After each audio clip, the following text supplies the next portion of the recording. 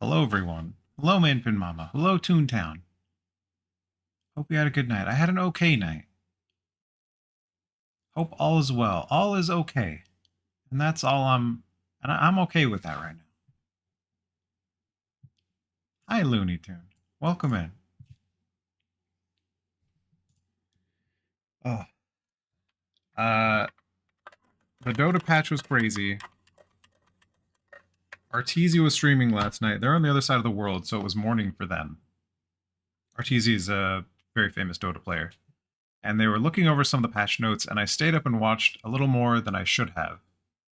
Uh, so I was up kind of late. I decided to try and sleep some more, but they're doing some work on the building here, so they're just really fucking loud. Um, Fit check. Thank you for the fit check. We got the Pulp Fiction shirt on again today. Jeans and t-shirt kind of guy. And we have no lights today. No lights. Just just some just some outside lights. No free socks. I mean no free feet for you. Just Vincent Vega, Jules. Hey, Kazan, welcome in. Got my smartwatch. It needs to be charged actually. My sleep score was not very good this morning. And then I took a morning nap and my sleep score got a little better. Here are the jeans, the joggers. My used to be elastic joggers, but the elasticity in them has died. Now they're just giant. They're giant.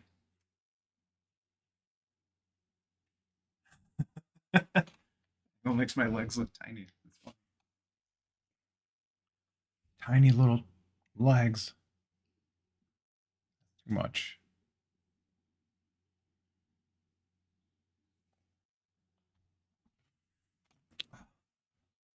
Sorry to hear about your PlayStation, because I had my PlayStation 4 disc reader die. It's really annoying. Quite frustrating. Hair is up today, so I don't know if I'll do any. I don't know if I'll do any hair flips. We'll see. I may just refund it until I feel like it. If anyone happens to do that. I feel like it's almost time to have hot wings. Yeah, hot wings sound good.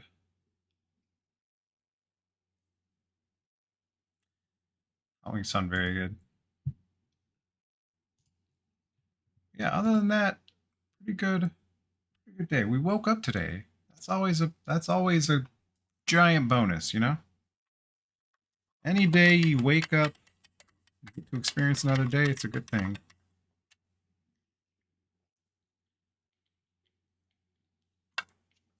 I put extra powder in here, and it is extra flavor. It's also more caffeine, but we'll that's a future me problem.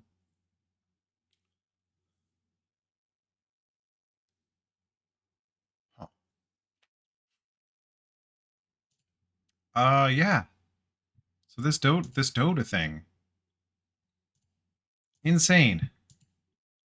They changed the whole way the game works. So we're gonna look into the notes and talk about it, into the patch notes and talk about it. I don't even know if I'm gonna play it because there are so many patch notes. Who are you hee-heeing about? What are you hee-heeing about?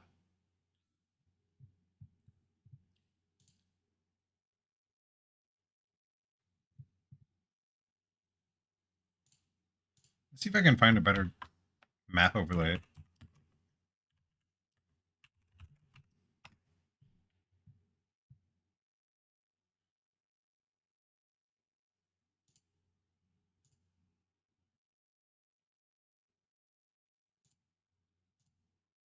Uh, sure.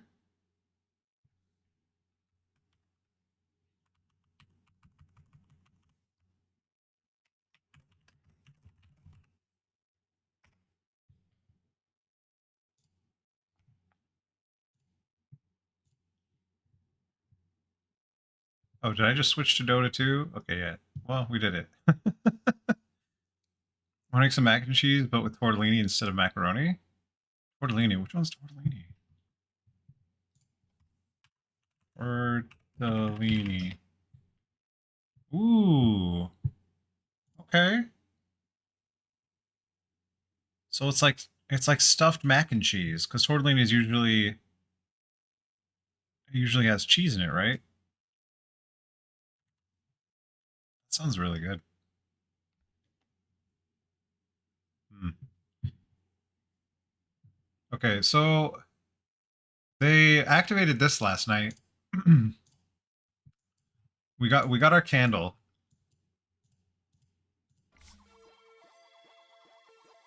Already claimed.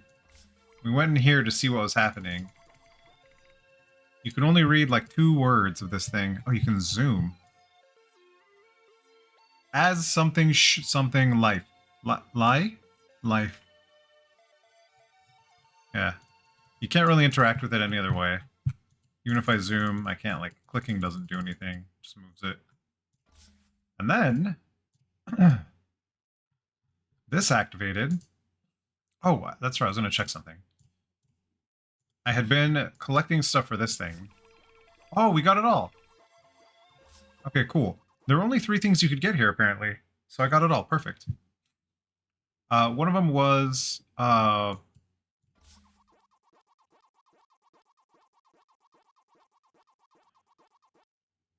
was it? Oh, it was candy. So I got enough candy to get the 10 coins. And then I used the 10 coins to purchase the Pathfinder pack. That's what happened. So now I have these 2 special coins. Wait, where am I? Wait, this changed? This changed. Huh. This was something different last night. Interesting. Okay, so there's this thing, whole new path, new items, effigy. Oh, effigy block again. Okay, that's fun. Ram's strap? What does it do? Oh, no, it doesn't show me. What the fuck? Let's switch to Dota 2 category, whatever.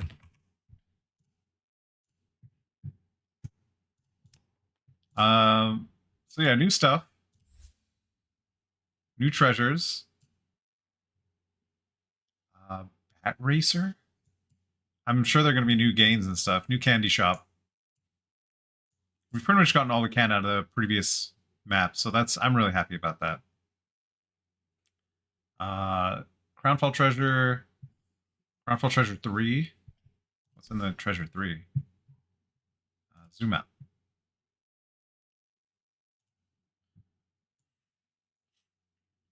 I don't like it. The book is kind of neat. The upside down crown, interesting. Kind of cool. Mars is a god depicting themselves as a Hydra. I don't really care for it. Carnivorous plant kind of thing. I don't know. Not interested. Also not interested. Like the broken bat wings look cool, but at the same time, it looks very awkward. Made some bacon. It smells so good.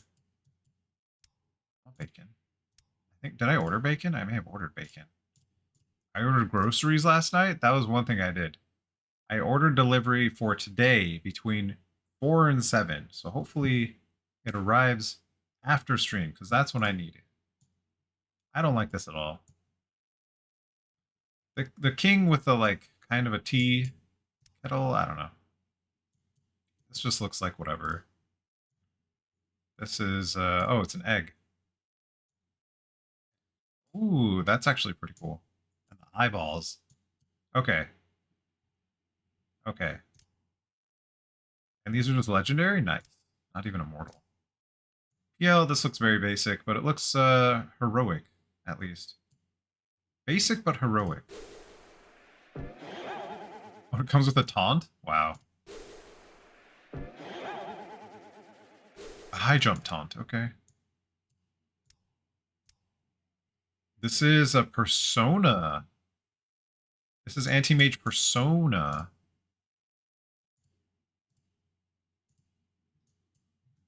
So it comes with the persona, I think. If you don't have the persona already, it comes with a persona. And it comes with this. Very rare. It's already selling for 60 bucks. That's nice. That's really nice. Either in the middle of stream, probably. I did. I got bacon, so I can make BLTs. But it's Costco, so it's like 300 pounds of everything that I ordered. So I'll have to do some prep after stream, food prep after stream. That way it stays fresh. This is a finish, okay. Griffin Knight. You turn into a griffin instead of a dragon? Okay. What changed? I don't see anything changing. Do you see any styles changing? I literally cannot see any change. Unless it's the tail. Nope.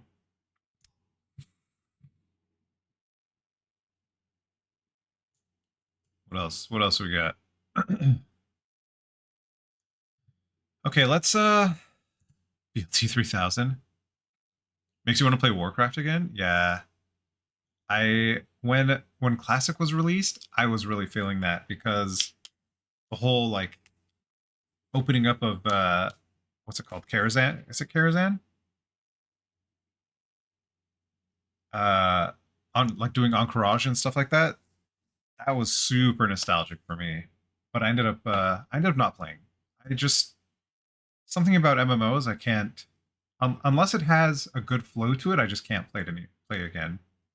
I tried playing ESO because it was like, kind of similar. Um I tried playing Star Trek online. It's free. Star Trek Online is free, and it's actually a decent game. It's a good game. Uh, and I love Star Trek, but at the same time, I just I couldn't stay into it.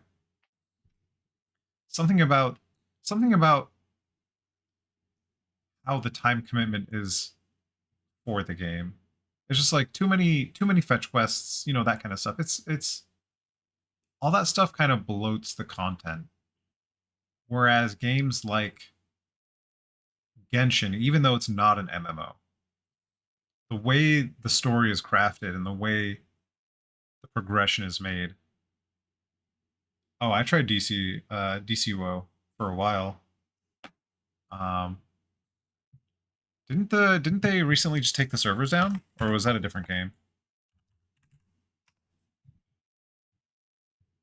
Maybe it's not DC Universe Online that they took down. They took down a different game that I had played also. Uh,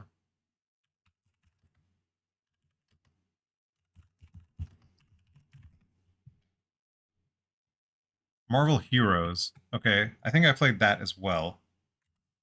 They took the servers down for Marvel Heroes. But yeah, DCUO was fun, and I played it on PlayStation. It's available on the Switch. Nice. Yeah. Okay. So that's the one they did not take down. There was, I'm pretty sure it was Marvel Universe or Marvel Heroes or something. They took it down. Um, and I think I played a ton of that. And then we played like City of Heroes, and we played on a private server because they took it like it's not supported anymore. We played a bunch of that, and that game was really really fun to min max. Um, it's fun to play too. Like just everything about it was really fun. Uh, Again, fetch quests and stuff like that kind of hurt it a little bit. That's just in general. Quests with no meaning kind of felt worthless. If there were better ways to get XP than doing just like, oh, let's just throw a couple quests in here, make it better. I just feel that way for every MMO. What else?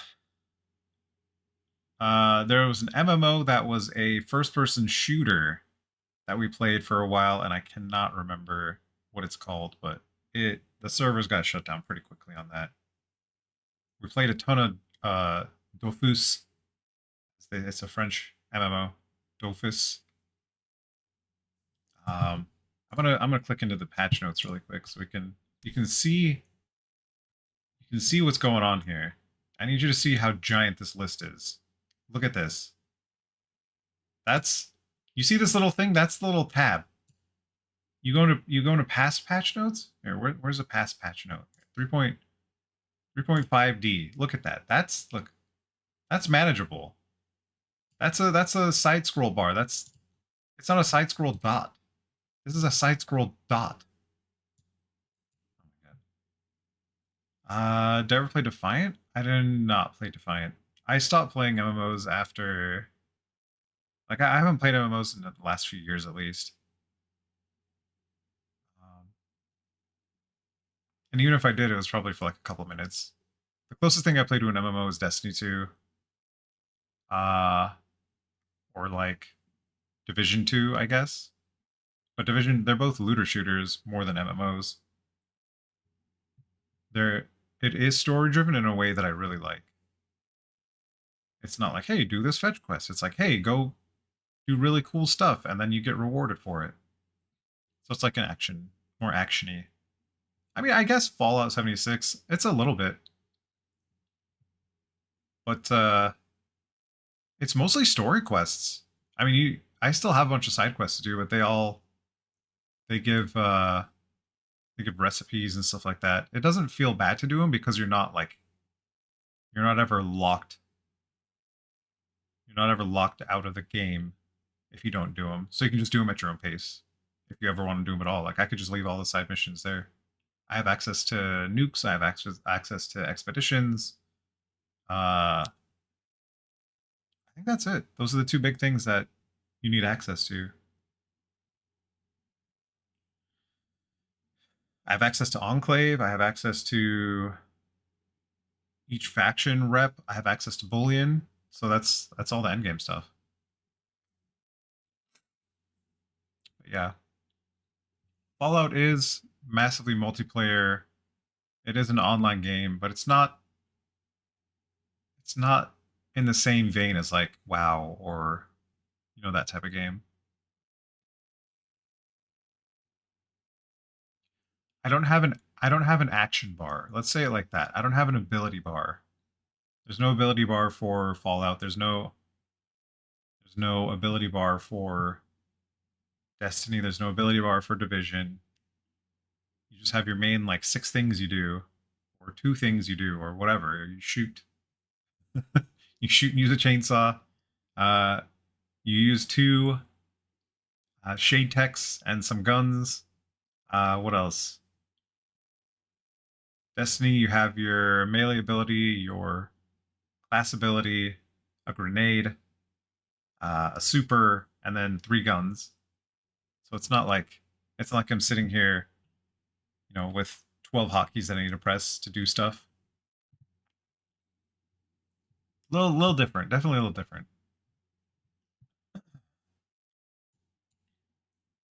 Should we crack into this? It's pretty crazy. This update introduces two new mechanics for each hero, innate abilities and facets. Innate abilities innate abilities that are present on the hero for the entire game from the beginning of every match. Every hero has a unique innate. The innate for each hero can be viewed on the hero page or in game by hovering a new icon between the hero talent and abilities. Oh, that's the worst. Some innates grant a hero a unique effect. For example, Faceless Void slows enemy attack projectiles within range, and Dawnbreaker reveals the whole map to allies when the sun rises. What the heck? Some innates change a hero ability to have 5 levels and get a free ability point at level 1. For example, Kunkka's Tidebringer and Legion Commander's Moment of Courage now start at level 1 and can be upgraded 4 more times like normal. Interesting. Facets are a hero customization choice that provide the ability to better align the playstyle of a hero with a specific match or player preference. Facets are specified to heroes. Each hero has at least 2 facets, and every player can choose the facet they prefer during strategy time at the beginning of each match. Hero facets can be viewed on their hero page below the hero. Okay, yeah. Below the hero name and tags. They can also be viewed in game by hovering a new icon between the hero talents and abilities on the scoreboard, or at on top bar while holding Alt, or on the top bar. Okay, good, good. I didn't know that.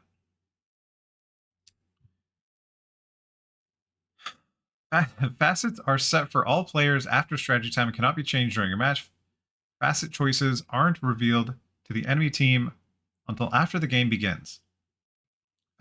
Facets can have a variety of effects. For example, Viper can choose between adding an AoE damage burst to poison attack or increasing defensive buffs while Viper remains in Nether Toxin.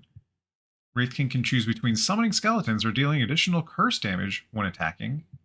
Leshrac can choose between his attacks, restoring mana, or changing Diabolic Edict to explode faster but deal no damage to buildings. That's actually that's a really interesting choice. I feel like that would make Diabolic Edict insane. Lone Druid can choose between an improved Spirit Link granting lifesteal in both directions, or allowing True Form to be cast on the Spirit Bear. What the?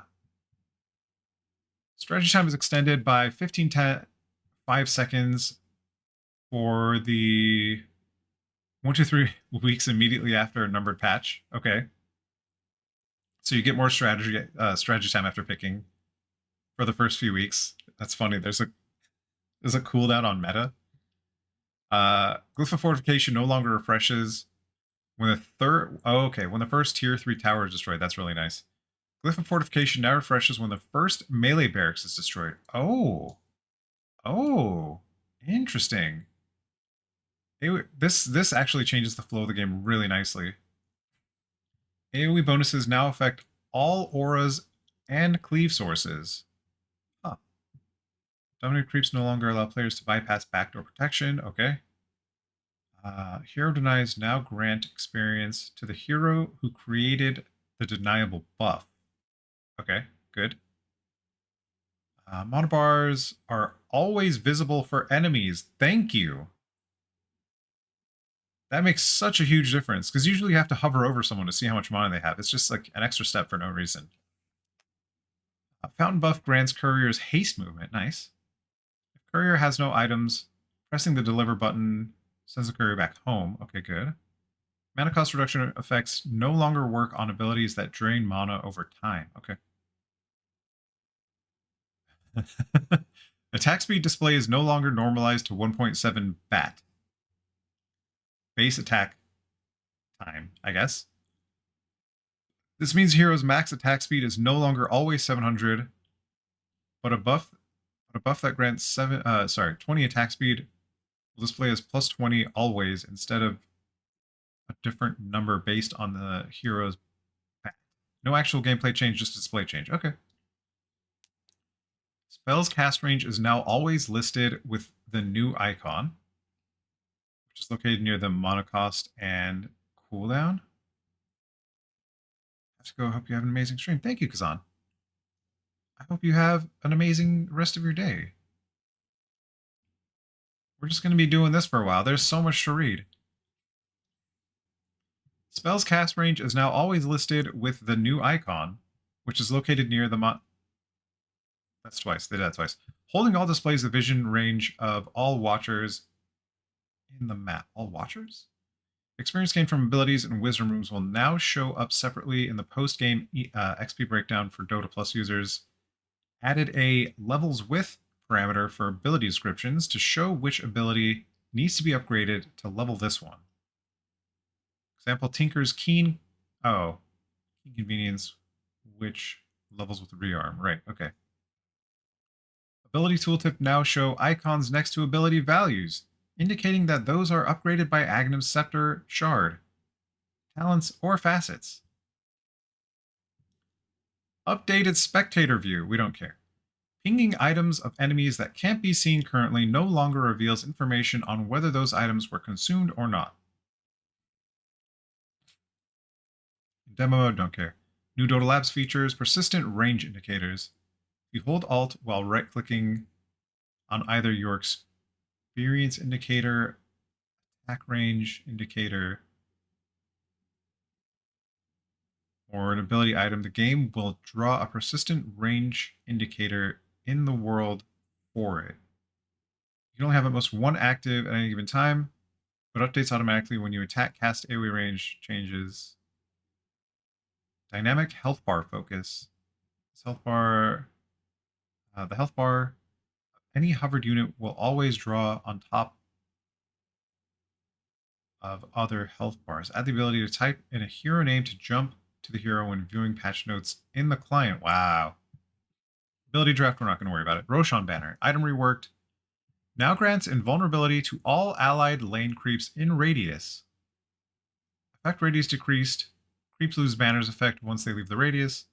Banner duration decreased from 5 to 2 minutes. Melee hero attacks now deal 2x damage to Roshan's banner. Cast range decreased from global. This was global? What the fuck? To 1200. Dragonlance no longer disassembled. Eternal Shroud. Recipe cost increased. Orchid. Fixed status resistance, sometimes limiting Soul Ren's damage. Same for both of these. Chain Lightning damage decreased. Health and mana decreased by 75 each. Wow. Recipe cost increased. Total cost increased. No longer provides status resistance. Now provides slow resistance. Okay. Huh. Okay, that's smart. Yeah, makes sense. So same thing, price increase for all of them.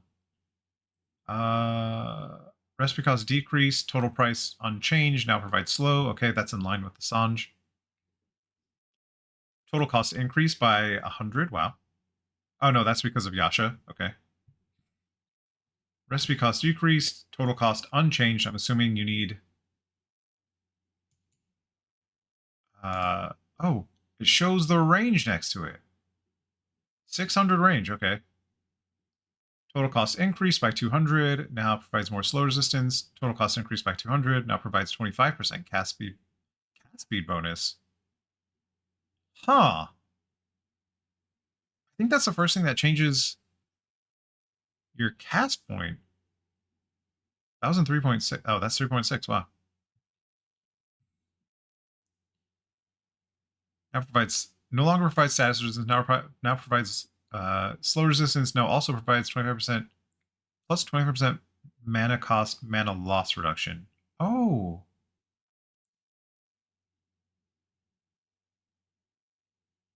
Now also provides plus 25% mana cost, mana loss reduction. So stuff costs more? Huh?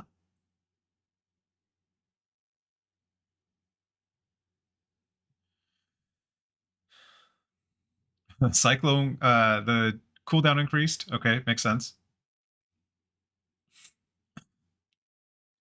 Okay, into the heroes. They all have passives. We're gonna look at the innates. I'm not gonna look at the facets because it's gonna take way too long. Abaddon has 10% faster respawn time. Interesting. Base damage decreased, probably because something here changed. Quickening so much. Alchemist remains his innate ability, passive, can't be leveled up. Alchemist starts with bonus gold. That's fucking funny. Okay. Ancient Apparition's abilities now apply frost stacks that deal 10 damage per second and 1.5% move slow for each stack on the target. Okay. Each stack also reduces target strength. Wow. That's really cool.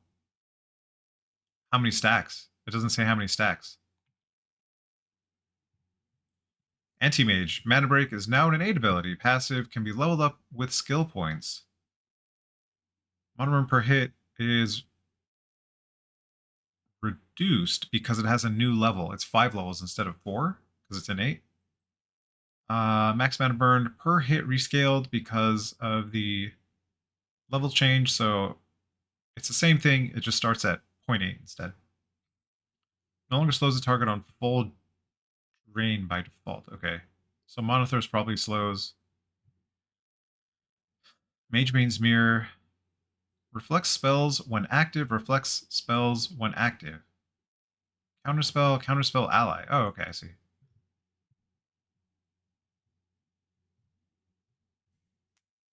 So what does this do then? Counterspell ally may be activated to create an anti-magic shell around the ally hero. Blocks any target spell. Anytime the spell is blocked by counterspell or counterspell ally, an illusion of anti-mage is created. Okay. So it doesn't reflect it. I see.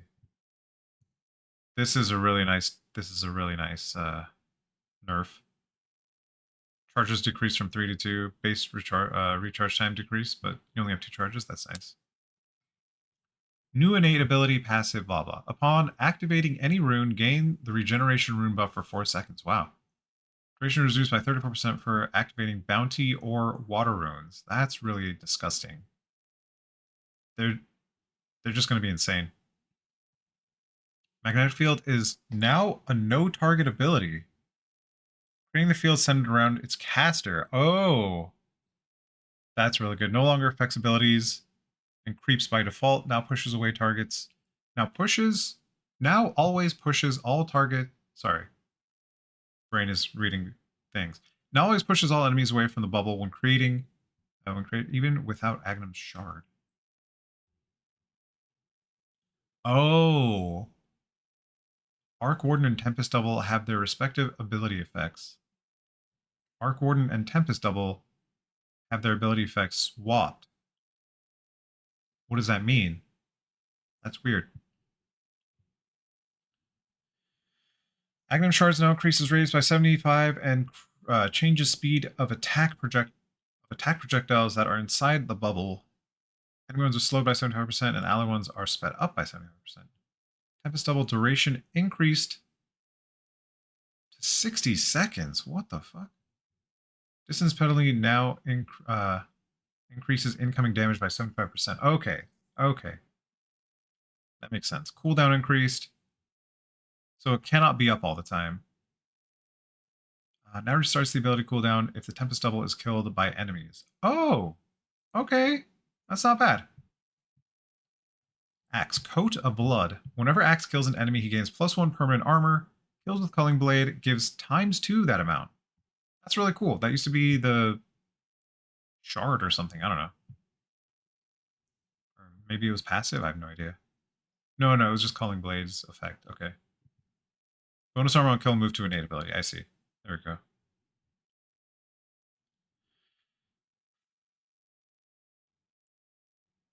Increases Axe's strength by 60% of his armor, as long as there are no ally heroes within 600 meter radius of him.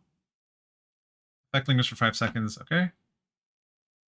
Increases attack bonus by 5. Taunted enemies gain 45 attack speed for the duration. Whoa. That's really good. Because you want Axe to get it, like you want to get attacked by Axe. The way Counter Helix works now is, depending on the number of times you are attacked, that will activate Counter Helix. This is so much. Bane's attribute gains are always evenly distributed across all 3 attributes. Okay, Belt of Strength provides 6 strengths. 6 strength will instead increase all 3 attributes by 2.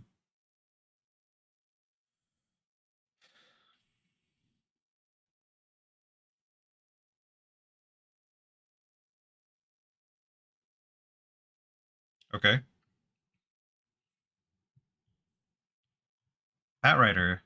Batrider's attacks apply a debuff that deal 15% of the attack damage over 1 second for 2 seconds. Damage time pierces damage block. Huh. Okay, so you just get a damage over time. You just get 15% more damage in general with Batrider. Makes Sticky Napalm much better. After using an ability or item on a hero that applies a forced movement effect, gain 10% move speed, 8% spell amp for 7 seconds. Does not stack. So it's a one-time buff that you can pretty much have up all the time with their with Flame Break, with Flaming Lasso, with Force Staff, maybe Yule's, with some neutral items. Okay. Inner Beast is innate, can be leveled. Bonus attack speed rescaled. Now only affects Beastmaster and units under his control. Okay, cool.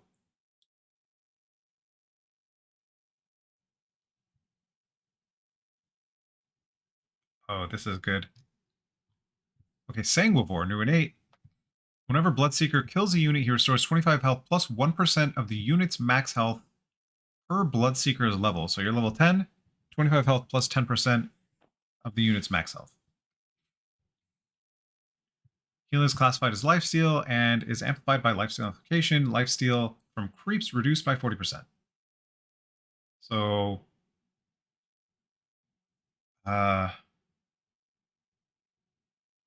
what's 60% of 25? Why is my brain not working? It's minus 5? So it's 20? No, that's wrong. Oh, that's right.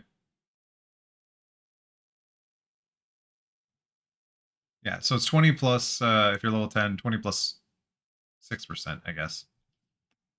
Okay.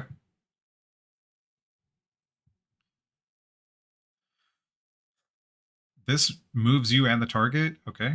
That's too much to look up. When getting a killer assist, we're only on B. We're only on B, and it's been quite a while. When getting a kill or assist on an enemy with a kill streak, Bounty Hunter gains 10% extra gold. Okay. That's just kind of extra goldy thing. This is cool.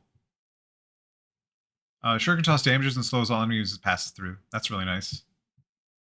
Extra gold, whatever. All these are good. All the spells are going to change based on the facets and the ability. So I'm not going to look too heavily into it.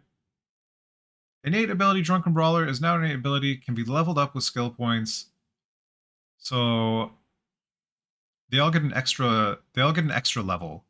They all start at 1 and then get 4 levels. So that's a bunch of stuff. Roll out the barrel, new spell thing. Bristleback damage decreased by 8. Oh, Warpath is now innate. I see.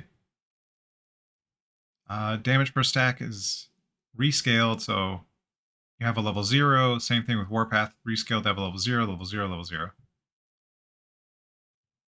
Warpath increases attack speed by 5, 10, 15, 20 per stack. So you can get that off right off the go. Damage per stack increased by 5, 10, 15, 20 to 5. Wait. Damage per stack decreased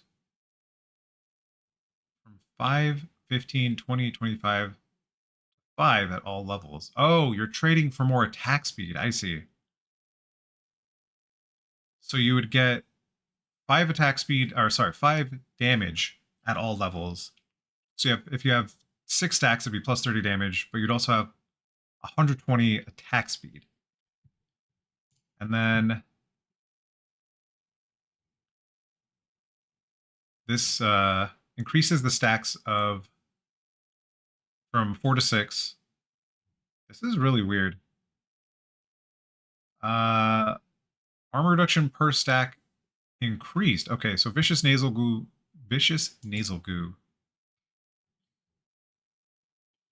goes up to 4 max armor reduction times 6, so minus 24 armor in an AoE. And then it makes it so you do nasal goo in a 900 radius instead of quill spray. So it's AoE armor reduction for bristleback. So you're goo back instead of bristleback. You can still cast quill spray.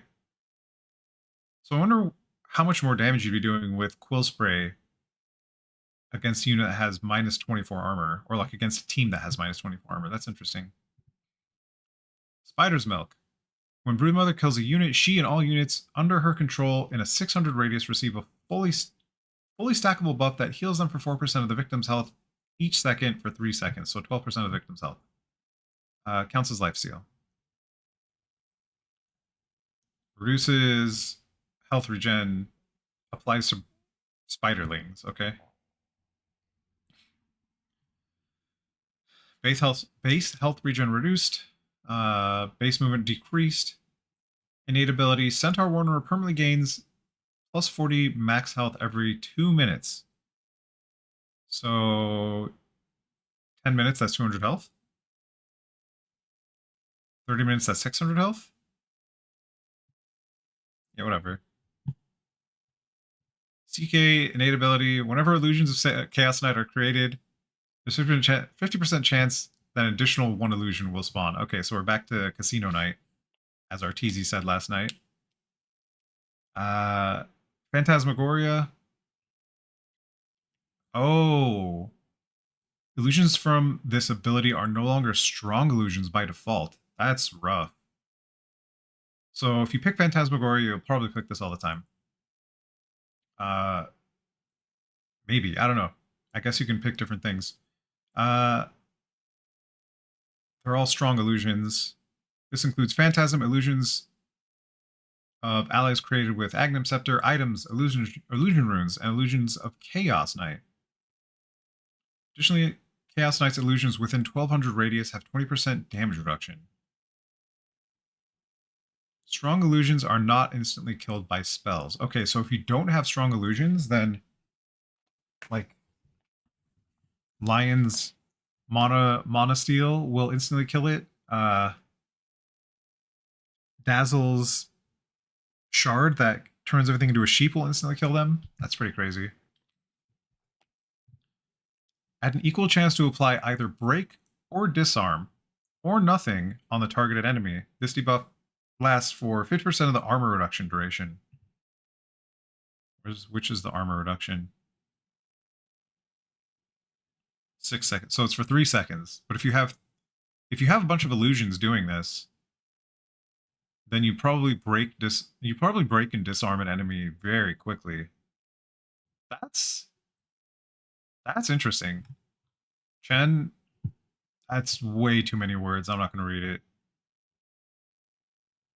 New innate ability active, levels up with Holy Persuasion and improves with Chen's level. Chen summons a convert to fight for him. A convert gains bonuses from Holy Persuasion with the exception of health, which is set to 200 plus 80 times Chen's level. Only one convert can be summoned at a time, and if Chen dies, and it dies if Chen dies. Mana cost 50, cooldown 30. Cooldown starts once the convert dies and automatically refreshes on Chen's respawn. Okay, that's pretty cool. So if you die and buy back, then you get a convert. That's pretty nice. Which creature is summoned is dependent on the chosen facet. Okay, I'm going to read this. I want to see the creatures summoned. You get a Centaur. Centaur Courser or Centaur Conqueror. This is dependent on Holy Persuasion level. Holy Persuasion level. Holy Persuasion. Okay. So you either get a Giant Wolf or an Alpha Wolf. You get a regular Hell Bear or a Hell Bear Smasher. A Hill Troll or a Dark Troll Summoner. A Satyr Mind Stealer or Satyr Tormentor.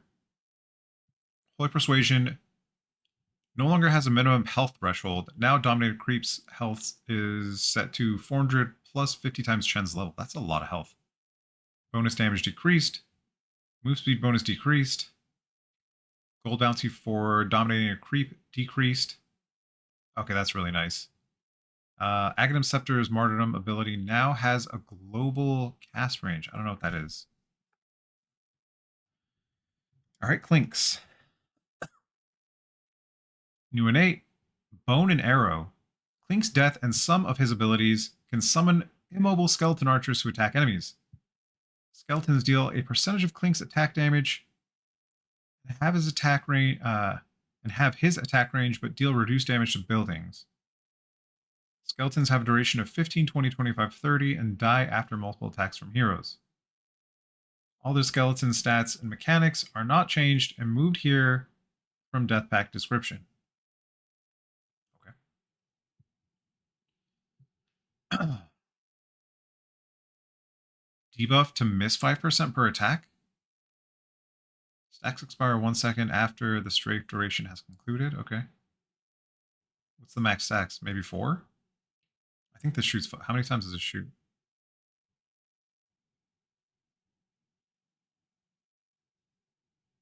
Gains attack speed and has bonus attack range. Oh, did they change strafe back to the way it was before? Bonus attack speed 220, attack range bonus 200. Whoa. So maybe they changed it back to the way it was before. Engulfing Step looks really cool, but I don't know. Casting Death Pact makes Clinks take the place of the consumed unit. So it's a 700 teleport. What's the cooldown on it?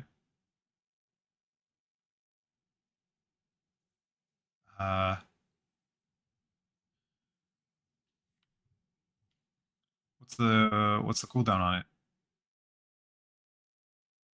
60 mana cost, 700 range. What's the cooldown? Oh, Death Pact. Wait. Oh, we're looking. Okay.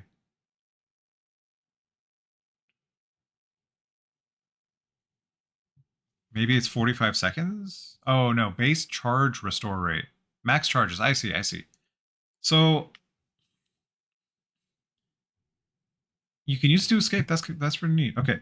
Outgoing damage is increased by 0.3% per point of armor. So 10 armor, 3% damage. I mean, it's free damage. Hook up? If the hook hits an ally, to pull into, cooldown is reduced by 70% and stun damage radius is increased from 175 to 300. Oh, that's very cool. Expanded armature. Cogs are formed in a radius increased by 115. Cogs have similar trigger radius, but they can affect enemies inside, pushing them towards the center. That is rough.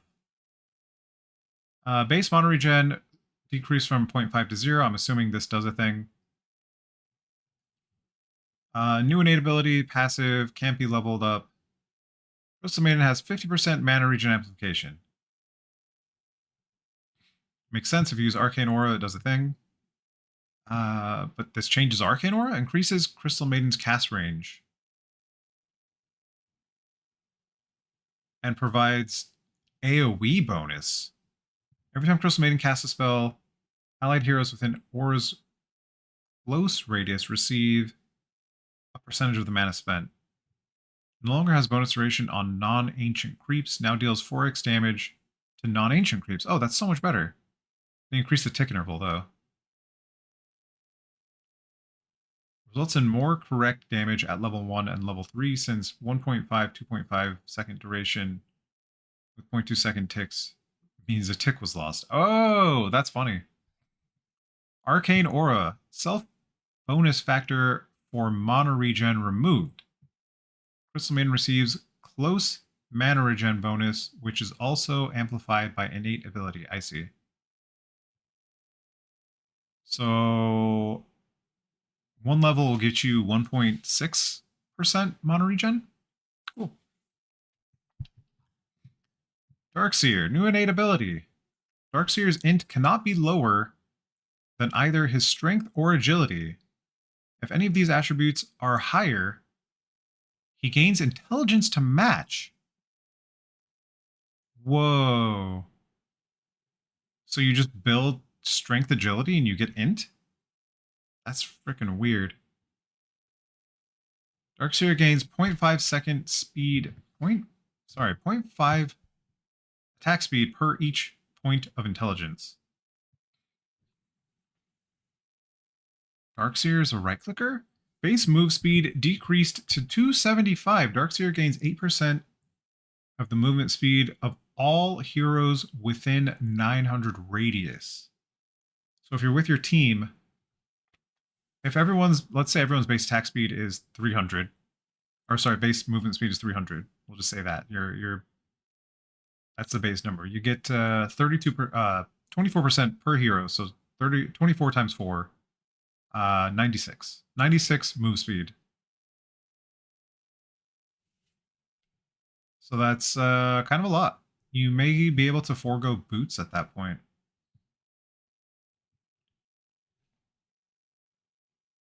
Dark Willow. Whenever a hero ability makes Dark Willow untargetable or hidden, she gains plus 100% health regen, plus 100% mana regen when in that state. Yo, what's up, chicken? Dota 3, dude. Oh my god, this is insane. This is insane. I played a game last night and I was like, what the fuck is this? Is this like for the event? I didn't even see the patch note, like the little tag for the patch notes, so now I'm just looking through all of them. By the way, welcome in. You play Dota? I didn't know you played Dota. Have you looked through the patch notes? This is nuts. This is massive, yeah. So this works on. Just played 4 games last night. Shit. I watched. I played 1 game last night. 1 game of Dazzle.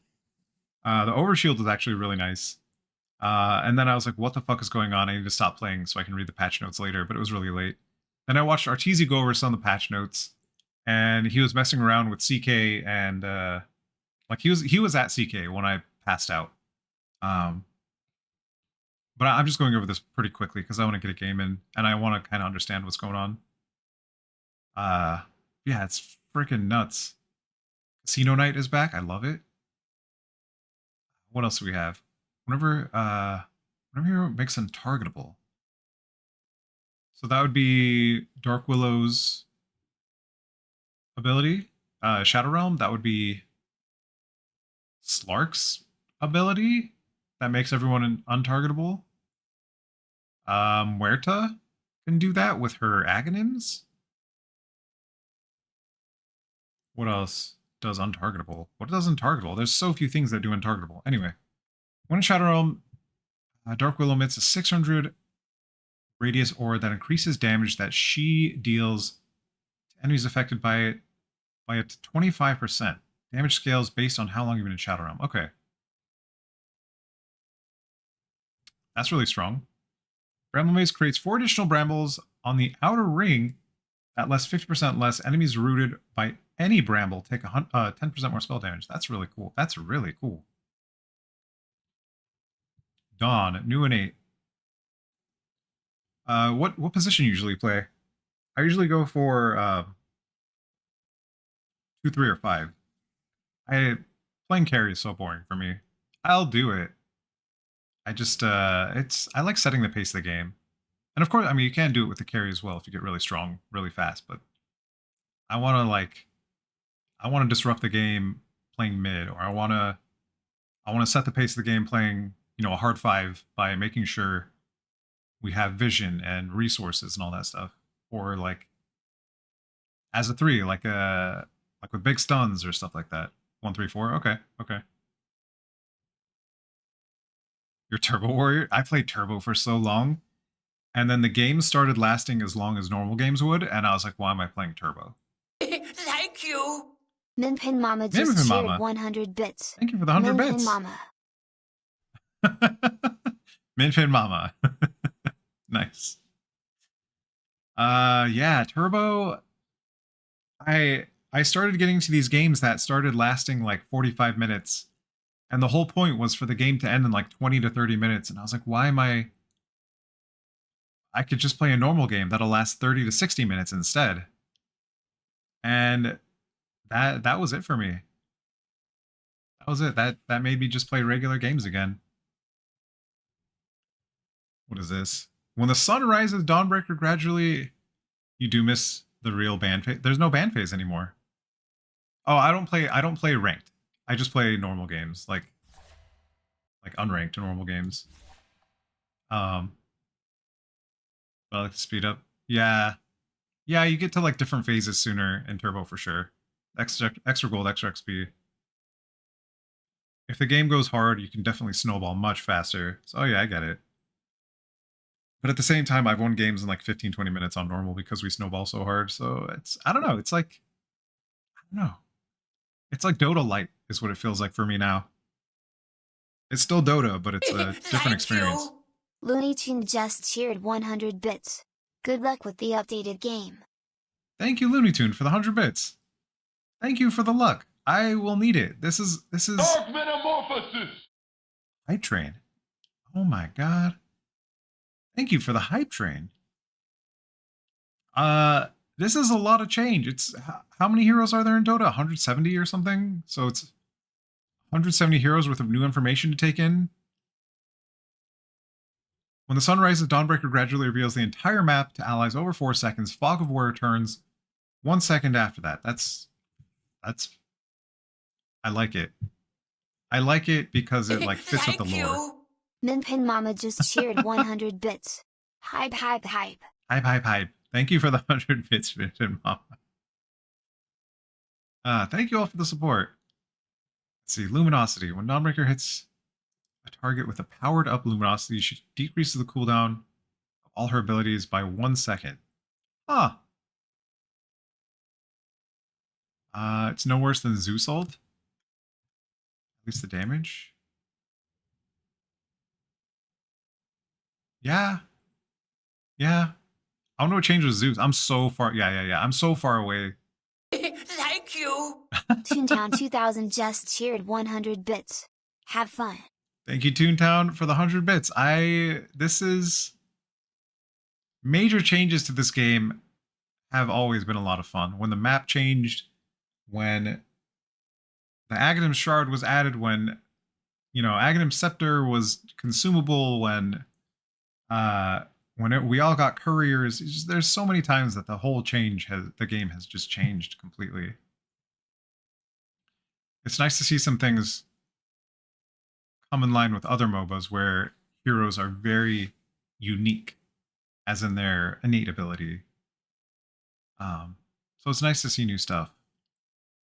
Gleaming Hammer. When the hammer is on the ground, it emits a weaker pulsing effect of Solar Guardian. Wow. Increases duration that the hammer can remain stationary. That's really cool. But you have to have Solar Guardian, I'm guessing, for this to work. Healing now affects Dawnbreaker herself if she is in the target area of effect. Now be cast with Celestial Hammer. Can now be cast when Celestial Hammer is out, forcing the hammer to return. Okay. Dazzle. This is what I played last night. Dazzle abilities applies Weave to both allies and enemies they affect, increasing ally armor and reducing enemy armor. Multiple instances of this effect stack. Stack duration 8 seconds. Armor change per stack 1. Each stack has independent duration. Okay. We did Nothal Boon. Whenever Dazzle overheals himself or an ally, it grants that hero a physical damage barrier equal to the amount overhealed for 10 seconds. The target already has a large barrier from Nothal Boon. It will be refreshed instead of adding onto. The other one is Poison Bloom. This is more offensive. Thank you. Minpin Mama just cheered 100 bits. Thank you for another 100 bits, Minpin Mama. Appreciate that. What is that? Mr. Destructoid? Every 4 times Dazzle attacks a target affected by Poison Touch, the target takes a burst of X additional damage, and prompts additional Poison Touch projectiles to fire at enemies within 450 AoE to the target. The amount of additional units affected is equal to Poison Touch number of targets. I see. Okay. Bad Juju got moved to the passive. Bad Juju changed to increase armor reduction increase replaced with +1 weave armor. Okay, yeah. Death Prophet. Death Prophet's occult knowledge deepens with experience, gaining 0.5% movement speed per level and reducing cooldown of abilities by 0.5 per level. So level 10, you get 10% move speed, 10% cooldown reduction. Silence applies a slow. Hold up. Whenever a hero dies, Death Prophet traps their spirit as a charge for later use. This affects both allies and enemies within 2,000 range. Can be disabled by break to prevent Death Prophet from gaining charges. Casting Exorcism consumes all Spirit Collector charges to replace one standard spirit spirit per charge with spirits of fallen heroes that deal more damage. If any hero is killed during Exorcism, their spirit will instantly replace a standard spirit if possible, otherwise no charges gained. Huh. Huh.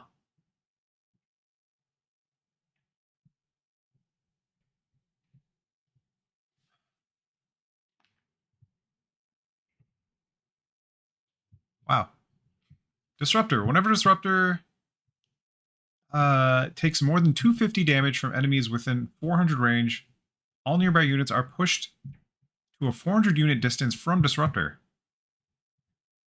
With a cooldown. Damage counter resets within 7 seconds. Okay. That's a pretty interesting save from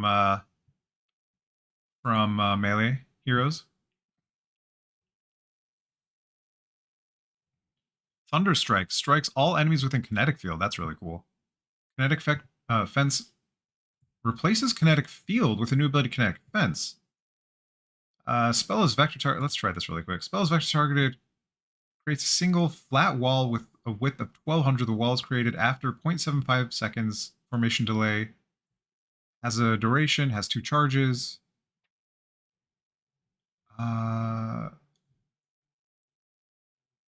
Minus 3 second kinetic fence charge restore time. Let's try this really quickly.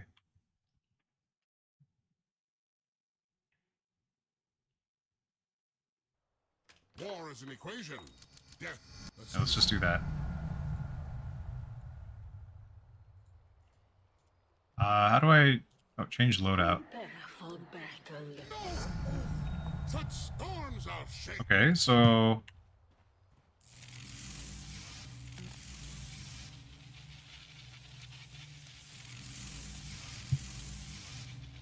that's really weird. What's this?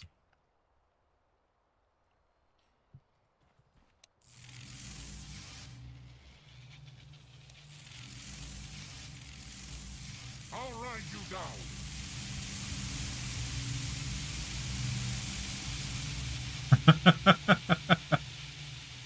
Okay, so if you're getting chased, like, so here, if you do it here, you can block the whole path. Same with here, you can block the whole creep wave. Huh.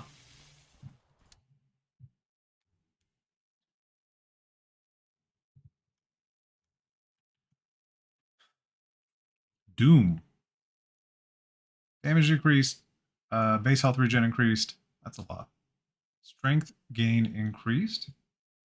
Doom deals 10% bonus attack damage to enemies whose level is lower than his. Okay. Interesting. Replaces 70-second cooldown with 2 charges with 90-second restore time. Stolen creep abilities are upgraded by 1 level. Items sell back for 90% of their price, but buyback costs 15% more. So instead of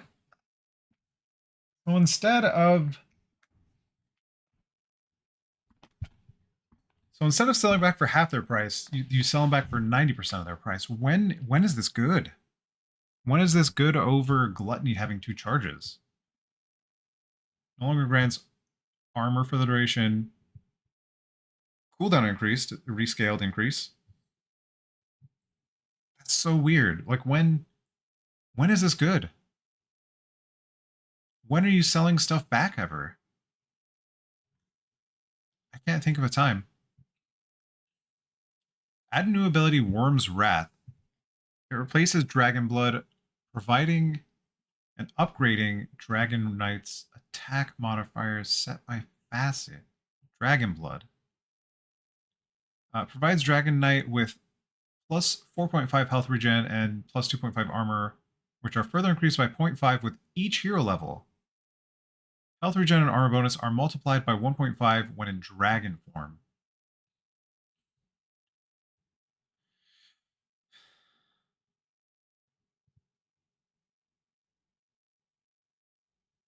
Oh, you only get one type of dragon with the facet. Okay.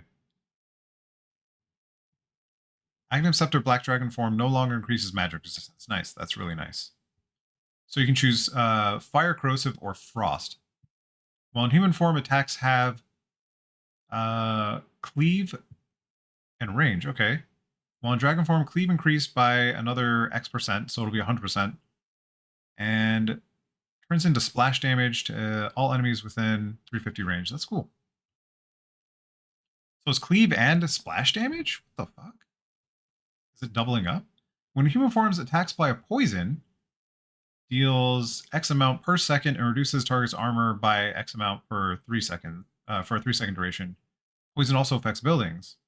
While in dragon form, poison damage and armor reduction are increased by X% and it's applied to all enemies within 350 range from the attack target. Okay. While in human form, attacks apply a frost to the target. It reduces enemies' movement speed by X amount. That's so much. And attack speed? And health restore? This is a very cool situational hero to play now. This is really cool hero. Okay. While in dragon form, all reductions from frost are increased by X%. And it is applied to all enemies within 350 range. Okay, yeah, same thing. Breathe Fire no longer applies Dragon's attack effect. Okay, good. Drow, what do we have? Improves Drow's level. Okay. Haven't even had a moment to think straight about what item sets Immortals are going to go up now. Yeah, I know. Like, I mean, my Dota here. I'll show you my Dota inventory for a second. My armory. Here's my armory. Like, I can't even scroll through this fast enough.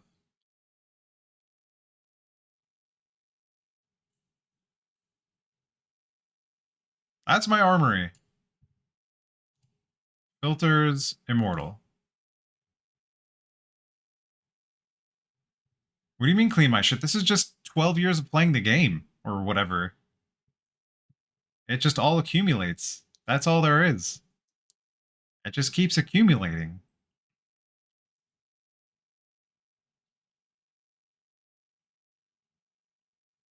Oh, I do. Of course I do. A lot of it I can't sell. There's no point. But half the time I just give it away to people that like main the hero. That's whatever. I don't really care. Yeah. Cash sets? Yeah. Yeah, I mean, let's take the filter off. No. Duplicates. There we go. Duplicates. Check out all my duplicates. I don't care about the stickers at all. Some of these things I have duplicates of, I don't even have them equipped. But like, other things you just can't sell. Ever. They're not tradable.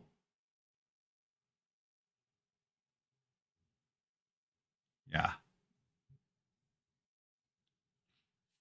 DPC chests, sure. Whatever, you can't sell them. This thing sells for nothing. This doesn't sell for anything. I had Dark Artistry. I sold it because I wanted to buy a bunch of games, and that was awesome. I have a Golden Empyrean. I'm never gonna sell that. That's my.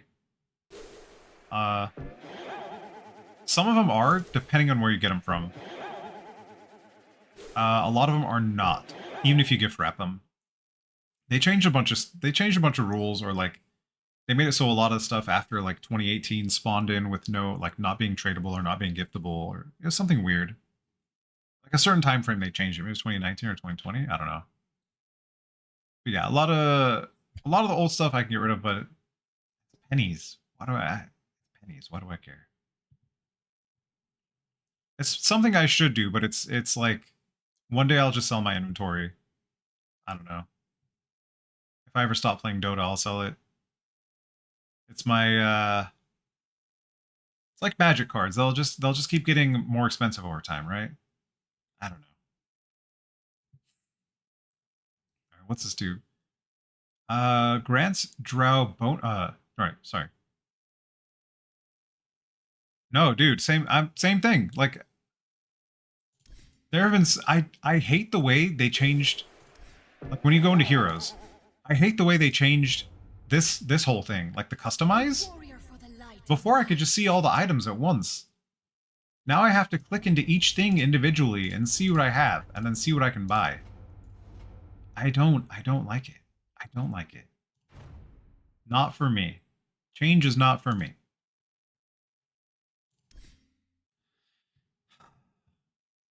Grants bonus agility to Drow Ranger and allied hero units within 1200 range. Effect starts at 1% of Drow's Drow Ranger's current agility and increases by 1% with each. Why do I have to say it like this? With each Drow Ranger's level. Bonus is doubled for Drow themselves. So level 10 you get 20% agility bonus. Level 20 you get 40% agility bonus. Send me that if we don't mind. You sent me an ad. Just send me an ad.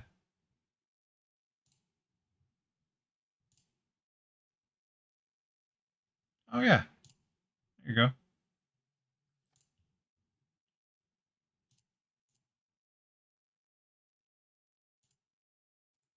Why isn't it showing my friends though? Oh, there we go. I don't play with other people a lot, but that's just because I don't have occasion to. Manage, add nickname. Make sure to add a nickname on me. I mean, you trade a lot. Yes. I have a lot of hours played. It's inflated a bit. It's inflated a bit because I had my game on auto watch for some of the DPC stuff way back in the day to level up my couriers. So I have like hundreds of hours of watch time that I just had the game running, you know, in the background. Other than that, though, I have a lot of games. Drow Ranger deals 20% more damage with attacks from high ground. Drow Ranger can use items and move during multi-shot with 40% movement speed penalty while aiming at the initial target direction. That's really cool. Slow decrease no longer grants bonus move speed. That's nice. No longer has bonus slow duration and instead applies the normal frost arrow's duration. Oh, okay. Bonus agility for allies move to innate. Yep. Stone remnants and innate ability. Makes sense. Active improves with Stone level spirit. Yeah. I know, I've played a lot of games. At one point, like way back in the day, I think my highest rank was 3600. Back when people's highest ranks were like 6,000 or something. I don't know. But now I don't know. I don't know what rank I'd be. I don't really care about this. Aftershock is now an 8. Passive can be leveled up with skills. Damage rescaled. So you get 3 damage at level 0. Oh, you always get Aftershock. That's so good. That is so good. Stun duration rescaled half a second. That is so good. This is amazing. Radius increased by 50 with every 10 hero levels. That's kind of odd. Killing an enemy with an empowered attack will send their body flying 1,200 units at 1,600 speed. What the fuck? Hold on. Dealing 5% of the killed units max health as damage to all enemies it passes through. This damage is increased by 50, 80, 110, 140. The killed unit is a creep, and you know, X amount if it's a hero. Let's demo this really quick. I gotta see what happens. This is so fucking ridiculous. Hold on. Feel the earth shake. Spawn an enemy. Prepare for battle. Here, you stand here. You stand here. You stand here.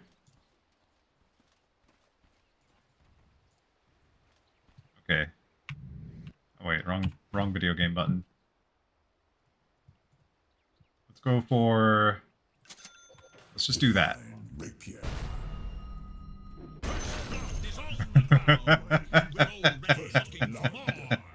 But the earth has seen so much of it before. Again? Oh, that's wrong. I clicked them. That was no Daedalus? Wait. Daedalus. How far does this work?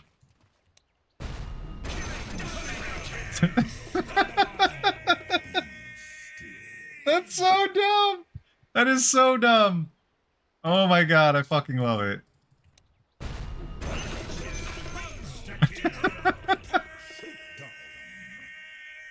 No naked axe? It's a... This isn't even what my axe looks like. For some reason it's showing like the base version of axe. Here, I'll show you what my axe looks like. You gotta have the immortals. You can't just be fully naked. You gotta keep the immortals on, you know? The axe underwear, the blink dagger. Man, I had the opportunity to get the golden frondillo back in the day, and I was like, I don't want to spend the extra $20. I regret it now. Every day. I regret it. But the red one's still legit.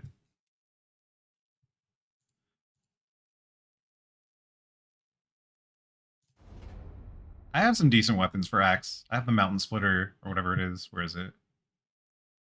Do I have the mountain splitter? I don't know. I thought I did. Oh yeah, the mountain splitter. Genuine mountain splitter. Yeah, it's fun stuff. Nothing crazy. I don't have the axe of Fractos. Alright. Unfriended on MySpace. Level 25 talent plus 200 aftershock range replaced with minus 50% echo slam cooldown. Wow, that's huge. Astral Spirit is innate. That's very cool. Let's see. Rescaled to have a level 0, rescaled to have a level 0. Again. Cooldown changed. Rescaled to have a level 0, yeah. Every second an enemy hero stays under the effect of the aura, they lose an additional 1 armor and 1% magic resistance. Whoa. Whoa, that is so dumb. That is so dumb. You just send your buddy out and just leave it on a hero the whole time. That is insane. L-Time's attack speed is decreased by 75, but he receives 20% of his movement speed as bonus attack speed. So I'm assuming they have like 300 move speed. So you'll immediately get 60 attack speed. Better for later, I guess. Flame Guard is innate. Passively deals activate increases it. You always deal damage?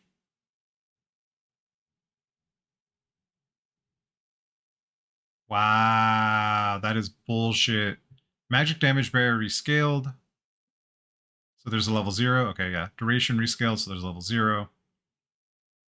Active damage per second rescaled, so there's a level 0. Yeah. So it's always going to be 10 damage all the time.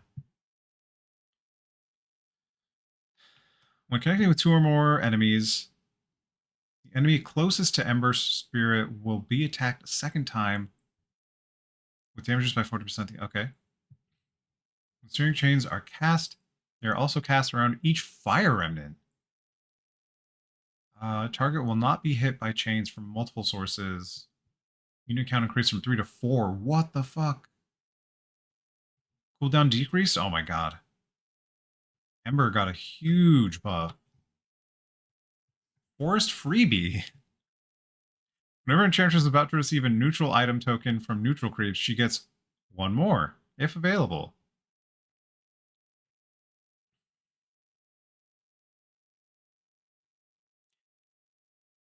What? That's so useless. Okay. I say this in a bubble. you don't know if it matters immediately. Like getting all of your neutral items immediately is kind of big. But also that kind of feels like a wash. Whenever Enchantress is about to receive a neutral item token from neutral creep, she gets one more if available. Enchant no longer deals... Oh. Nature's Attendance. Whenever Enchantress takes more than 250 damage from enemy heroes, one Wisp will appear here, heal for 4 seconds. She can farm neutrals fastest. That's, yeah. So I'm assuming this is from enemy heroes only, so that doesn't matter for camps or for neutrals. I don't know. Can have 4 Protective Wisps at a time. Within a 7-second window. Wow. Gains additional attack range when attacking enchanted enemy heroes. Cast range increased from blah to blah. That's really good. No longer deals damage per second to heroes. Enchantress receives 50% of the experience bounty of the enchanted creep. Enchanting a neutral creep is now guaranteed to drop neutral tokens if available. Okay. Okay. This makes sense now. Force Freebie makes tons of sense now. So 7 minutes, you enchant a creep, you immediately get 2 tokens. That's pretty interesting. That could potentially have a big effect. Enigma, Gravity Well. Feed the team? Yeah. I'm assuming they'll both pop up and won't teleport back to base, so like if you're supporting, you can just throw it on your carry really quick. You have one for yourself and your carry. Enchantress 5 though. Feels bad. I guess you do it off lane, give it to your 3 or your 4 or whatever, depending on what position you are.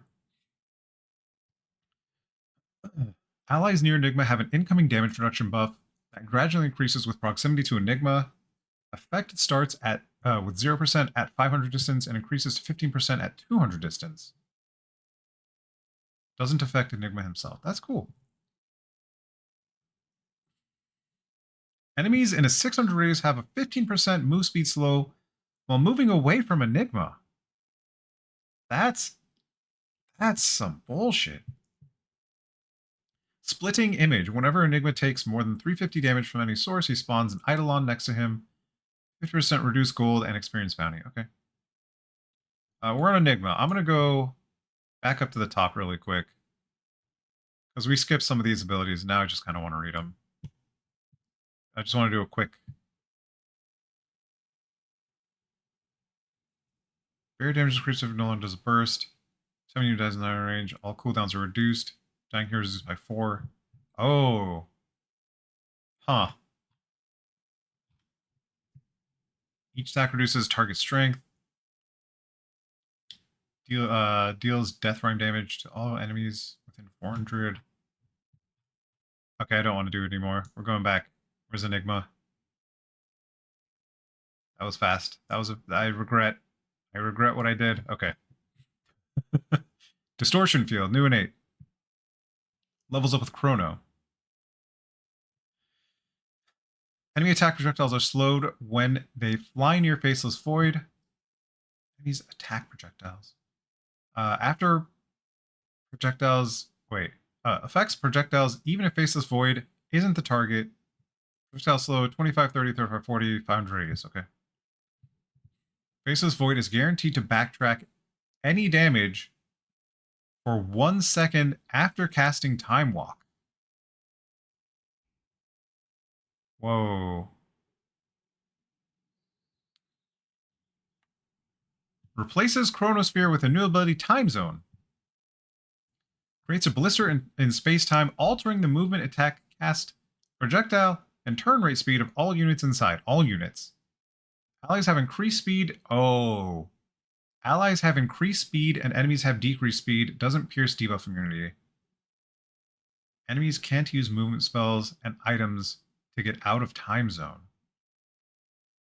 So no Slark Leap, no Force Staff. Attack speed manipulation, 50, 100, 150. Move speed manipulation, 50, 60, 70. Cast speed manipulation, 40, 50, 60, turn speed manipulation, projectile speed manipulation, radius, duration, that. So it changes the talents as well.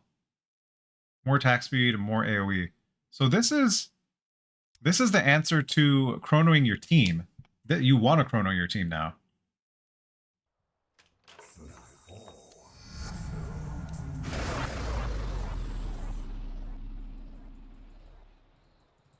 Free spells. Prepare to battle.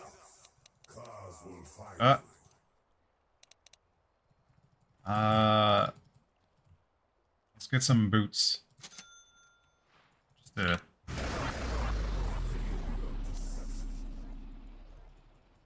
Oh, that's so slow. Your time will come again. Oops.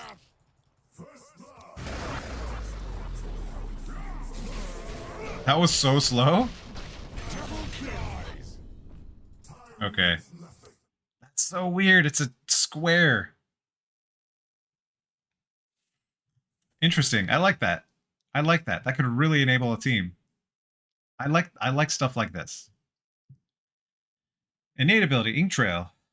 Adds an effect to Grimstroke's attack that cause enemy heroes to leave a trail of ink behind them for 4 seconds, gaining a vision over them, but not over their surroundings.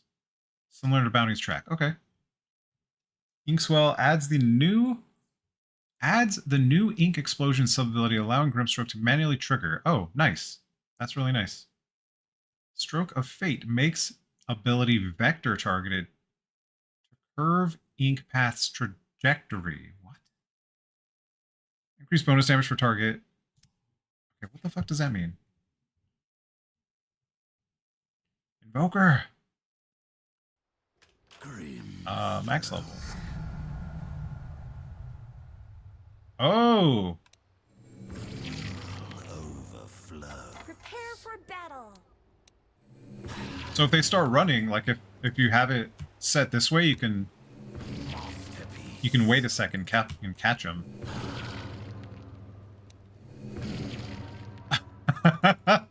If you're running away, is that easier than you can catch someone in front of you and also behind you? What's the cast range on it?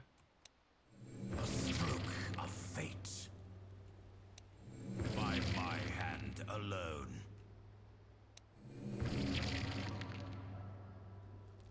What the fuck? Hold on, you go right here. Your end draws. That still hit him? Hold up. Run all you like. Excuse me? Lines take you. Cast radius infinite? That has to be a glitch. What the hell?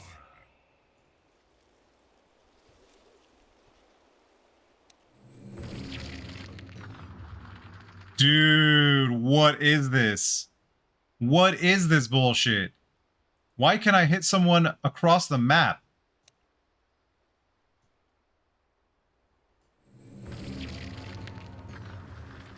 What is going on? Look at the actual cast range of this. I lift my brush. Perfection. That's as far as it goes, but if you cast it inside the radius, like in a backwards direction, it goes forever. This is so fucked now. You can hit the whole team.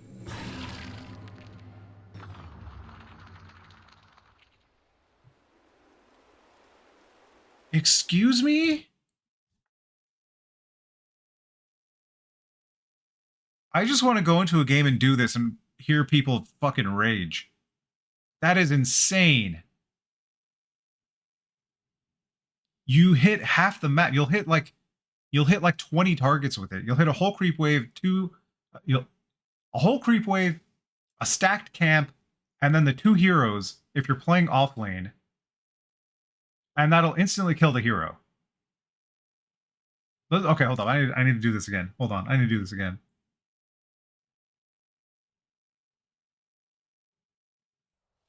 In the face of what I Yeah, max level, whatever. what are you? Here.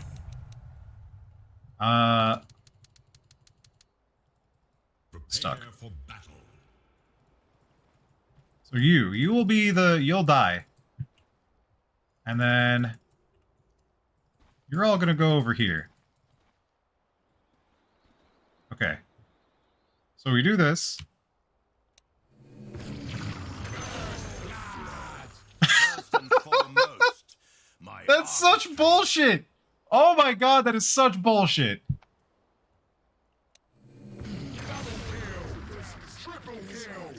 Your essence seeps into my Where's the heal button? How do I heal him? Whatever.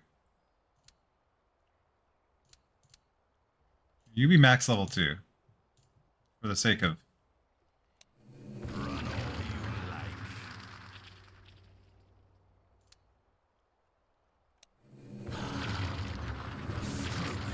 Fate, let the lines take you.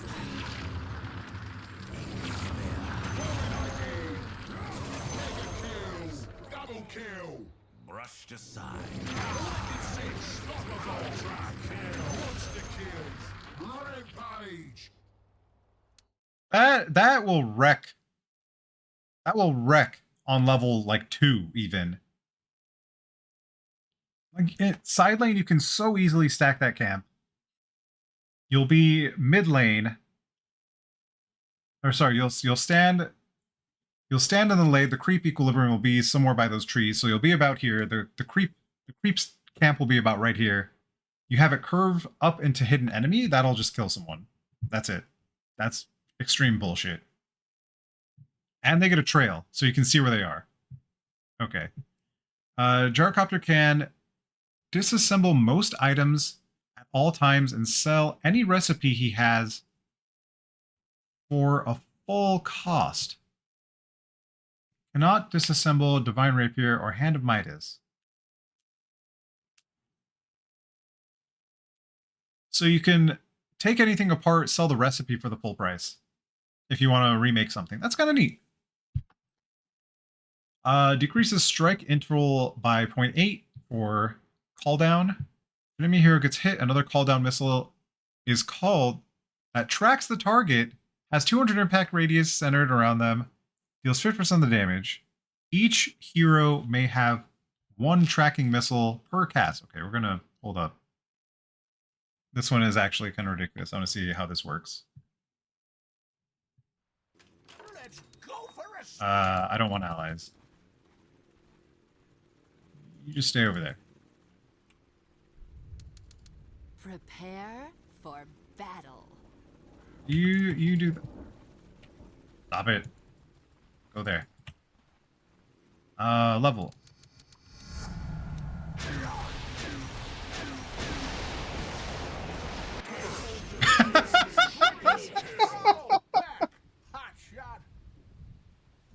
Okay. Nice. That's ridiculous. Every successful hit increases Gyro's move speed. My pitch, get off my lawn! Yeah. Every successful hit increases Gyro's movement speed by 1, 2, 3, 4. Buff duration 4 seconds. Each hit refreshes the duration. Doesn't affect Aghanim's sharp. Okay, yeah, that makes sense. No longer grants slow resistance. I did it before? I don't even remember doing that. Mistwood's Wayfarer. Hoodwink passively has X% chance to redirect attacks into a tree within 275 units of tree. Oh. What? That's so weird. I love it. I love shit like that. So you can get 16-second rocket barrage? I'm assuming it refreshes the duration of the buff.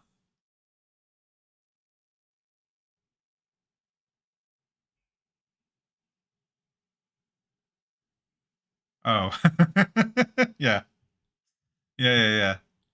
Scurry. While Scurry is active, Hoodwink gains X amount attack and cast range. Wow, that is so strong. Is this even stronger? No longer provides evasion to trees, no longer increases attack and cast range by default. Okay, so you have to pick one. If there are no available targets to bounce, Acorn Shot will look for a tree within its search radius. Instead, bouncing off of a tree sets the remaining number of bounces to 1. So if you ground cast it, it'll hit the enemy, bounce back to the tree, and then hit the enemy one more time. So you get 1 extra hit. That's not bad. That's just a free hit. That's rough against Scurry, though. That's so strong. Scurry can be up like almost all the time. Blood Magic. Huskar doesn't have mana. Makes sense.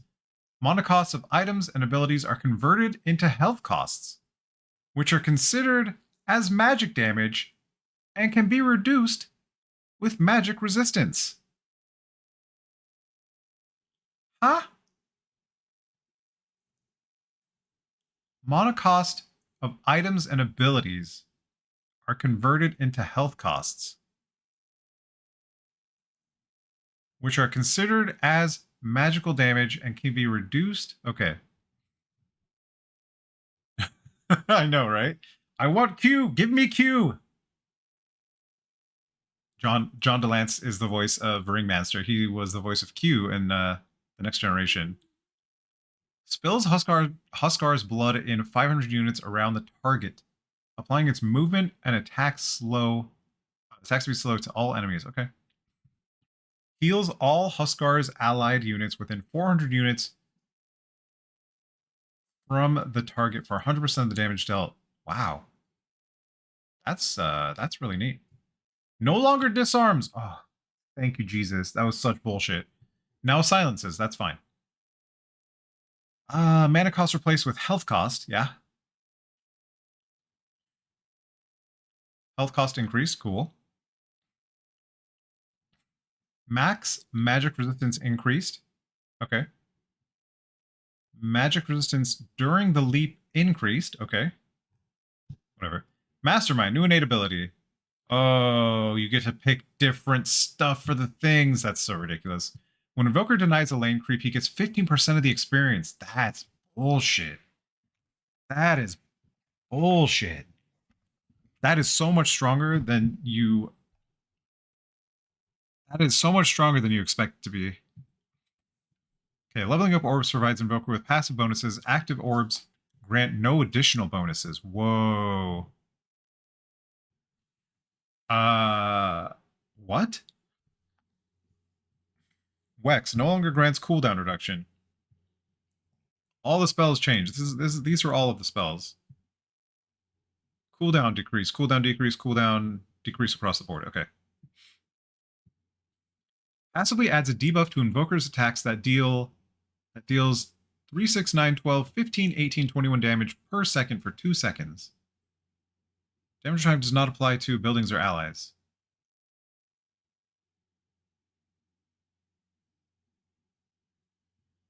Oh. Okay. Active orbs grant invokers special bonuses. Active orbs grant no additional bonuses. Leveling up orbs grant bonuses. Leveling up orbs provides invoker with passive bonuses. So you just get all the bonuses at once? Is that how this works?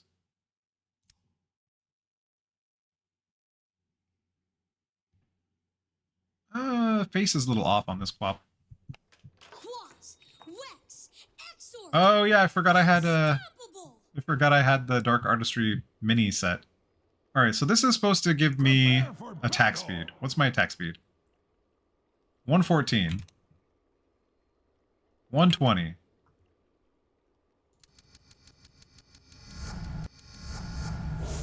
Just a kid? 149, 155, 16. Okay, this is attack bonus attack damage. I have no orbs out, so my attack is. So you just get the bonus all the time. That's kind of interesting. It worked! What could go wrong? Yeah. Demise from the skies. Ice and storm, spin 'em up. Let's see you do this. I mean, it was a... Oh, I like this. Bonus D, Goliaths, Malevolent. Learned this one all on my own. Harlex, Incantation of Incineration. No, they said this one's a classic. Wait, it's this. I'd say even I don't understand. You can't be lying. And then I think the buddies. Orbital. Ice wall. Hang on a sec. Behold. This is the ice buddies? Yeah, there you go. Best friend. Okay. So you just passively get the bonus all the time. Whereas with Elitist, you get the bonus depending on how many orbs you have out. So it's kind of the same way it used to be. This is the how it currently works. View Invoker's attack with flat lifesteal, restoring health per orb. Oh, this is lifesteal though. So 40 brain, 42 health per attack.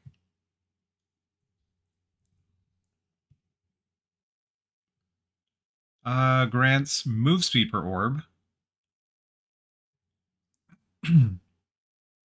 Active exort orbs make invokers' attacks apply a 4-second debuff that increases spell damage the enemy takes by X% per orb. 2x, 2x the effect at the 25 passive for both of them. This is nice. You either get to pick spell damage or attack damage. Because having all of it was kind of bullshit. Io. Io's team takes 1 second less to channel Watchers. When Watcher is under their control, its vision radius is increased by 300. That's kind of fun. Okay. Overcharge grants attack speed and spell amp.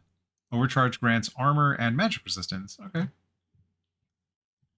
Jakiro's attack launches 2 projectiles at the target within a 0.2 second interval, but each deals 50% less damage. One of these attacks ignores melee heroes' default damage block. One of this penalty affects bonus damage as well. Huh. Oh. Wait, so what? Jakiro's third basic ability when the facet is picked will be Liquid Fire. Oh, and then if you get the shard, you get the other? Is that how it works now? Jakiro makes a flaming attack which burns all enemies around the target, dealing damage over time and reducing their attack speed. Unchanged. Cooldown decreased. So rescale decrease. Aghanim Shard now adds 2.5% of target's max HP to each tick of damage. That's nuts. So you only get to pick one of them. Becomes Liquid Frost. Ability rework. Jakiro makes a freezing attack, which deals X amount bonus damage and applies a chilling effect. Chilled enemies have their move speed reduced and take bonus damage from Jakiro's attacks and other abilities. This effect does not apply to buildings. Aghanim Shard now adds damage over time, dealing 2.5% of target's max health per second. Oh, okay, okay. So that's an always thing. Why does my arm feel weird? I don't have my watch on. We are almost 2 hours in, and we're still on J.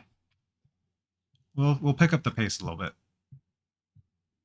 Juggernaut deals 10% more damage to targets that are facing him. Damage bonus is always applied during Omnislash. Cool.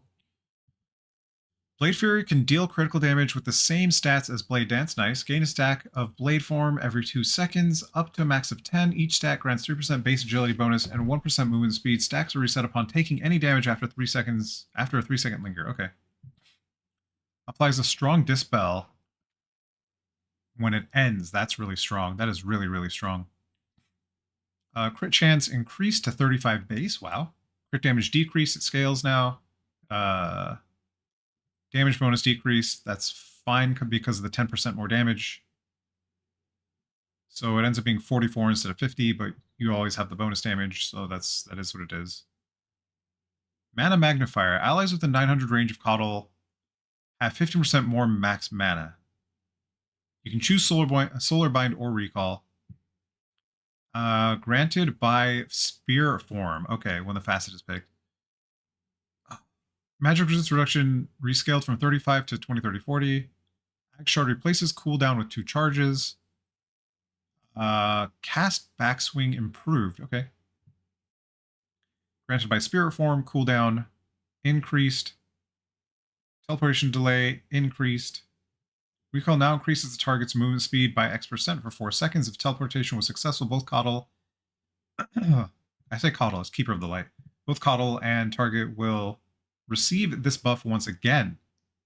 Move speed buff isn't removed if the teleportation was interrupted by taking player damage. Can now be alt cast to teleport Keeper of the Light to the selected target. If in this case, Keeper of the Light will get the initial movement speed boost. Teleportation is interrupted. Keeper of the Light takes player-based damage. Aghanim Shard replaces 2. Okay.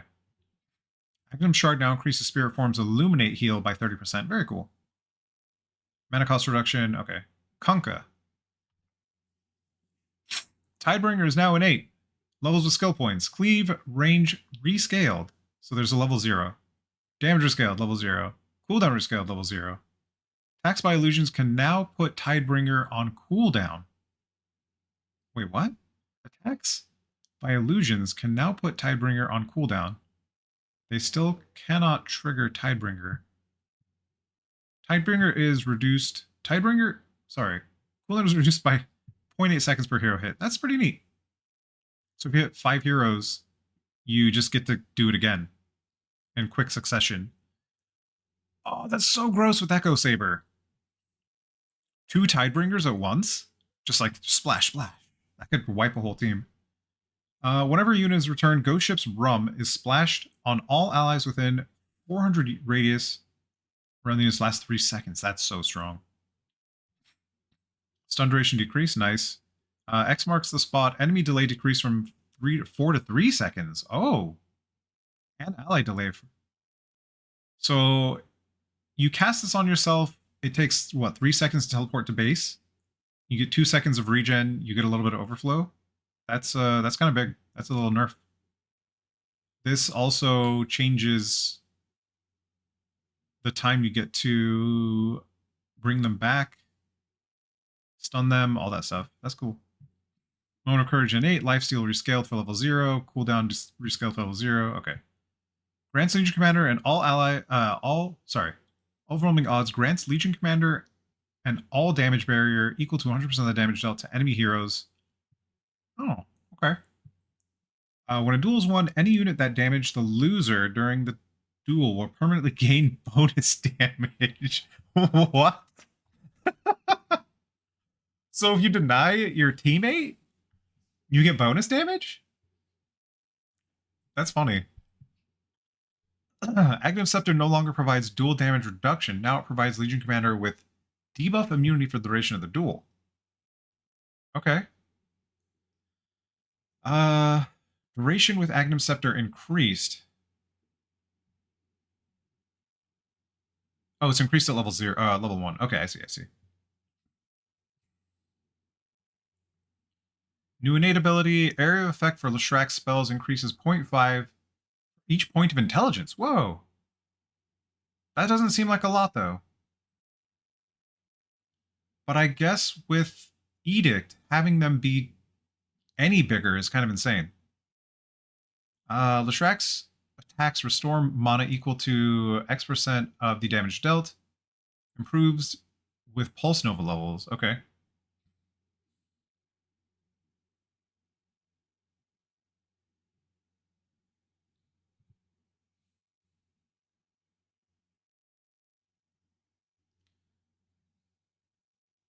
Oh, so it starts at... Hold up. It starts at 0? Why are there 4 levels here? Only restores mana when attacking units that have mana. Okay. Has 40 explosions that are applied over 10 seconds and can damage buildings. Has 40 explosions that are applied over 7 seconds, but can't damage buildings. So this is 4 explosions a second. This is 5.5 explosions a second, I guess, ish. Something like that.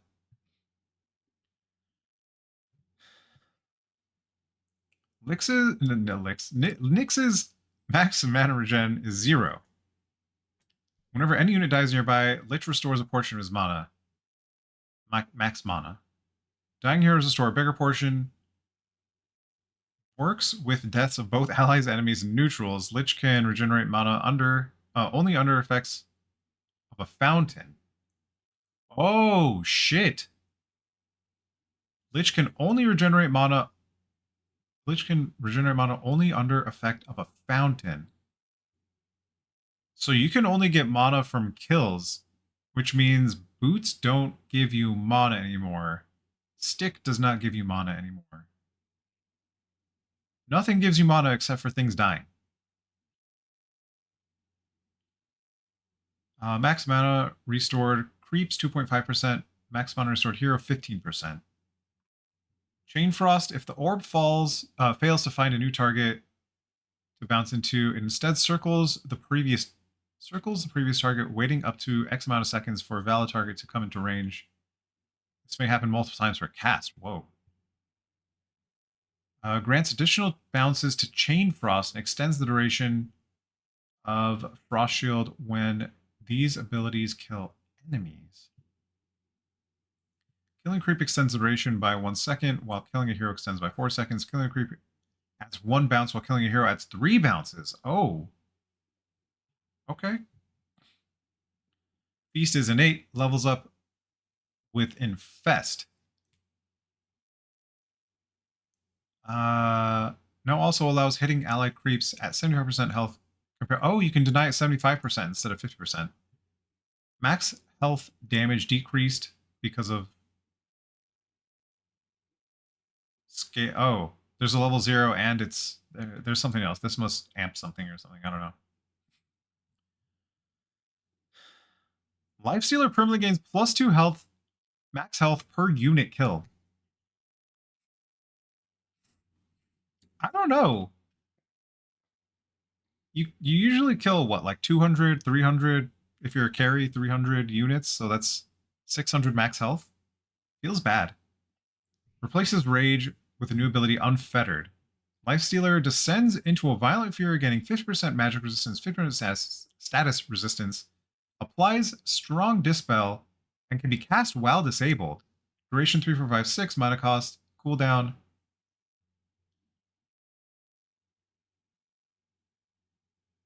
This just seems better than Rage. I know Rage gives debuff immunity, but you can cast this while disabled. Open Wounds is back to a basic ability. No longer grants bonus damage, no longer spreads. It's back to the way it was before. Okay.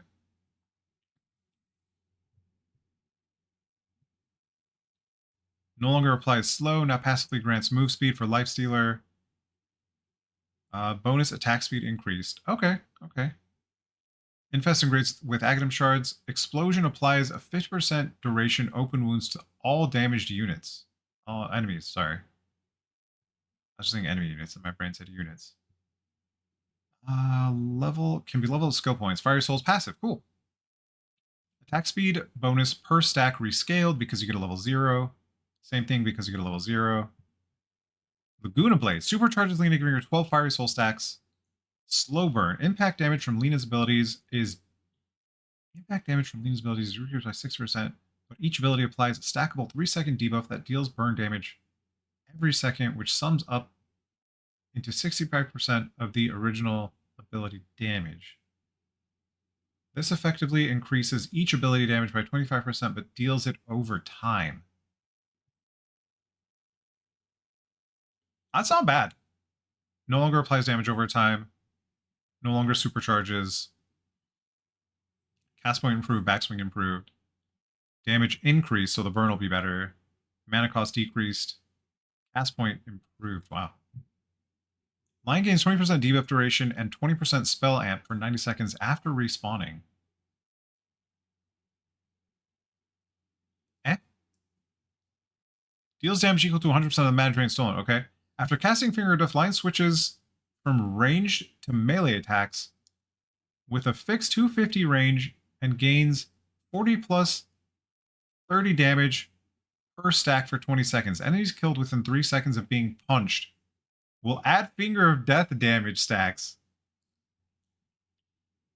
Attacks during melee buff also have 50% cleave damage and 650 damage. Oh, with 650 damage.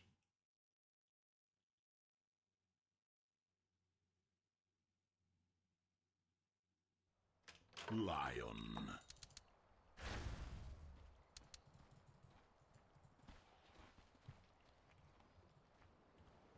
Prepare for battle.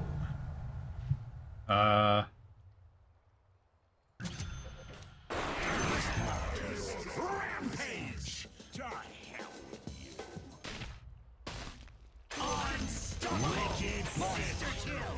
Rampage! That is only the start of your suffering. Holy shit! Rampage! I've got the magic touch.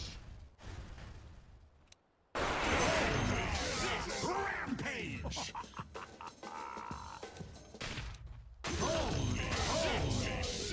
So it doesn't. This doesn't reset.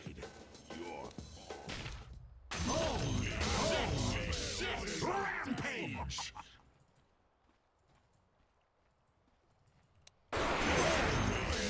Rampage! Rampage! Was it only 27? Rampage! Death to all betrayers! Rampage! Rampage! When you get to hell, How does this work again? tell them I sent you.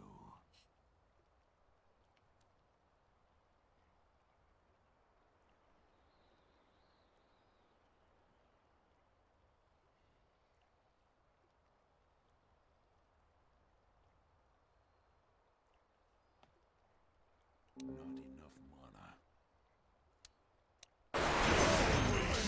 Rampage! By my horns, you'll not live.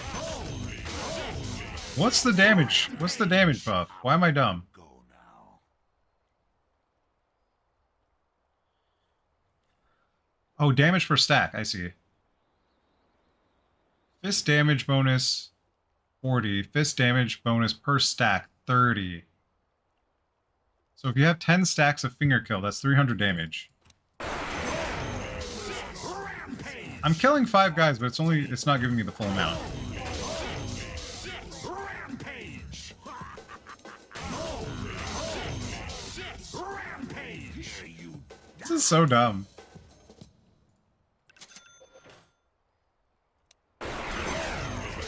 Rampage! You fought to tame the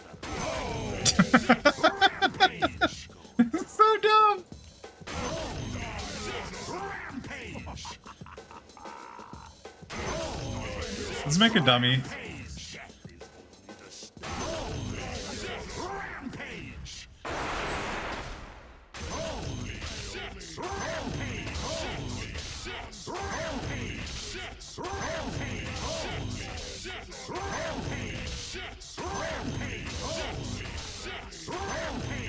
Okay, so these aren't counting. So the cleave damage is not counting. I see.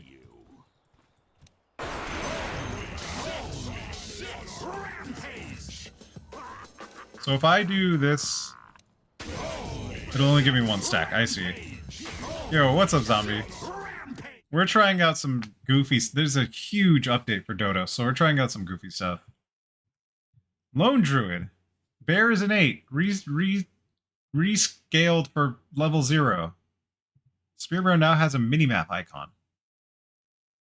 Thank goodness. How's it going today? This is an insane patch. You see this? You see that little tab right there? That's the scroll bar for the patch. There's a change to every single hero, to some items, to some neutrals, some it's insane. Okay, bear with me. How am I doing? I'm sleepy. I stayed up late. I was watching Arteezy, who is a very famous Dota player, go over some of these patch notes. He got to Chaos Knight, which was C. We're at L now, and I had to give up. But that I ended up going to sleep at like 2 o'clock, and then they're doing some work in the building, so I got woken up. It's just a whole mess. Let's see. Otherwise, I'm good. Me went around town. Oh shit, that's awesome. Hopefully everyone was safe and it was just some property damage that insurance covers. Shared armor is increased by 25%. Lone Druid's attacks heal Spirit Bear, as well the other way around. No deaths. That's the best outcome. It's just stuff. As long as it's just stuff, it can always be replaced. It can always be remembered or be replaced. True Form transforms Lone Druid, providing him with bonus armor, increased health, improved vision, versions of Entangle Claws, and Demolish. Okay, Unbearable. Spirit attacks heal Lone Druid, but not the other way around for Spirit Link. Okay. True Form transforms the Spirit Bear, increasing its armor by 8, 10, 12, reducing its base attack by 0.1 seconds, and granting a 50% cooldown reduction on Entangling Claws. Huh. Weird. Celamene's Favor. Luna has 20% bonus cast range at night. Moonglaive. Lunar Orbit. While active, reduces all incoming damage by X%.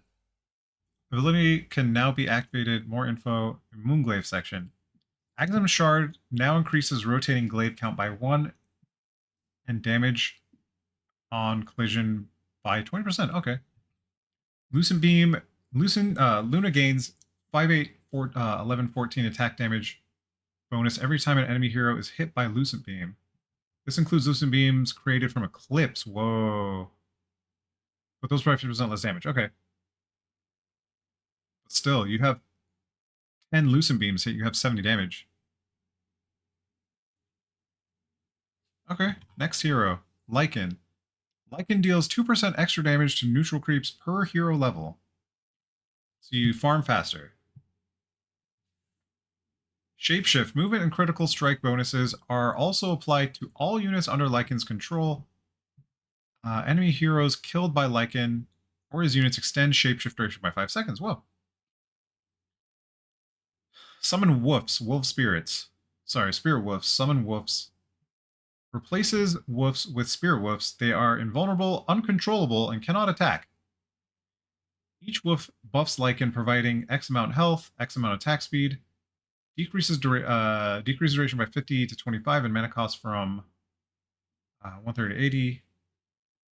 Does not affect Woofs from Aghanim's Shard. Huh. No longer fears non-hero controlled units. Strike experience enemies reducing non-hero controlled units. I don't know what that means. No longer applies its movement speed and critical strike bonuses by default. Okay, yeah. Wolf Bite. Lifesteal increased. You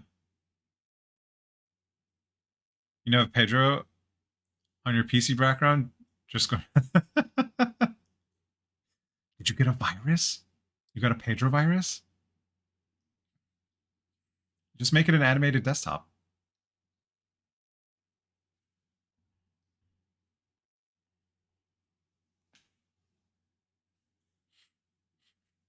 I'm fine with Pedro virus. Most people would be. Now, Magnus suffers 50% less forced movement from enemy ability and items. Whoa.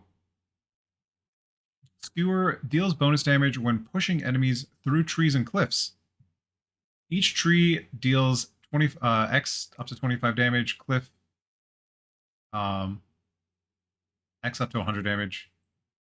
Reverse polarity pushes enemies in a pushes enemies in a 600 AoE around Magnus away from him to maximum distance 700, stunning and damaging them. Enemies are pushed over 0.2 seconds. Reverse polarity. That's so weird.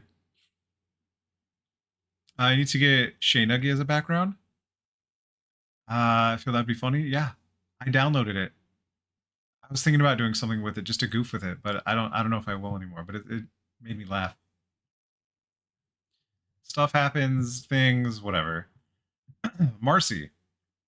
Passive ability. Special delivery. Permanently increases the level of all allied couriers by 3.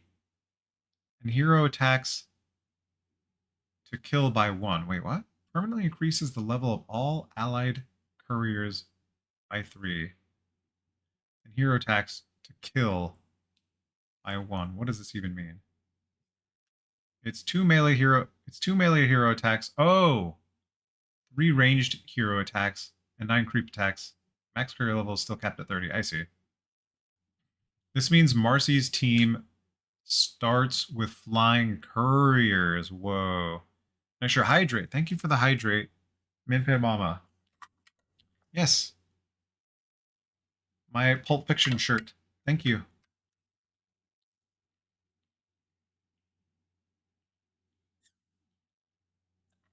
It is. It is.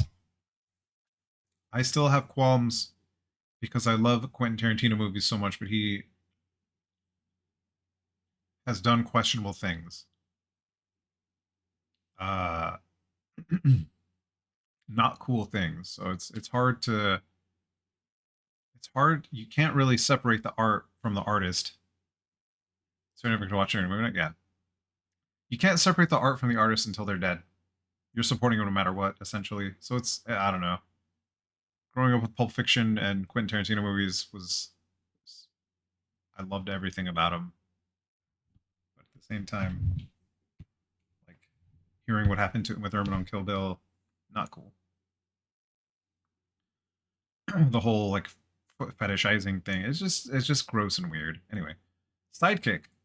Marcy's third basic ability when the facet is picked. Okay.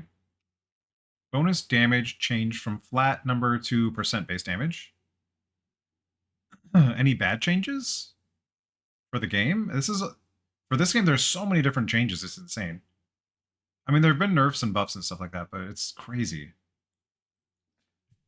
Bodyguard. New Marcy third ability, depending on the facet. Okay.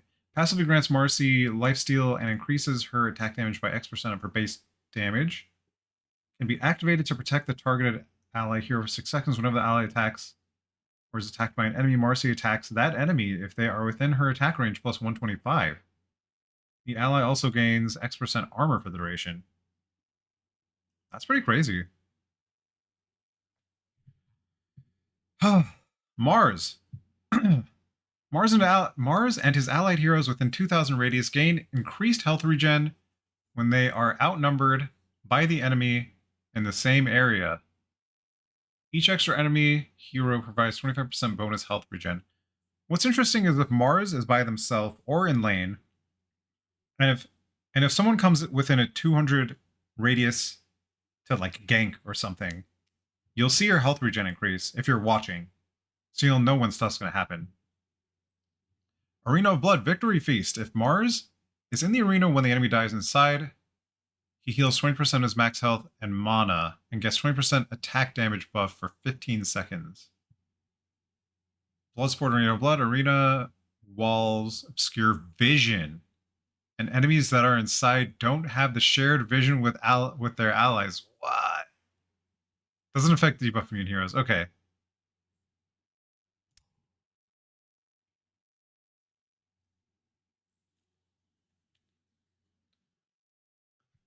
Hold up. This is going to be weird. You four are good at following orders.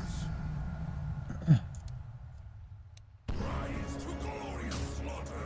Wait. This should be interesting. Oh, yeah.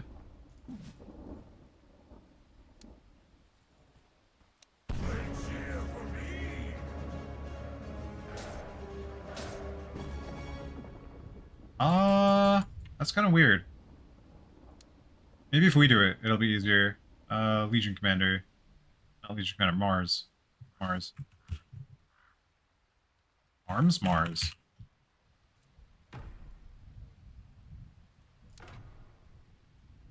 Spawn enemy. Go over there. Go here. Get some levels. Oh yeah, the whole map is closed off. Okay, okay. Wow.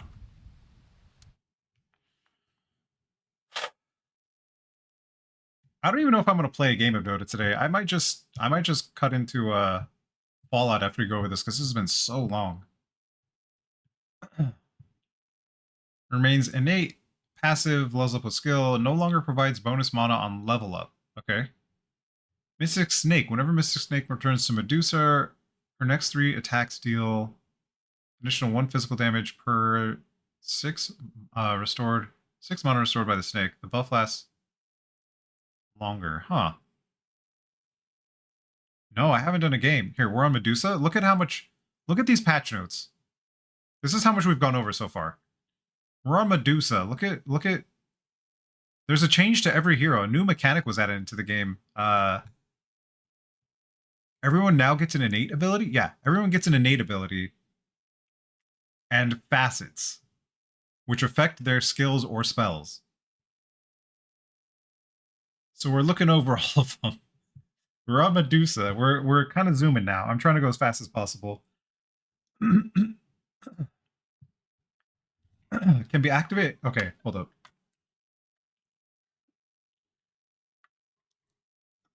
I know, right? Mana Pack can be activated, draining 4% of max mana per second, but increasing attack speed by 3% of Medusa's attack speed per second. Mana drain can last up to 15 seconds, but attack speed will stop increasing after 10 seconds. Conversion can be stopped by deactivating Mana Shield, but it can't be done for the first 3 seconds. Wait, it can't be done for the first 3 seconds of a conversion. Okay. Attack speed buff will disappear after 15 seconds, since the conversion has started. Cooldown 35 seconds. It starts once the conversion is stopped. Okay, weird. Damage increase from the snake. That's so crazy. Hold up. Damage increase per jump decreased. I see. Okay. Speed increase per jump increased. Oh, cool. Dota Bible? Yeah, pretty much. Turn speed slow now is part of the movement slow. It has no special value and is decreased from 50 to 30. Okay. Meepo, new passive. Meepo receives an additional choice when activating neutral item tokens. Oh, so instead of 4 choices, you get 5 or whatever it is. Divided we stand. Increases maximum level from 3 to 4 and changes level requirements from 4, 11, 18 to 3, 10. Okay. Meepo can equip any item in the neutral item slot with the exception of boots and items that are dropped on death. So no rapier. Meepo's clones gain full bonuses from the item with the exception of 3 primary attributes. When Meepo or a clone uses an item in the neutral slot, all other Meepos have this item go on cooldown. Meepo can equip any item in the neutral item slot, with the exception of boots. Go on cooldown with a reduce. Okay, hold up. What does this mean? So you get a 6th item. So what does Meepo typically buy? Here, let's what are Meepo's things here? Prepare for battle. Scythe of Vice. Okay. Stop! No, stop killing the buddies. First blood. Hey, everyone's got to start somewhere. So, okay, let's see. If I do this... That's on cooldown.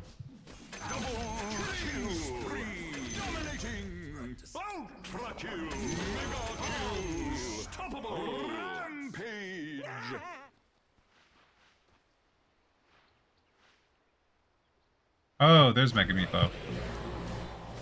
Wicked, sick, merrily and forsooth, 'tis a rampage, I tell you.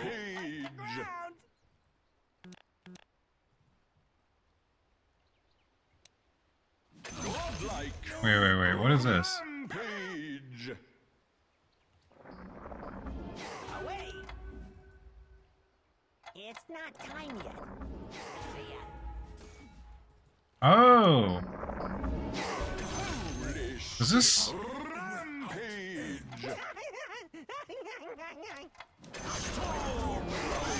So it makes them all cast it, I see. Rampage.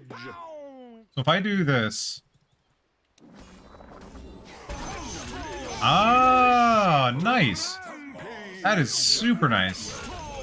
Like merrily and forsooth, 'tis a rampage. So if all your Meepo buddies are somewhere else and you're like, ah, I'm surrounded, you keep attacking and they can all come. Okay. Merrily and forsooth, 'tis a Anyway. rampage. Meepo's really hard to play for me. Got your water bottle at work? No. Mirana. Okay. Healing Lotuses are 20% more effective on Mirana and her allies. Interesting. Mirana's ultimate ability when... Wait. Hold up. Moonlight Shadow, Mirana's ultimate ability when the facet is picked, unchanged.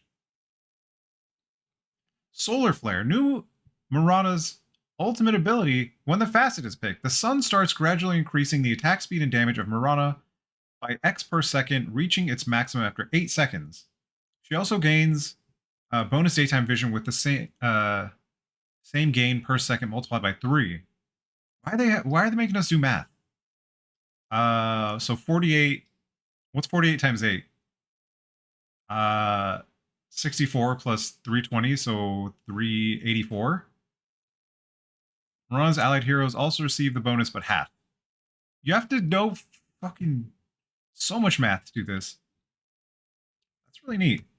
Magnum Scepter secondary Star Storm damage increased. Whoa. Leap. Distance increase, buff duration increase, mana cost increase, max charge decreased. Base charge restore time decreased. Okay, cool. That's rescaled. But better, I think. I think that's better. Huh.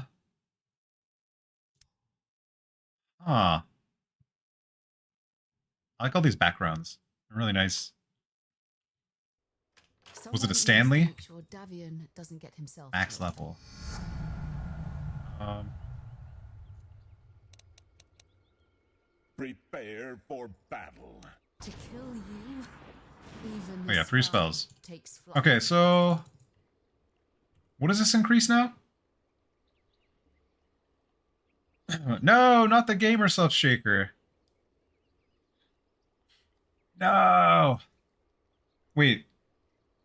You can just get it later, right? It's not with you now, you can get it later. Or did the tornado eat it?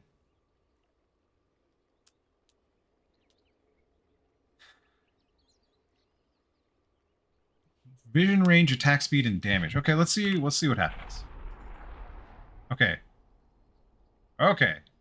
Okay, still going. I need a dummy.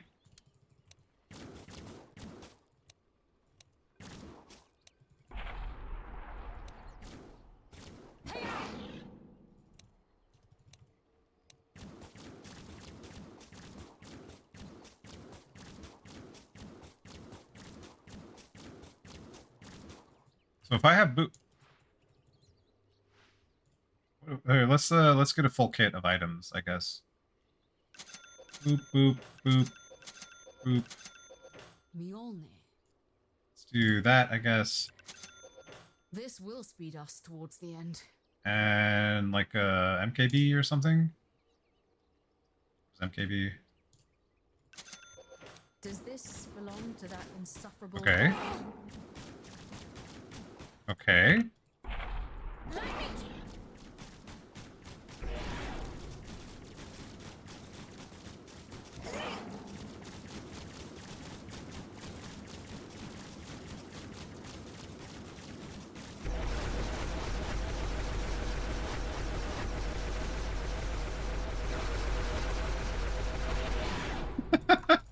Wait. Is there a way to control this? Like, can I get a pill from here?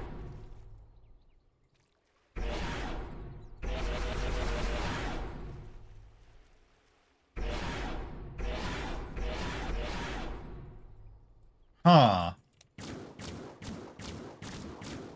I need crit. Wait, do I get crit for free? I do. Anyway, that's really weird. So your allies get a bonus. Let me make some allies.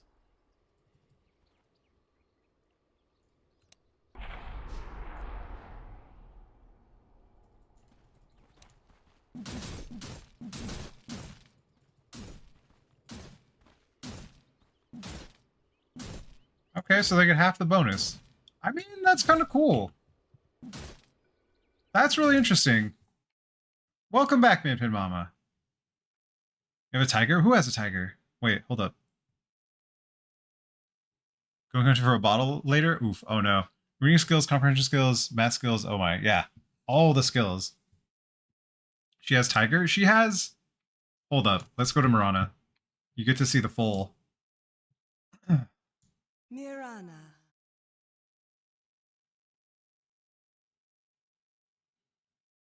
No, hold on. We're not done yet. Look at all the things she gets.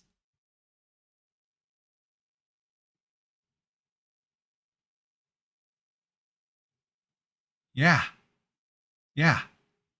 Look at this thing. It's $78. It's freaking magical.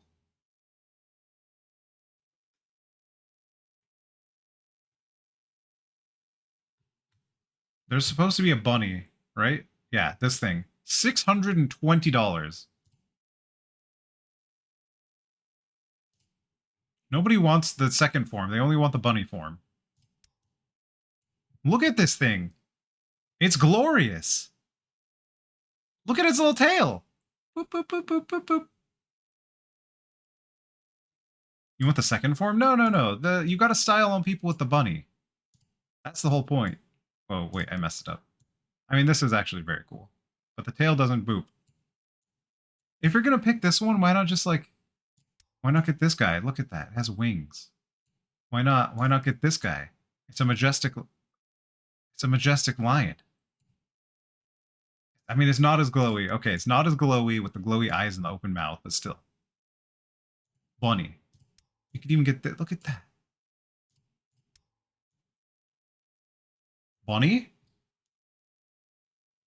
Bunny.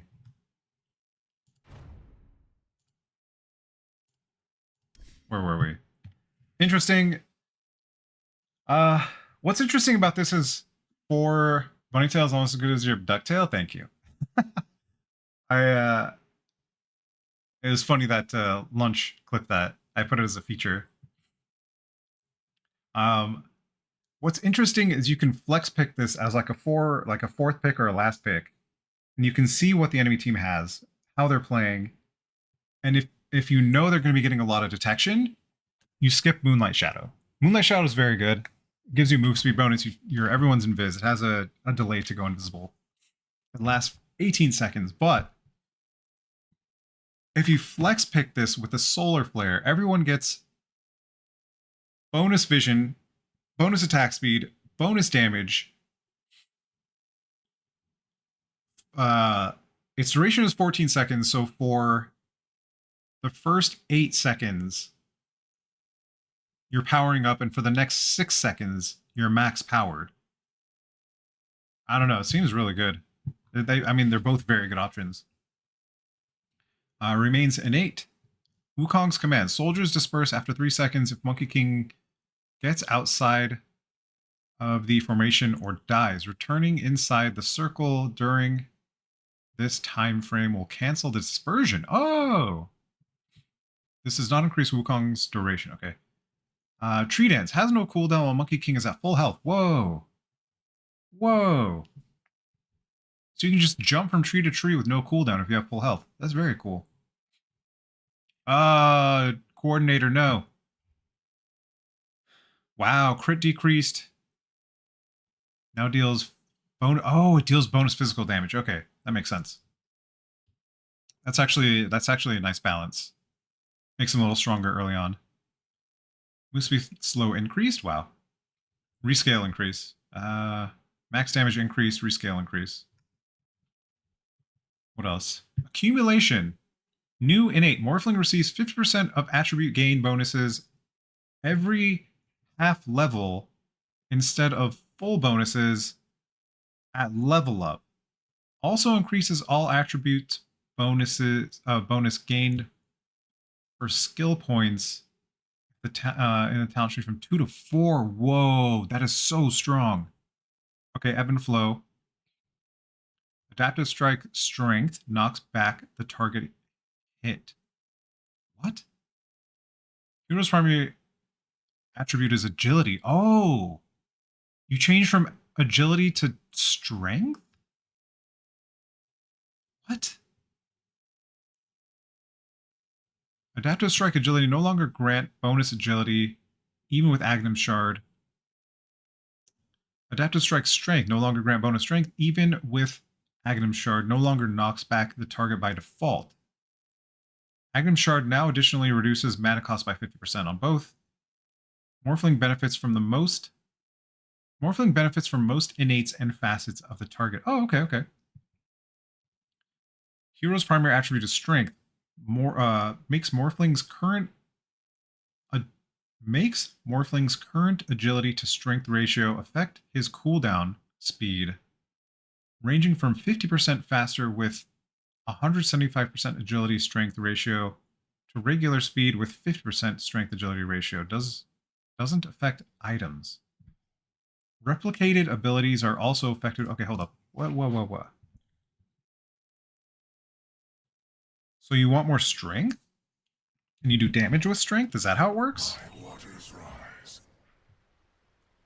So strength hero, right? Strength hero. I do damage with strength now. The time for preparation is short. Use it wisely.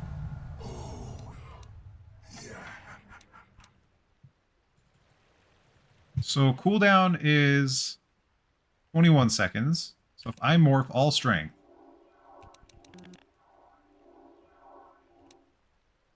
cooldown is still 21 seconds. What? Did I read that backwards? Is that what happened?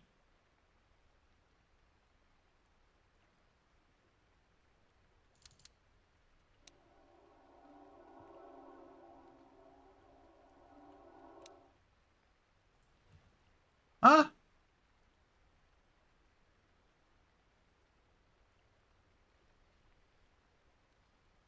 Morphling receives... Okay, hold up.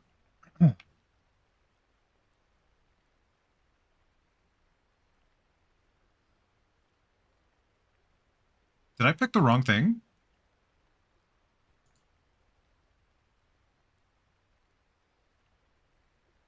It can accelerate Morphling's cooldowns. Yeah. Morphling's ability cooldown duration change based on his current agility strength ratio with maximum 50% cooldown reduction at 175% agility to strength ratio.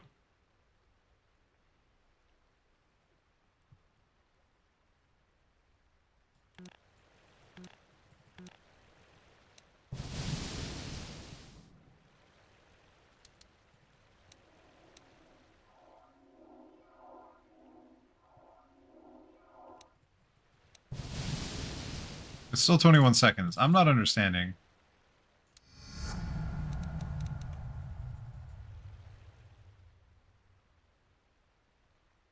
Okay, why did I need levels?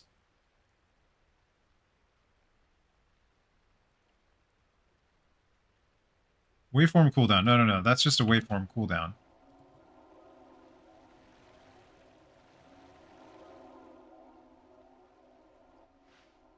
Oops.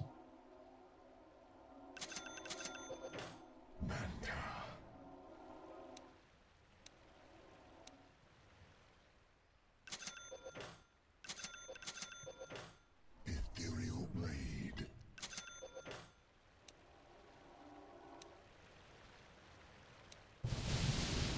Okay, so 7.2 versus... You want strength, because that's going to boost your damage now. You'll have a shit ton of health and damage. Adaptive strike.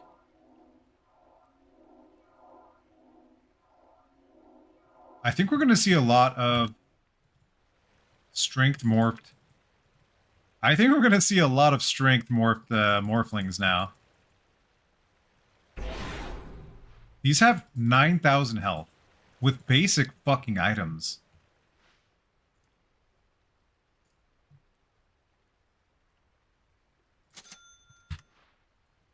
Okay, easy 10,000 health.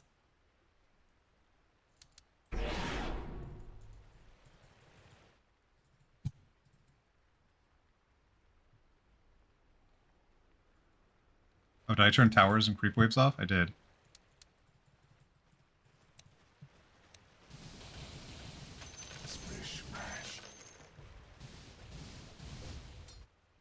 Why is their attack damage so bad? Oh, I guess I need crit in here somewhere.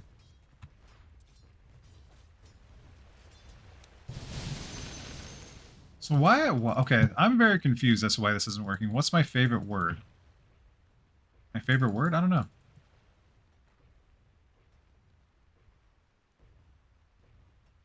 Morphling's ability cooldown duration change based on his current agility strength ratio with maximum of 50% cooldown reduction at 175% agility to strength ratio.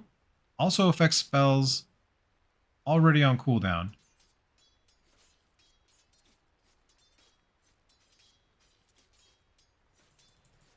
So if I do this and I morph into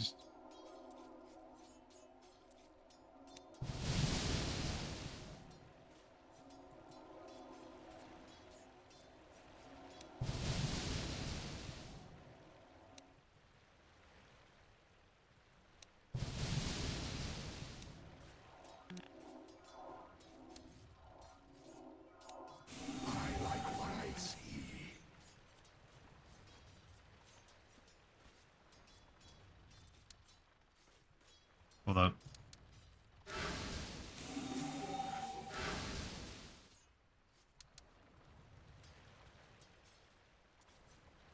No, get out of here.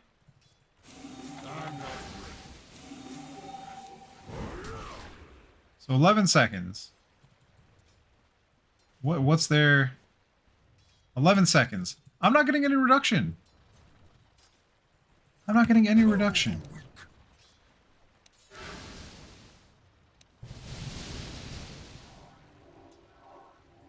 Man, I don't know. I'm done testing this.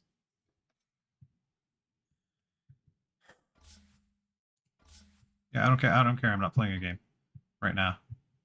New innate ability. Muerta can always attack ethereal targets and can attack when she herself is ethereal. When attacking ethereal targets, all of her attacks damage is dealt as magical damage. Facet. Whenever a hero dies inside or within 200 range of the calling, its duration is refreshed, the circle expanded by 100 units, and another revenant is added. Ofrenda. Muerta places a sacred altar at the target location. When respawning, Muerta will respawn at the ofrenda and destroy it. Putting the ability on cooldown, Muerta can select the ofrenda and force it to destroy itself. Only one can exist at a time. That is... What the fuck? This is sick. This is so crazy. So if you're about to die... How do I... Okay. So if you're like... Oh no, I'm getting killed. I'm about to die. Can an enemy kill this? Let's see if an enemy can kill it. Can you attack this? No, they can't even fuck with it. So I die. I buy back. I'm gonna respawn there. Here, we'll go die really quickly. Get some boots to get to death faster. For staff? That's not what I want. To degrade them further. Okay, so I should spawn right here now. Exactly right here. Huh. It has a minute cooldown? That's it? Oh, that is so fucking cool. What is my favorite word? Why are you asking what my favorite word is? I don't know what my favorite word is. Pierce the Veil. Ability to attack ethereal units is moved to innate. Okay. Ability is now is now toggled on by default. Thank goodness. Heckin' heck. Heckin' is a good one. That's a good one. Naga Siren gets plus 6% evasion for each Naga Siren within 900 radius? Okay. That's pretty cool. Riptide. Naga Siren's third basic ability when this facet's picked. Passive ability, every 6 attacks from Naga and her illusions. The Naga Siren and her images will hit all nearby units. Damage of water. So it's the splashy damage and armor reduction thing. Okay. Deluge. New Naga Siren third base ability when the facet is picked. Active ability. Naga Siren and all of her images hit nearby units with a damaging wave of water that reduces enemy status resistance by for 5 seconds. Cost blah damage. Excuse me? Does this just wreck one enemy hero in 1 second? Alright, we're level 1. Let's make a level 1 Mars. We get this, sorry. We'll get one more level. Deluge. You get a level. Prepare for battle. I do a bop. We're attacking. That didn't do much.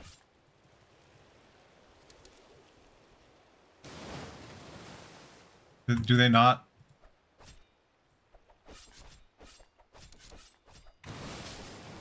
Doesn't seem good yet.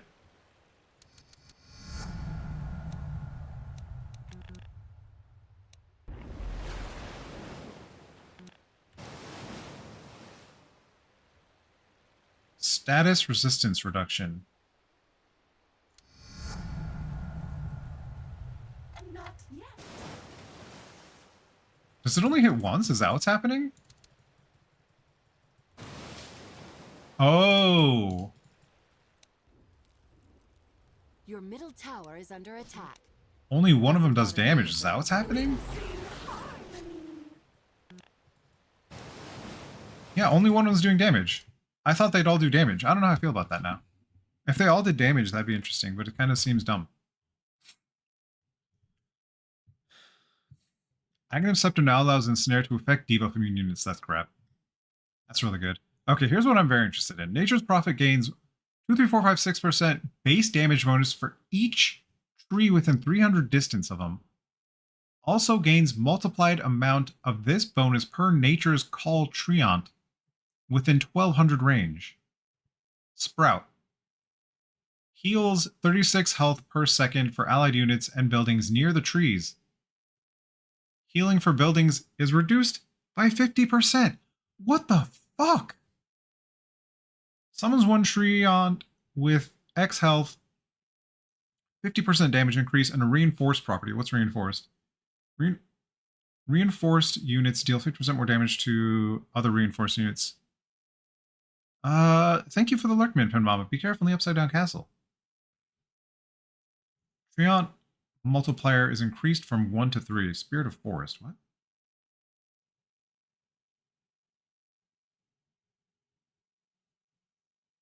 Oh.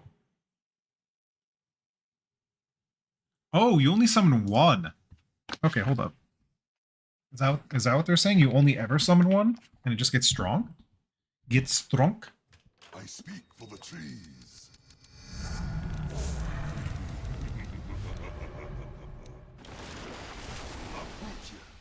One big boy. Just one big boy. With 1150 health.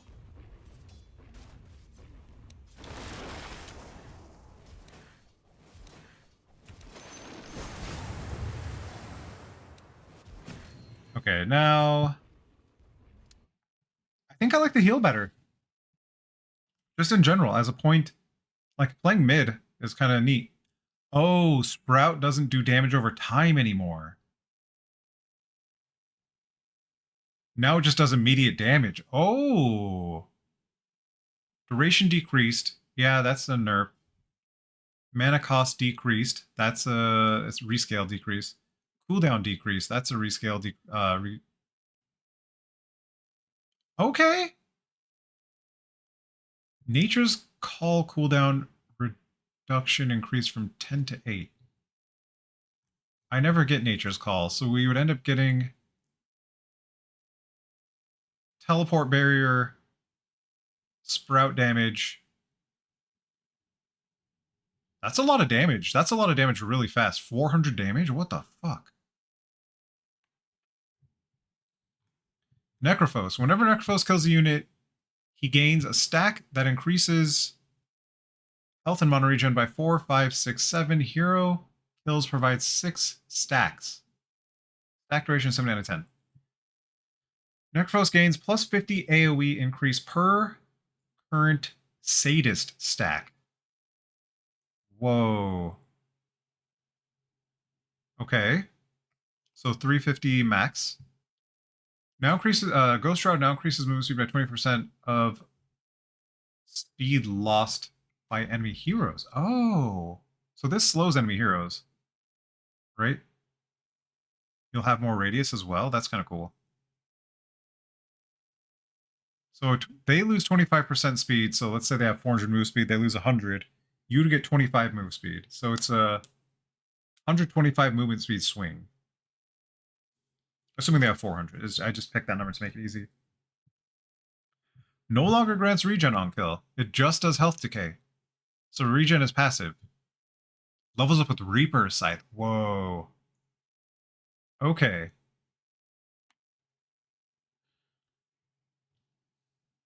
Night Stalker. At night, Night Stalker's health regen is increased by 40%, but during the day it's decreased by 20%.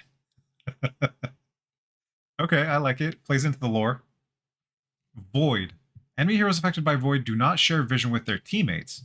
Deal 50 damage per second when affected enemies cannot be seen by their allies.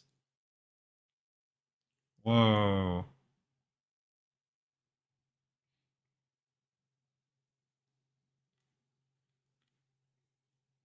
So it does 62.5 damage during the day. If you hit him with Void, 200 damage at night. If you hit him with Void, assuming their buddies can't see him. Okay. The day-night cycle of the game is reversed. Nighttime duration increased by 15 seconds. Daytime duration decreased by 15 seconds. Stuff like this that's in general, you can draft to make a nighttime team. Like Night Stalker has increased nighttime vision. I think Hoodwink might have increased nighttime vision. Slark has increased nighttime vision. There are just a bunch of heroes that have increased nighttime vision, like Luna, for instance, I think has it. So you'd be giving your team an advantage. It'd be a 30-second advantage, right? Because it's 5 minutes every cycle, so it'd be 5 minutes and 15 seconds for night. 4 minutes, 45 seconds for night. Right? So it's a 15-second advantage, but you start nighttime initially? That's so weird. Agnum Scepter upgrade removed. Oh. What does Agnum Scepter do now, though? Now also reduces target's vision by a bunch at any time of the day. Ooh. Oh, Crippling Fear, now upgraded by Agnum Scepter, decreases cooldown by 5 seconds and makes it a toggle ability. Wow. Costs the regular mana to activate, then 4% of Night Stalker's max mana per second for day and night. Still has a regular cooldown, but can be toggled off at any point. What?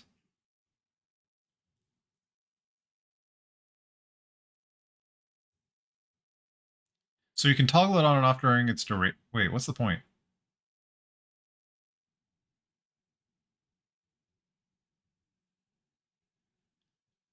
Still has a regular cooldown, but can be toggled off at any point. What's the regular cooldown then? 15 seconds.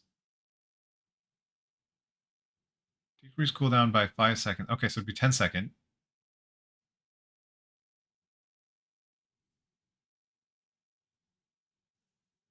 Does this just mean it can stay on longer? Is that what it's saying?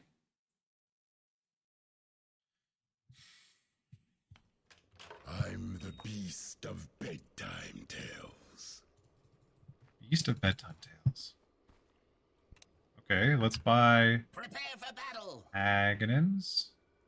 It's not the shard, right?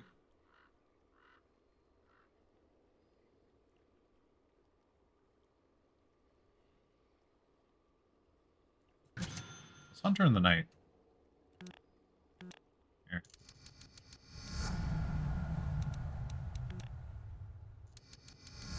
So let's just max level it. I don't know.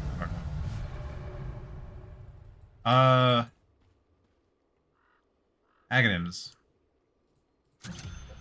So this is toggleable, so I can turn it. Okay, so I immediately turned it off. Okay, I don't understand then. So it reduces the cooldown. Can I just leave this on then?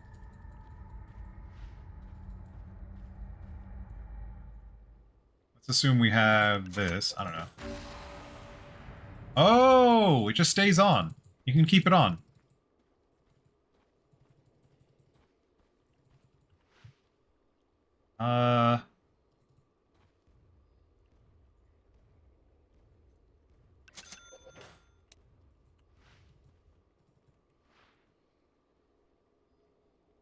Wait, what gives you mana? There's a thing that gives you mana, right? It's not the Shroud, is it? Shroud? Or was that an old thing?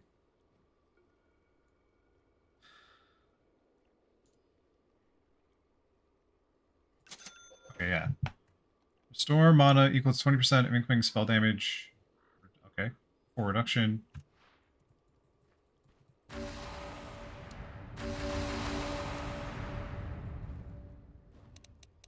I don't know. Let's just do that real quick. Here. Make a dude. UB max level.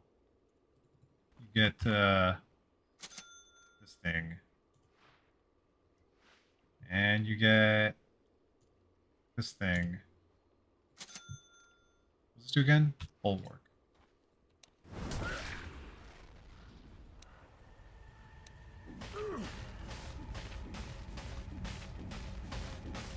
I'm under attack.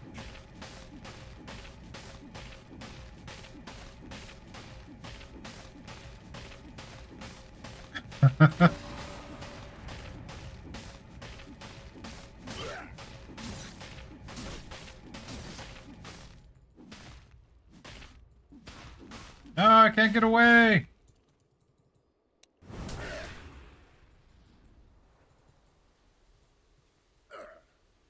Okay, that's weird. Weird, but very cool. Nonetheless, very cool. Nyx Assassin, yeah, interesting. Nyx Assassin can sense invisible heroes in a 400 radius. Nyx Assassin abilities and items burn X% of the current mana of affected enemies. Triggers only on spells that deal 100 damage or more before reductions. Effect scales with the level of Vendetta. So you get mana burn. You get mana burn now. Nyx got mana burn again. Vendetta. Grants unobstructed pathing and max movement speed for the first 10 seconds of Vendetta. Cool. Vendetta no longer burns mana on its own. No longer deals 30%. No longer deals damage equal to X times the target's int. Now deals damage equal to % of the target's max mana.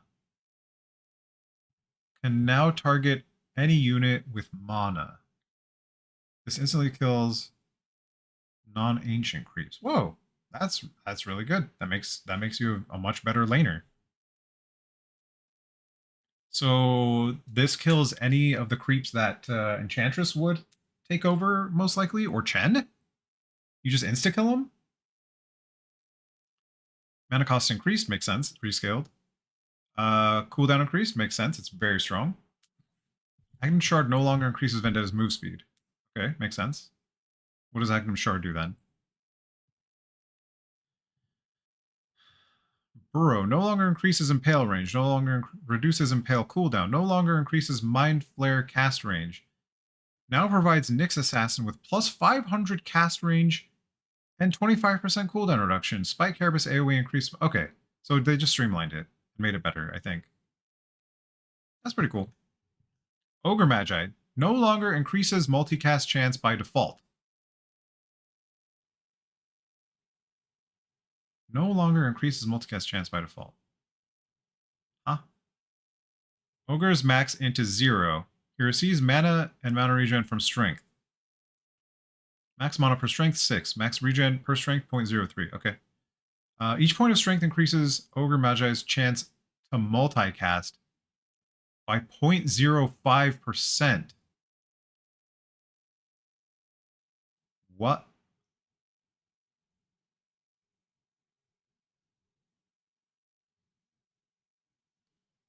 I see now. Okay, that's why it no longer increases it by... Okay. So, how do you get 25? You'll never get 25% chance, right? Because that's 250 strength. Right? Sorry, that's 500 strength? Is that or no? Yeah, it's 500 strength, not 250 strength. You'll never get 500 strength.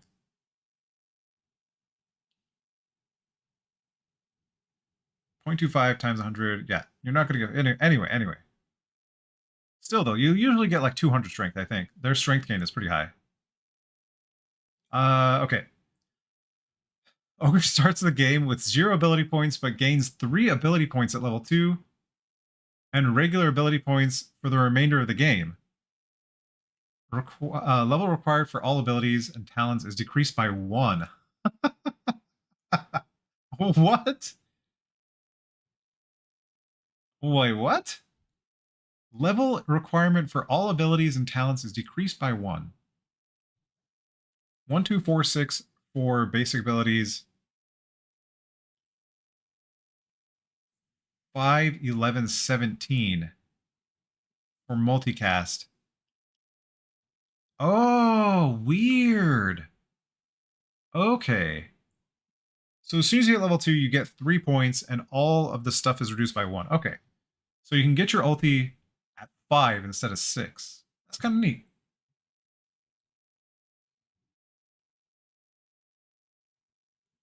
Cool. Multicast now prioritizes Ogre Magi himself, followed by heroes, when then buildings, then creeps. Still skips units that already have the buff. Cool. Degen Aura. This is an old thing. Levels up with Guardian Angel. Degenerates the movement capabilities of enemy units that stray too near. Move slow 10, 20, 30, 40. Radius 300. So it's 10% all the time. Degen Aura. For every 0.5 seconds that the enemy was under the continuous effect of Degen Aura, Omni Knight's damage to the enemy is increased by 1% up to 20%. Effect resets if the enemy leaves the aura. Healing Hammer. Whenever Omni Knight's abilities deal damage to an enemy hero, Omni Knight gains a heal over time for 5 seconds equal to 30% of the damage dealt. Okay. Wait. Repel. Now upgraded with Aghanim's Shard. Grants 6% magic resistance to the target. Aghanim's Shard upgrade removed. Hammer of Purity. No longer slows affected units. That's good. Now is an auto-cast ability with an on-hit effect. Cast range bonuses don't affect it anymore, however, still considered as a casted spell. Blocked by Lincoln Spheres, affected by Conda and Phylactery. Okay, wait. So this has no range anymore. That's amazing. This thing was fucking OP. Prognosticate. Oracle will predict and announce to allies where the next power rune will spawn, top or bottom. It appears as a modifier that can be alt-clicked to notify the team about the current rune, its type, and where the next one will appear. This buff is only visible to Oracle and his teammates. That is really interesting. That is really, really interesting. Giving your mid and your side lanes the ability to know when and where and which rune you're going to get, that'll really make the enemy's mid have to like play very carefully, have vision up all the time. Because if you say, hey, there's going to be a double damage rune bottom, around 4 minutes or like 3.5 minutes, you know, your position 5 can go off like they're gonna, you know, de-ward or stack or something, you know, something. And then wander towards mid and get a kill. Same thing top lane. Someone disappears and just goes and get a kill. Because you know where the rune's gonna be. It is murder. Yes, murder. Oh, okay. Outworld Destroyer gains 2 extra mana per point of int. Base move speed decreased by 5, base armor decreased by 5. Essence Flux. When Essence Flux restores mana, it also increases OD's maximum mana by 4% for 7 seconds. Interesting. Overwhelming Devourer. Applies a mana allergy debuff which heals Outworld Destroyer every time enemies spend mana.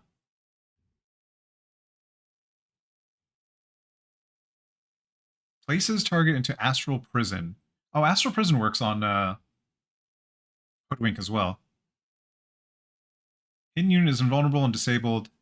When the Astral Prison implodes, it deals damage to the target and steals a percentage of their max mana. Mana as heal 100%. Sandy's Eclipse applies a mana allergy debuff, which heals Outworld Destroyer every time enemies spend mana. Mana heals 100%. Okay. Mana pull to damage decreased by a couple percent. Hagshard now allows Astral Imprisonment to deal damage in an AoE. Okay. That's the shard. Sandy's Eclipse no longer applies mana allergy debuff without Facet to Chosen. Mana cost decreased. Cooldown decreased. Okay. Nothing crazy. Pango. Whenever an enemy within 1,200 units attacks Pango, they have their chance to proc random on attack effects reduced by 40%. So if Pango has here, let's test this. Shield let's check this other thing really quickly. Range decreased, cast point increased, cast range decreased, cooldown increased. So overall really big nerf to Swashbuckle. Armor reduction increased, debuff duration increased. Okay.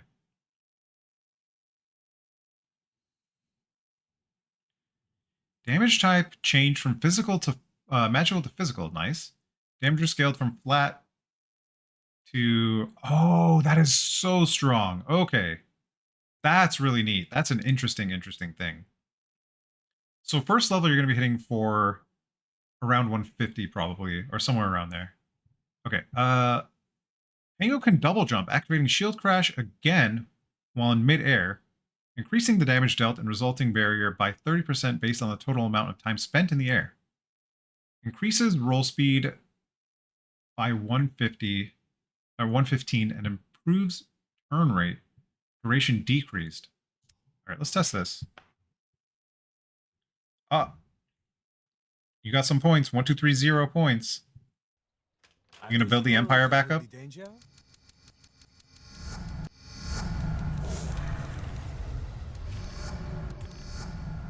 Whatever, max level.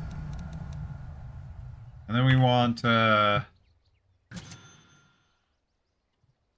We want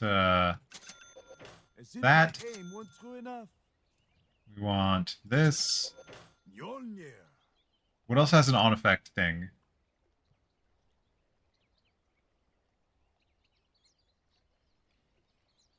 Oh, 0. Down to 0. Oh, we want this, yeah. So you hold. Let's make an enemy.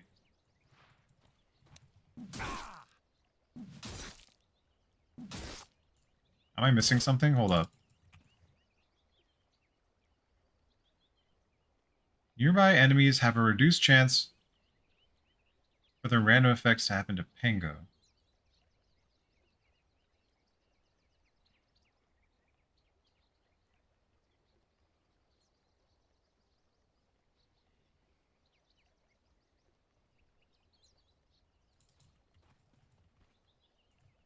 Let's just get a bunch of attack speed. I'm under attack.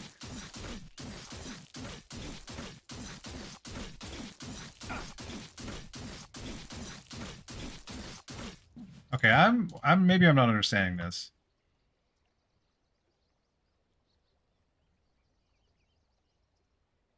Nearby enemies have a reduced chance for their random effects. Oh, it's for enemy random effects to happen. Okay. So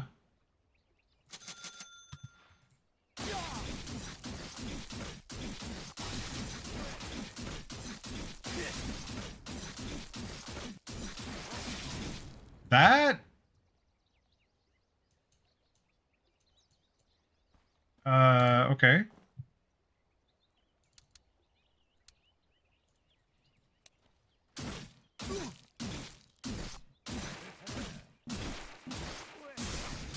Oh, every time the question mark pops up, it's this ability going off. Okay.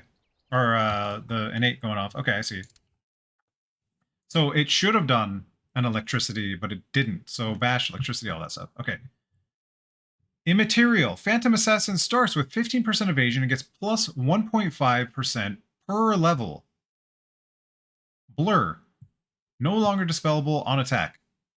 While Blur is active, all mana costs are reduced by 30% after Blur is dispelled. All abilities and items have no mana cost for 5 seconds. Blur no longer grants evasion, no longer makes Phantom Assassin invisible. Still hides around the minimap, I see. No longer allows to attack without dispelling Blur by default. Still allowed to cast Stifling Dagger without dispelling Blur. No longer allows to attack without dispelling Blur. Okay. So Blur will, if you attack, it dispels it. Okay. Now enemies can see ghostly silhouette of Phantom Assassin when she's within their range, but she is still untargetable until Blur is dispelled. Vanish radius. You're back? Oh, wait. Why is my bot doing that? Anyway. Vanish radius rescaled from 500 down to... Oh, it's better. It's better now. At max level, it's much better. Vanish buffer rescaled from 0.5 seconds down to 1 second. Huh.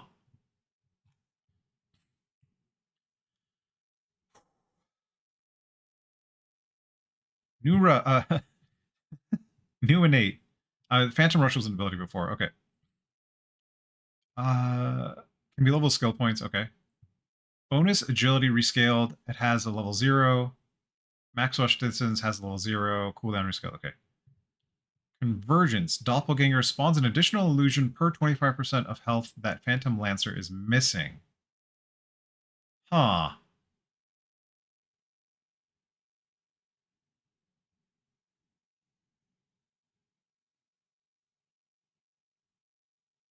So if you're at 50% health or below 50% health, you spawn doppelgangers faster. Right? Because there's a max number of illusions? Is that... Wait, no. Doppelganger's the one where you like move. So instead of 2, you'll spawn 4. Kinda neat. Juxtapose. Illusions are uncontrollable and can spawn on any visible unit in a 700 radius of the attack. Prioritizing targets within juxtaposed illusions attacking them. They can perform Phantom Rush and change targets once the original one is dead. If there are no valid targets in range, illusions disappear. Illusion outgoing damage increased. Gotta go grab my foods. Yeah, nice. Hope you have some delicious foods. Blinding Sun. Debuffs from Icarus Dive, Fire Spirits, Sunray, and Supernova apply a stackable 2% mischance per second. Hate it. Burns all enemies in 450 radius around Phoenix, dealing 6% of its missing... 6% of its... What? What does that mean? Sunray no longer blinds. Okay. Icarus Dive. Damage per second increased. Cooldown rescaled.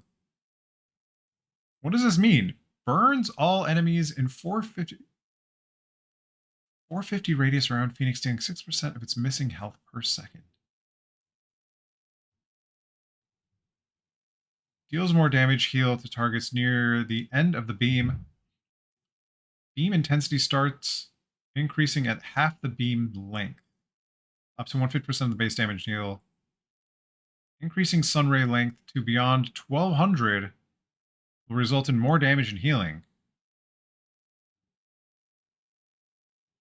Huh. So you want cast range, I guess?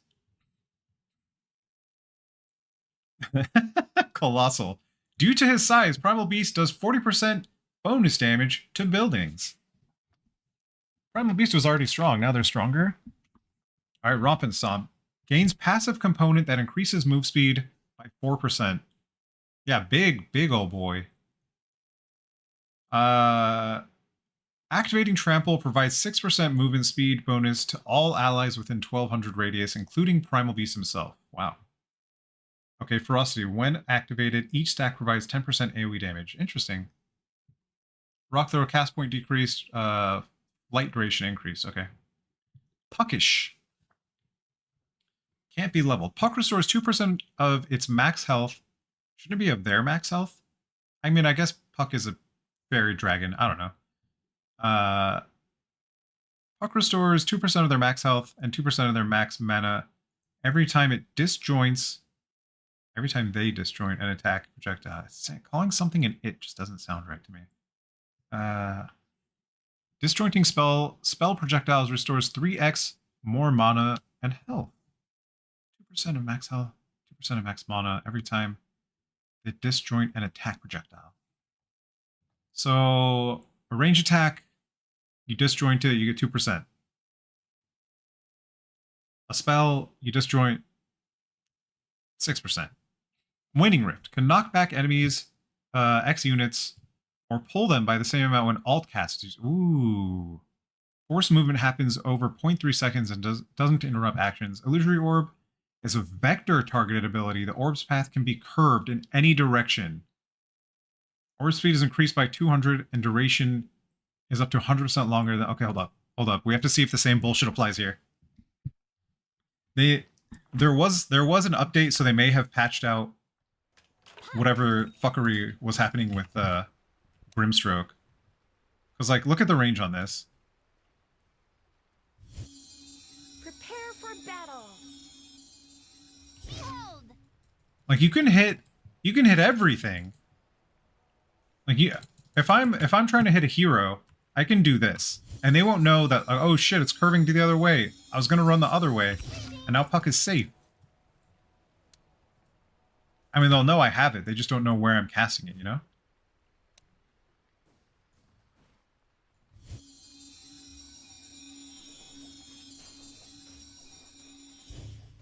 Oh, I went too far with it. Okay.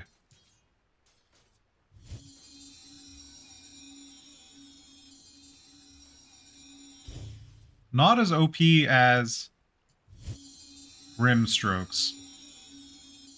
Okay, maybe... Okay, it kind of is OP.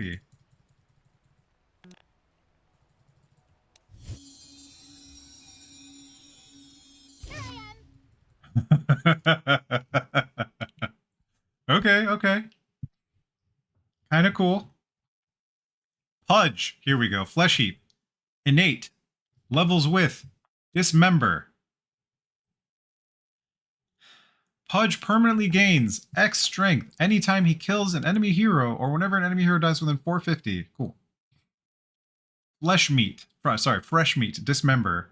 When targeting heroes, Dismember increases Pudge's strength by X per tick for 12 seconds. Flayer's Hook. Meat Hook. Hook impact damage decreased by 50% when units take X% of the... Wait, when units take X% of the distance traveled... Oh, sorry. Enemy units take X% of the distance traveled as damage while being pulled. Okay, hold up. I need to... Distance damage. So, okay, let's demo it. We still need to read what the other abilities are, but let's demo this. This is weird. This is throwing me off. Something's rumbling me guts. Something's rumbling me guts. So, cast range. Prepare for battle. Which one of these is cast range?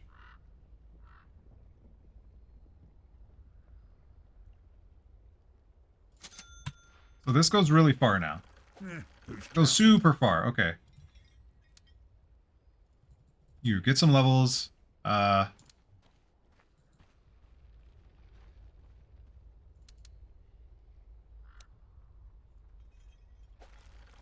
Lickings coming for dinner.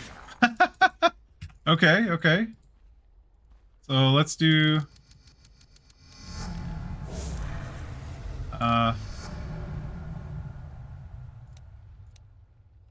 Okay. Where's the... Get over here. Okay, that's kind of neat. What did we pick? I don't think I like that. It's definitely kind of neat, but I don't think I like that. Like, versus...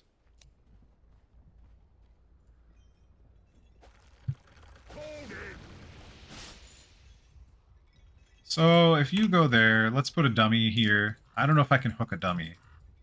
That... Oh yeah, it lets me. Okay. This will tell me how much damage we got.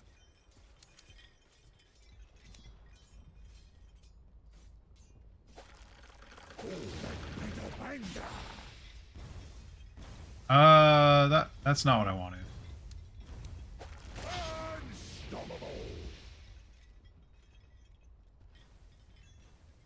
Right, come on, your middle tower is under attack. Never see it coming. Okay, so that does not work properly. It doesn't, it just instant pulls them. I see. So, 3288. 3288. Okay, so it did 700 damage. That's not bad. That's not bad. What if I get like a spell amp or something? I don't know. What if we do that? What if we do Kaya?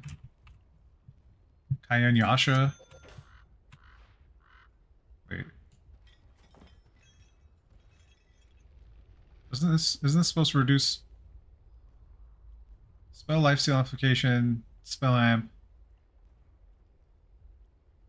So it's a higher percentage now. Okay. Now apply as a cast speed bonus. Oh, okay. This is gonna be weird.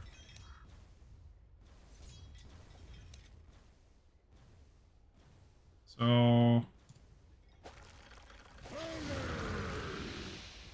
that did about 700 damage. There was no spell amp on it?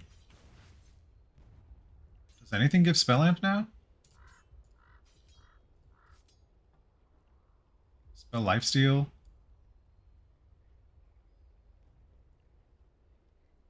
I am confused.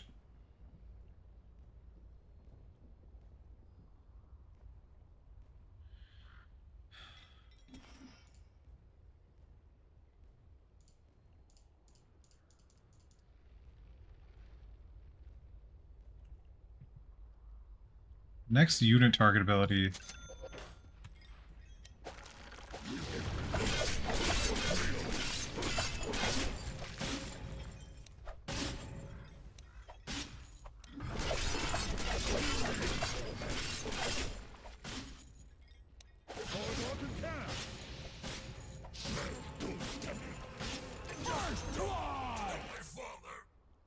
First blood.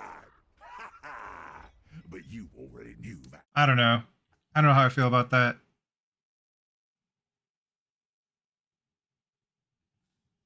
This scales the damage of dismember, so that's kind of neat. Meat shield. Pudge covers himself in a layer of flesh that blocks X damage of any type. Oh, taken from any source. That's really strong. Any type from any source is really, really strong. No longer has increased duration on creeps. Rot slow. Okay, whatever. Pugna can use any spells and items while channeling, with the exception of ones that also require channeling. Huh. That's strong. Pugna restores health and mana. Pugna restores health and mana equal to 25% of the damage Nether Ward deals. Okay, whenever an enemy tower is destroyed, Pugna permanently gains plus 1.5% spell amp. Okay. You have to assume that it's not going to be very good early on. The most you can get within the first like 15 minutes is plus a 4.5% spell amp, and then another plus 4.5, and then another plus 4.5, and then a plus 3. So that's like by the time you're getting the plus 3, you're winning already, you know? Kind of silly. This though is insane. Just free health and mana regen. Damage from Nether Blast decreased a little bit. Okay. Decrep can no longer be cast while channeling. Wait, can no longer be cast while channeling on its own. Wait, what?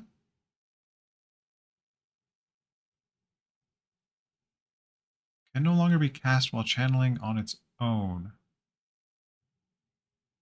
Enemy increased magic damage decreased to a different. Okay.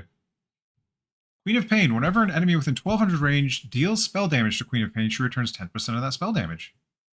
Succubus. Gains spell lifesteal that increases with proximity, starting with 12% at 800, 18% at 300. Masochist. Spell amplification increased by 15%, 22% of spell damage, including items. Delta Heroes is also inflicted on Queen of Pain. You just turn into a glass cannon? Damage, okay. Damage to illusions is not reflected. Damage reflected is before reduction. Damage reflected is non-lethal. Reflected damage can be negated by debuff immunity.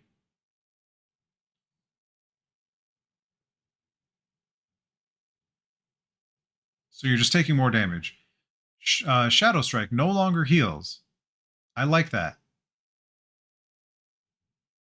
Duration increased. Amount of ticks isn't changed, but adds 1 second of slow duration. Okay. Mana cost decreased. Cooldown rescaled. So it's better at level 3 and up. Plus 10 Shadow Strike heal per tick replaced with 8 strength. 30 attack speed replaced with 40 attack speed against Shadow Strict strike to units. Shadow Strike damage interval increased from 0.7 to -1. From -7 to -1. Increased move speed by 1% per level. Okay. That's nice. When Eye of the Storm is active, Storm Surge proc chance is doubled, and procs will additionally strike all enemies within the Eye of Storm radius. Can't strike the same unit twice per proc. Okay. Reason gains 1% spell amp for every 20 points of attack damage. So you'd get 5. You'd get 15 by the time you're at 300 damage. I don't think that's good. Ricky backstab. When Ricky strikes an enemy, this is with Cloak and Dagger. When Ricky strikes an enemy from behind, he deals bonus damage based on his agility. Hero damage per agility. Hero damage per agility. Backstab no longer procs when attacking allied units. Nice. Okay, Contract Killer. Ricky gets X bonus experience for kills and X bonus experience for assists based on the current level of backstab. That's honestly kind of interesting. Agility bonus is multiplied by 3 against non-hero units. The Contract Killer thing, this would let you get really high level really quickly. Now also applies its mischance to enemies when they try to attack allies that are inside the smoke. That's really cool. So if you have allies in the smoke and they're getting attacked by range, it'll apply to... That's really, really fucking strong. That is such a strong buff. That is an insane buff to this. Agility bonus is multiplied by 3 against non-hero units. I don't know how I feel about that. Agility bonus changed from blah blah blah to flat agility. Bonus damage on attack in the back. Move to innate. No longer grants bonus XP on kills and assists. So what does this do now? It's just invis. Only invis. Okay. Rubik. Innate. Can't be leveled. Spell amp also increases Rubik's base attack damage by 100% of its value and magic resistance by 50% of its value. Rubik has a fucking passive that does this. Each 1% spell amp also increases Rubik's attack damage by 1%. What the fuck? Hold up. Where is it? This thing. No, this thing. You get 26% spell amp. So you get 26 damage and 13 spell resist for free. Huh. Spell steal decreases the mana cost of stolen spell by X%. Arcane accumulation spell steal. Every time Rubik casts a spell, he gains plus 25 AoE spell radius amplification for 20 seconds. Multiple instances of this spell of this buff stack independently. I guess you'd have to know like a flex pick, or like Rubik would have to be third. Like not Rubik. It'd be hard to make Rubik first pick and pick Arcane Accumulation, right? Or do you do this during strategy? Maybe you do this during strategy, so it doesn't matter. Yeah, you do it during strategy. Okay. So you do the things, you do the strategy, and then, yeah. Okay, okay. Cost decrease, that's a buff. Stolen spells will now use the facet of the hero. Okay. Caustic Finale. Levels with Epicenter. No longer slows. Base damage decreased to scale, but it does less damage now. Max health as damage decreased. Explode radius decreased. Okay. Sandstorm makes Sand King invisible. Sandstorm radius increased. Sandstorm follows Sand King with a speed equal to 70% of his current move speed. When Sand King... Oh, let's sit like a normal. Oh. When Sand King casts Burrow Strike, Sandstorm recenters on Sand King's new location. That's cool.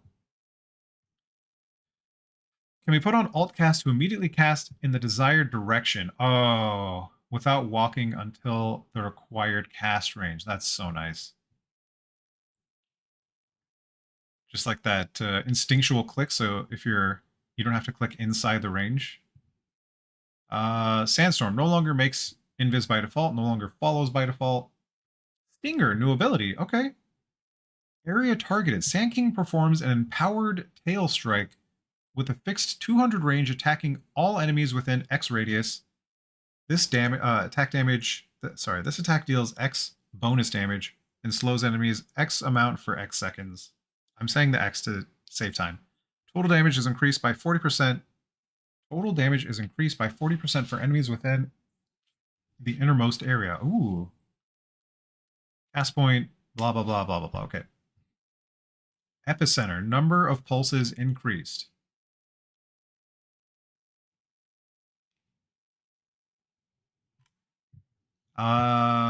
Damage per pulse decreased.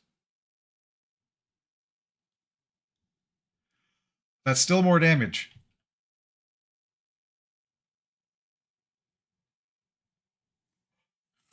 Radius increased per pulse decreased from 25 to 13, which is still 260 total instead of 250. Total epicenter duration increased. That's actually really interesting. Attack slow increased. Slow debuff now lasts 3 seconds after being hit. Wow. Menace. New ability, can't be leveled. Shadow Demon's attacks apply a stacking debuff that amplifies damage taken by the target by 2% per stack. Default duration 8 seconds, which is refreshed with every stack. That is so fucking annoying. Harassing with Shadow Demon is going to be insane now. Okay, Disseminate. When applied to an enemy, they lose 15% of their current health, regaining half.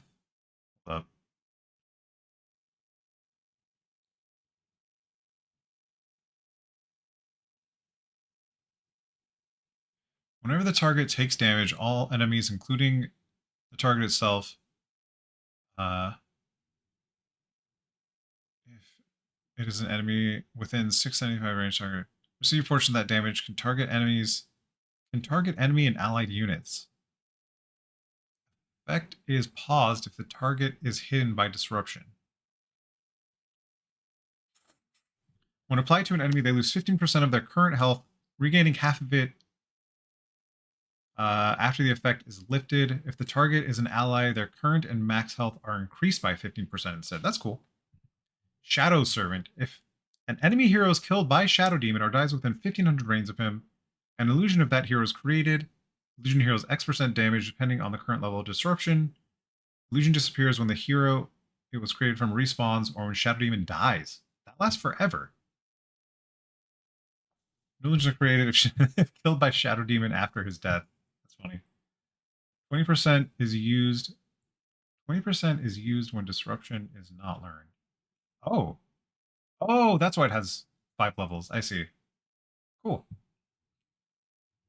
Shadow Fiend. Necro Mastery is an 8.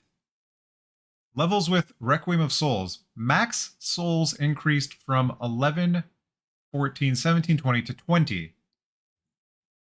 Max souls now increase by 1 with each hero kill. This bonus is reset on death. Oof. Oh, man. Damage per soul increased. Makes sense. 1, 3, 4, 5 instead of 1, 2, 3, 4. Aghanim Scepter increases max souls by 5. No longer upgraded by Aghanim Shard. Shadow Friend, yeah.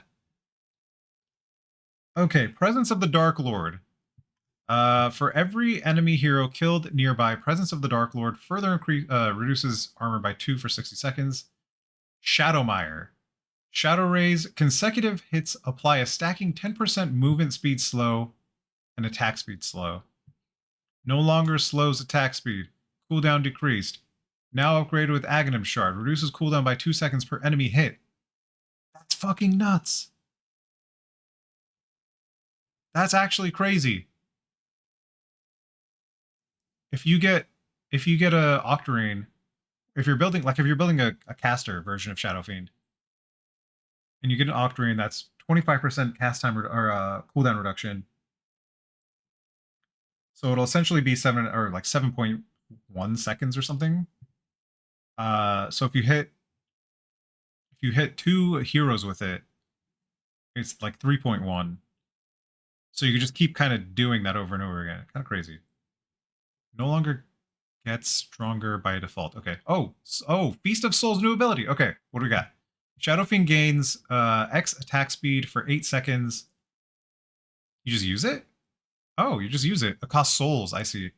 After the effect is done, 5 souls are consumed. Shadow Fiend should have 5 souls to cast this. Okay, I see. Huh. That's kind of neat. I feel like it might be really strong.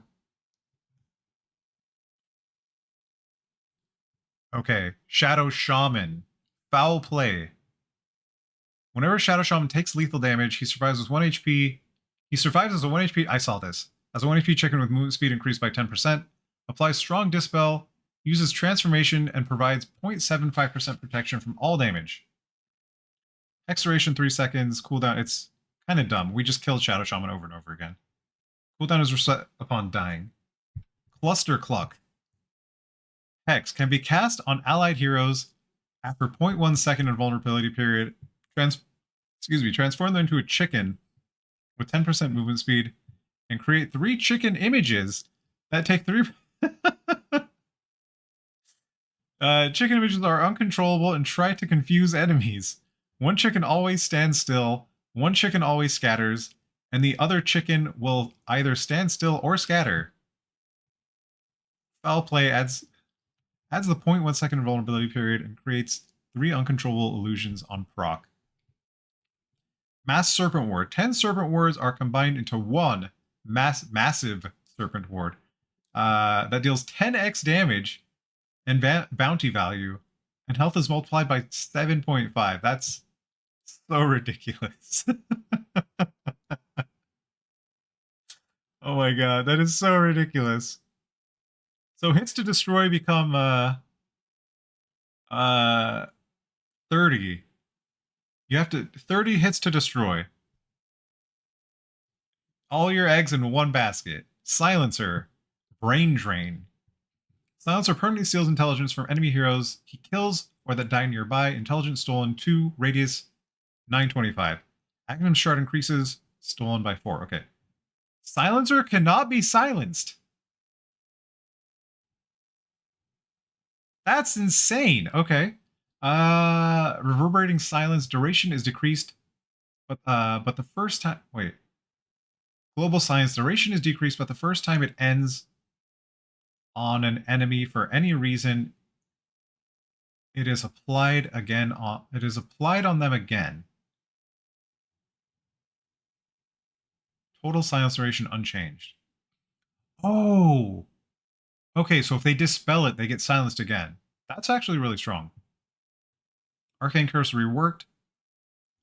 Curses the target area, causing enemy heroes to take X damage per second. First instance is applied immediately. Cool. And slowing their movement. If a target casts a spell, they are silenced for 2 seconds. The duration is paused as long as the target is silenced for any reason, but the damage and slow are still in effect. So it's an area target instead. What?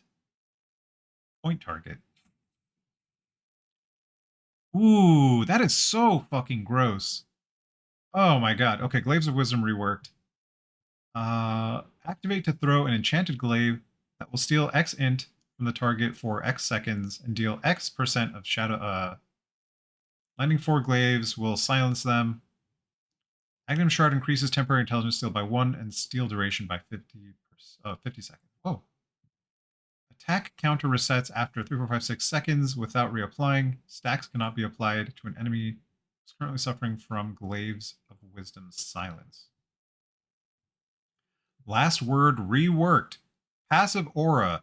Enemies within 1200 range of Silencer are slowed by X% and take X damage per second for each silence debuff they currently suffer from.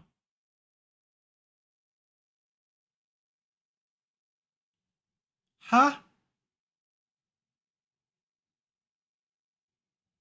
Causes global silence to apply Arcane Curse to enemy heroes. Yeah. Let's demo this really quickly. I guess they don't really matter. This seems really gross. Like really, really, really gross. There is purity in silence. So this is... Here, we'll do 3 spells. This is... Prepare for battle.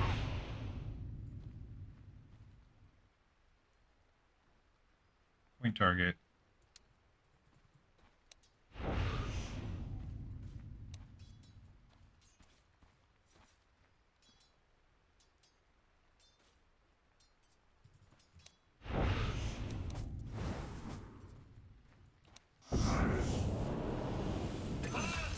Okay. First blood, last words. What is this thing called? Why is my brain not working? Orchid. Where's Orchid Malevolence? Orchid malevolence. So if I do...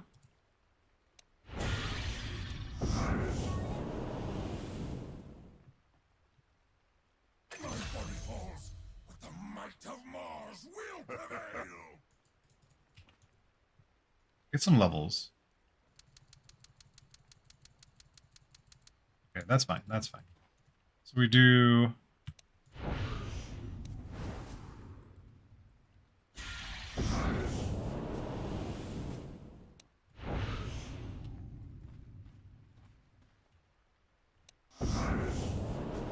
Stop attacking! Stop auto-attacking!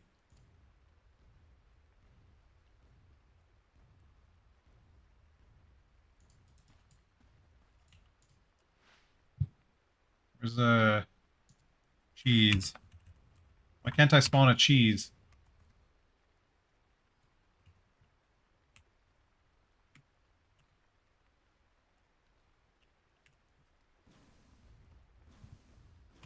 Okay, apparently you can't do that.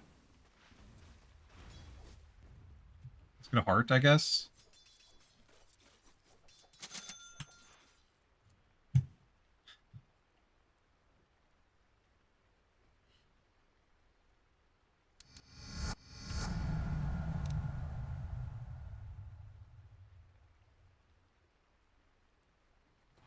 So, okay, I'm at,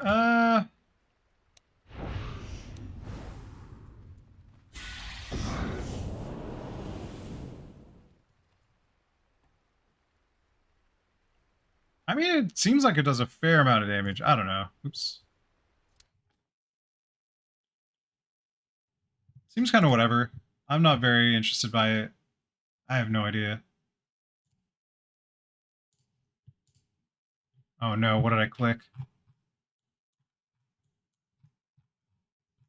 No!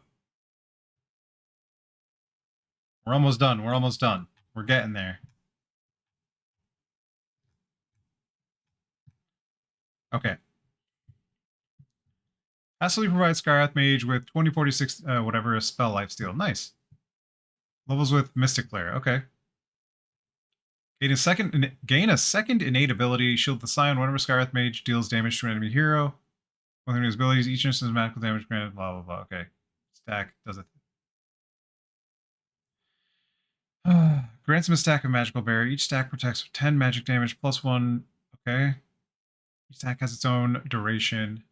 Or grant a second innate ability. Staff. Okay. When Skyrath Mage damages an enemy hero with any of his abilities, each instance of magical damage reduces all of his abilities cooldowns by 0.1 seconds. That's interesting. No longer life steals. Upgrade move from Aghanim's Scepter to Aghanim's Shard and decreased from +1 to +2 to +1. Now instantly kills illusions. That's very nice. Slardar. Levels with Corrosive Haze. Slardar gains bonus move speed, health regen, attack damage, and armor while in a puddle. Aghanim's Scepter increases regen, armor, and provides resistance. Okay. Grants a 2-second speed burst on cast, during which Slardar gains additional move speed, slow resistance. Both gradually fade. Any active debuff on enemy hero provides 40% of the reduced armor to Slardar.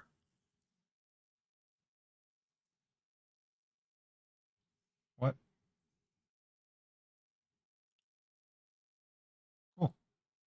Corrosive Haze increases Slardar's armor by 40% of the total armor reduction.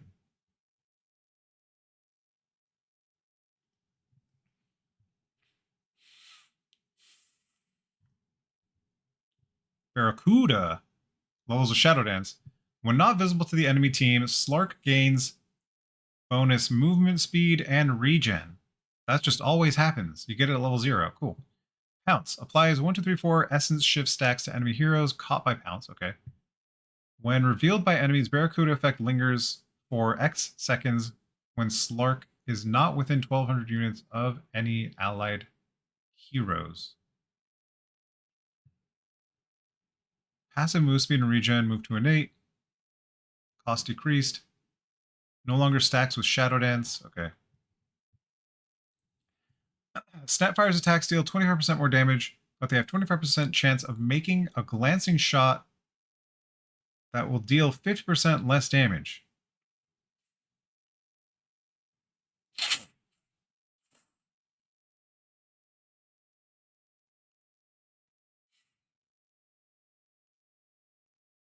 So overall, it's a 25% damage loss, right? That's how that works. So 75% of the time you do 125% damage.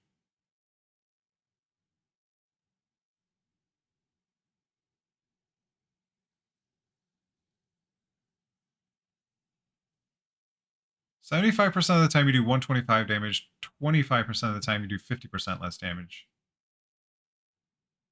That doesn't sound right to me.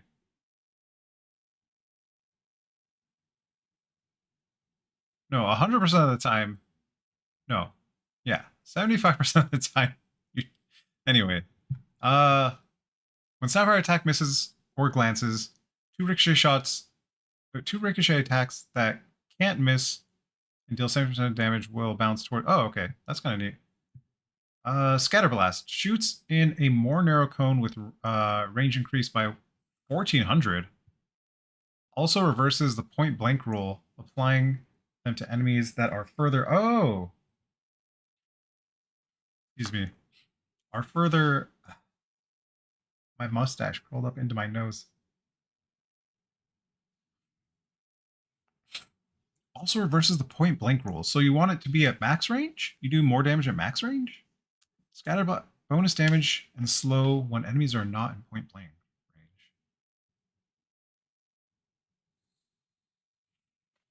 So they have to be farther away. Sniper. Levels up with Assassinate. Interesting. Increases sniper's attack range by X number.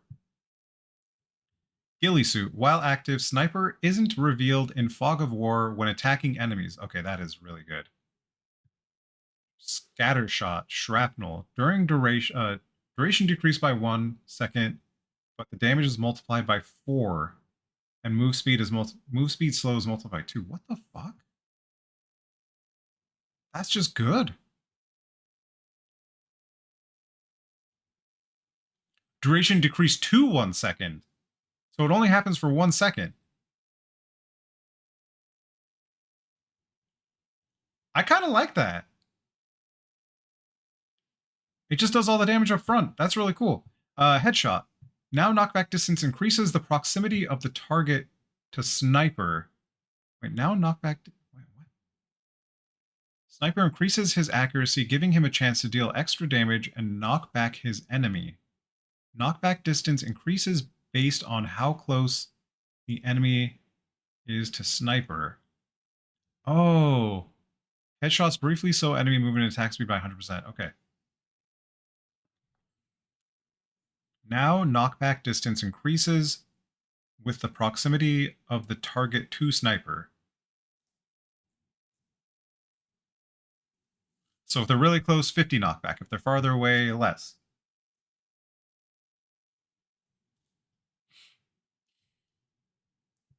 Spectre and her illusions permanently have phase movement. That's really cool. Desolate deals 40% damage, 40% of damage if the target has only non-hero allies within range. Oh, okay, cool. Abilities damage is applied to Spectral Dagger. Whoa. Reality. Casts Spectral Dagger of the current level on the Haunt's target and decreases Reality's cooldown by 1 second. Also makes illusions persist even after their target dies. Whoa. Spearbreaker.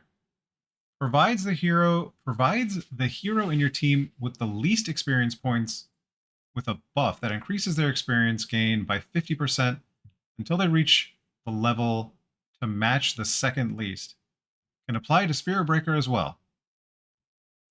Charge of Darkness makes charge bonus speed fade out over a short duration after the charge ends, based on how long the charge lasts. Max linger duration 3 seconds, minimum linger duration half second. Charge time for max linger duration 5 seconds. So the longer you charge, the longer you keep the bonus. Another strike, enemies receive a debuff that increases the distance of force movement applied to them by Spearbreaker and his allies. Okay. Now pierces debuff immunity by default. That's big. No longer deals bonus damage to creeps. Good.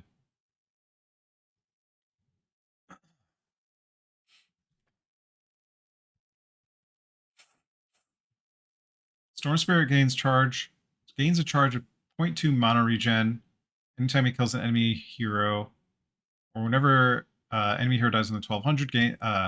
Gains 5 charges on leveling up Ball Lightning, loses 3 on death. Okay. Every time Storm Spirit gains a charge, he also permanently gains plus 0.1 mana regen. That's really big. Applies a debuff on affected enemies, making them trigger an overload explosion on them if they are attacked within the next 6 seconds. That's cool. Static Remnant becomes point targeted ability within. Wait. With 800 cast range, Static Remnant moves in the direction. Okay, it moves with the same direction you cast it. I see. Sven. Sven's attack deals 15% more damage to stunned enemies. Very cool. Warcry. Create a physical damage barrier on all affected heroes.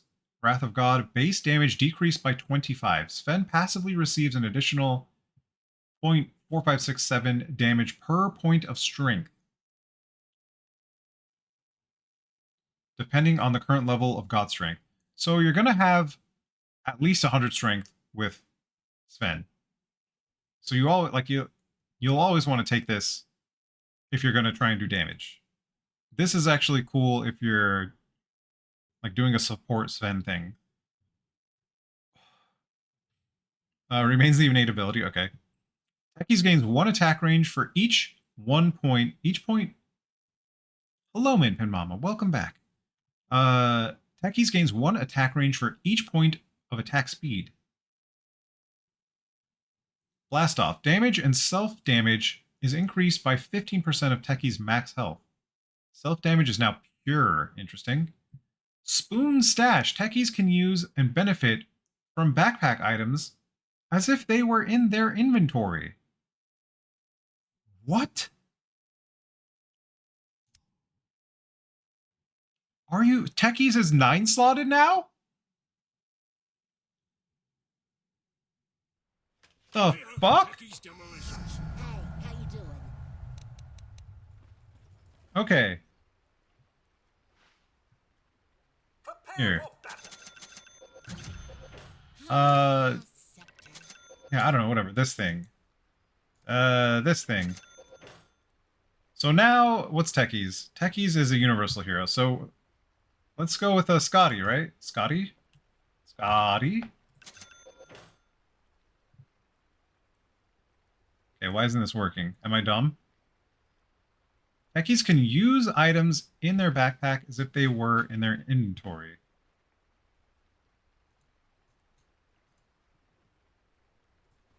Do I get all the...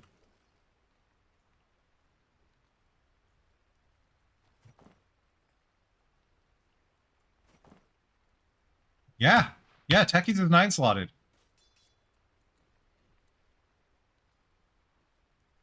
What the fuck? That's insane.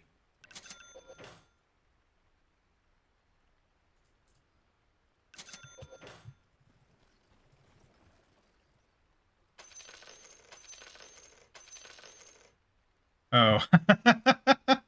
You cannot put rapiers into your backpack slot. Makes sense. What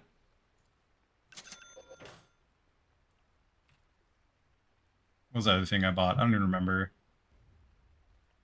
Yeah, this thing. Oh no, I already had that. I already had that. Bloodstone. Oh, this thing. Ah, scepter.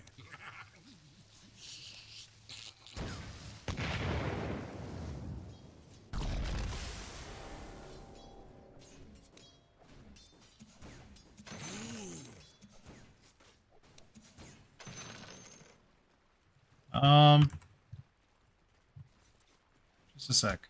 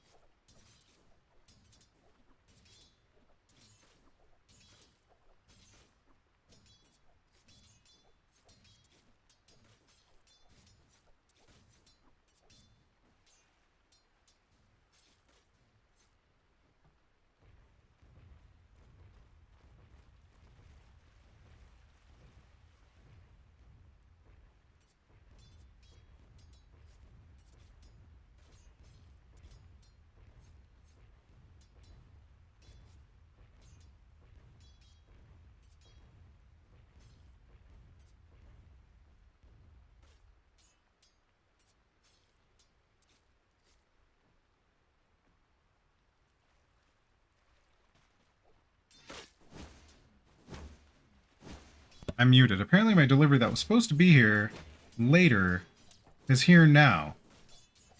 It's supposed to be here between 4 and 7. Just a sec. Whole point is to get it delivered later. It's already 4 o'clock. We didn't even play any Fallout. We're gonna play. We're playing longer today. We're doing a longer day today. That's just how it's gonna happen. Anyway, that's weird. 9 slotted techies is kind of insane. TA. Innate ability side blades. Levels with skill points. Scaled to level 0. Spilled enemies have their move speed slow. That's really strong. Refraction grants a damage instance every time a shield instance gets consumed. Oh. Does it no longer grants damage? No longer grants damage block instances. What?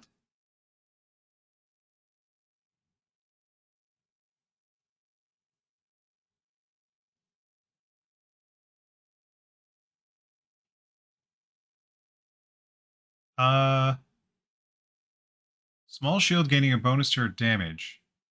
Damage and avoidance effects are separate and have a limited... Okay.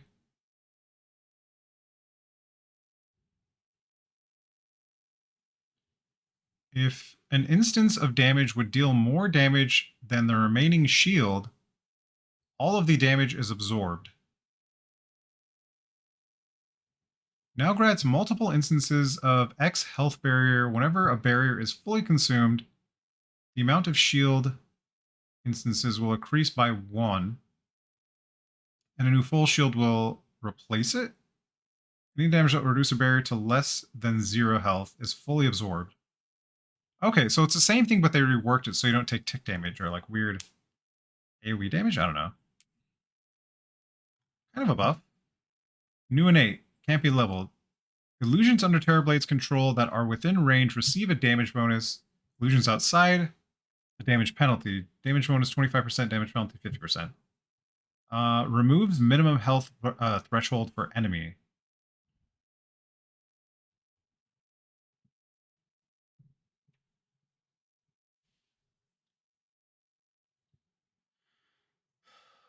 Illusions always spawn. Illusions always spawns with full health, but the ability also costs 20% of the current health. Oh, I see. Weird. Attack range rescaled. You get a little bit of a buff. Cooldown rescaled. It's a little bit better. Also provides 20 HP regen per second. Terror Wave now also deals 200 damage to enemies. Okay. Blubber. Tidehunter removes negative effects. Negative status effects if he takes more than 500 damage from player-controlled sources. This spell type's strong. So that replaces Kraken Shell?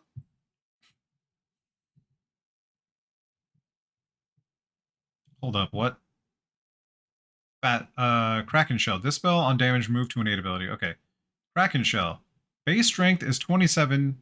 What does that even mean?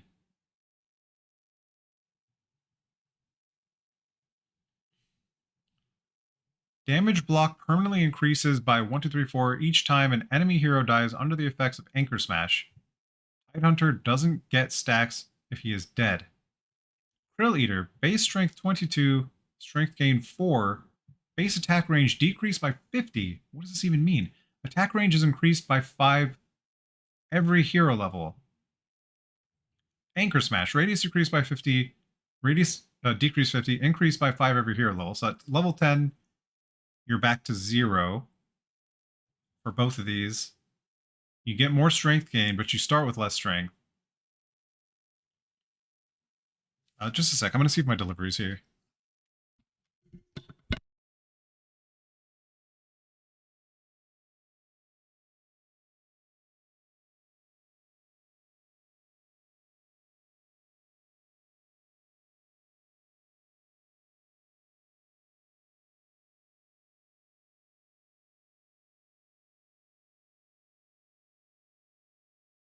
Well, there's no delivery here. So I don't know what notifications are going on.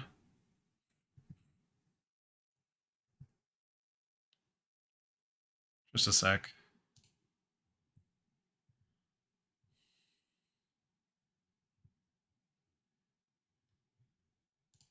Flashbang. Damn fucking pop-ups.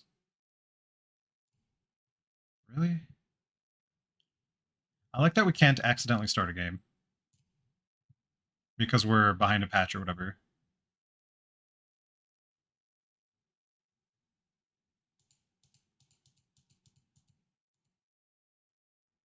Okay, it'll be delivered between 410 and 425. 424. So, false alarm. Alright. Timbersaw. Now is a strength hero. Maybe they were universal before? Base damage increased. Agility gain increased. They may have been universal before. Damage on level 1 not changed. Damage gain per level decreased. New innate. Timbersaw restores 3, 4, 5, 6 mana every time he destroys a tree. I love it. I love it so much. Timber Chain. When Timbersaw collides with the target tree, it shatters, sending 10 splinters in all directions, up to 700 distance. If a splinter hits an enemy, they take X damage and are slowed by X. That's a lot of slow. You can do that every 4 seconds or something, right? Yeah, every 4 seconds, or 3 seconds if you get a cooldown reduction.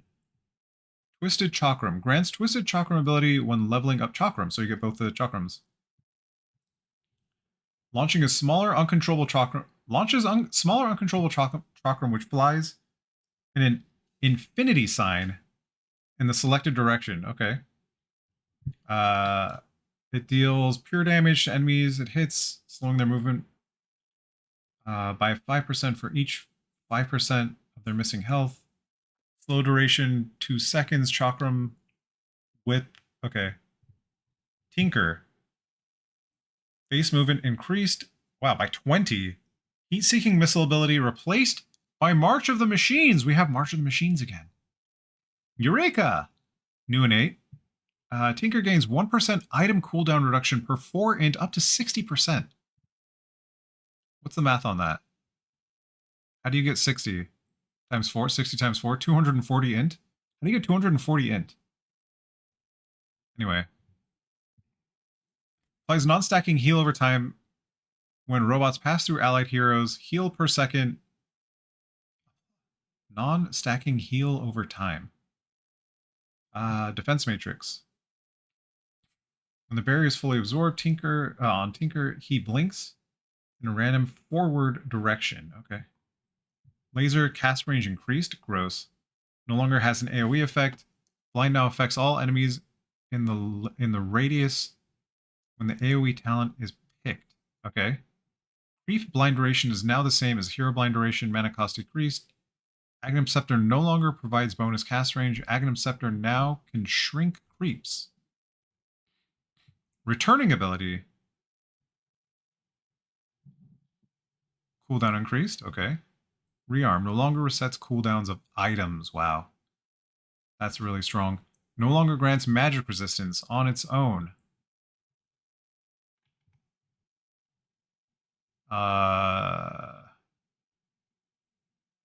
Channel time decreased. Rescale decrease. Mana cost decreased. Rescale decrease overall. Keen Conveyance. Channel time decreased. What does this do? Oh, this is the teleport. Channel time decreased. Rescale. Okay. Output channel time now matches those from Town Portal Scroll. Okay. Warp Flare. Damage increased. Duration decreased. Craggy Exterior is now innate. Levels with Grow. Enemies that attack Tiny get a stacking debuff that decreases their attack damage by X% per stack at max 10 stacks. Debuff duration 5 seconds. Each stack refreshes duration. Debuff immune enemies aren't affected and don't receive stacks. Crash Landing Toss increases landing radius from 275 to 400. Landing deals 40% more damage to enemies in the target area and slows their attack by 40 and their movement speed by 35%. This effect does not apply to the toss unit itself. Okay, Insurmountable. Tiny receives 25% of his strength as slow resistance and 10% of strength as status resistance. I don't know. Bonus damage is scaled. Grow no longer provides slow resistance. Now provides move speed. So you go faster when you grow now. You still get attack speed reduction though. Treant gains +5 base attack damage per hero level. Interesting. Leech Seed can now ground target. Can now be ground targeted. Planting a tree and damaging and healing all enemies in the effect radius for the duration of the ability. Damage and healing is halved for creeps. When the ability is ground targeted, if the tree is cut down, it regrows again with this with the next pulse. Okay, that's kind of cool. That's kind of neat. Berserker's Rage is innate, toggleable, and level up with skills. Move speed rescaled, bonus armor decreased, ensnare chance increased, ensnare duration rescaled. Each stack grants 1 armor when Troll Warlord is in melee. Battle Trance grants 30% of its attack speed bonus to all allies globally. That's cool. We're gonna zoom. I need to get through this. I'm not gonna remember all this, but a lot of it's gonna stick. Bitter Chill. Passively slow the target attack speed of all enemies in radius 350 by X%. Okay. Levels up with ability of selected facet. I see. So there's tag team and there's drinking buddies. Tag team looks like the same name as before, but drinking buddies is new. Tusk reaches out to tag a targeted ally unit, pulling them closer. Once tagged, both Tusk and the tagged ally gain increased move speed and bonus attack damage for 5 seconds. Cast range 900, bonus speed 25%, bonus damage a lot. That's fucking cool. Walrus Punch. Now is affected by Spell Block. That's really nice. Bonus damage is increased by a lot. Crit damage decreased because they increased the bonus damage. No longer slows targets' move speed by 40%. Perfect. Ash-Free Aura is innate, can be leveled. Damage reduction rescaled. Bonus damage rescaled. Bonus damage rescaled. Duration rescaled. When Underlord has bonus damage from Ash-Free Aura, his attacks start cleaving. Cleave distance is equal to 100 plus 5 per each point of bonus damage. Oh. Fiend's Gate, Abyssal Horde. Whenever Underlord teleports with Fiend's Gate, he bring forth uncontrollable warriors and archers to fight for him. First Underlings are summoned together for the closest visible unit within 1200 range of the gate Underlord teleported to. They're summoned 1 by 1 in 2-second intervals. All summons die once the gate closes. Warriors have X health and attack damage. Burn mana on hit and deal... Oh! Oh! They're Necronomicon creeps.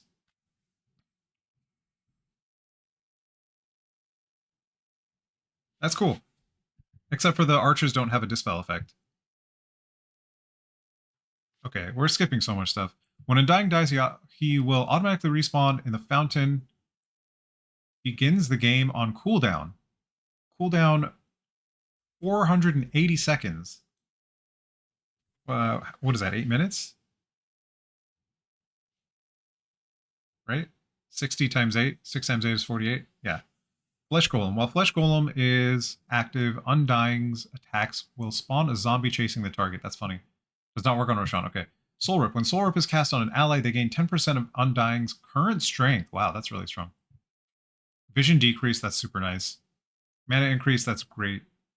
Aghanim Shard time restraint to leave or re-enter decrease. That's cool. Ursa gains 1.5% of his current health as damage. Neat. 5% of damage absorbed during enrage is converted to damage. That's crazy strong. Duration of all debuffs applied are increased. Duration of all debuffs applied by Ursa are increased by 20%. That's cool. New innate. Whenever an enemy hero kills Vengeful Spirit, they get a debuff until their next death, causing Vengeful Spirit to deal 10% bonus damage to them. Damage is increased by 0.75 for every last hit or deny the target enemy has. What the fuck? That is so much damage. When you hit this, when you hit a carry with this, that is no, that's like 250 damage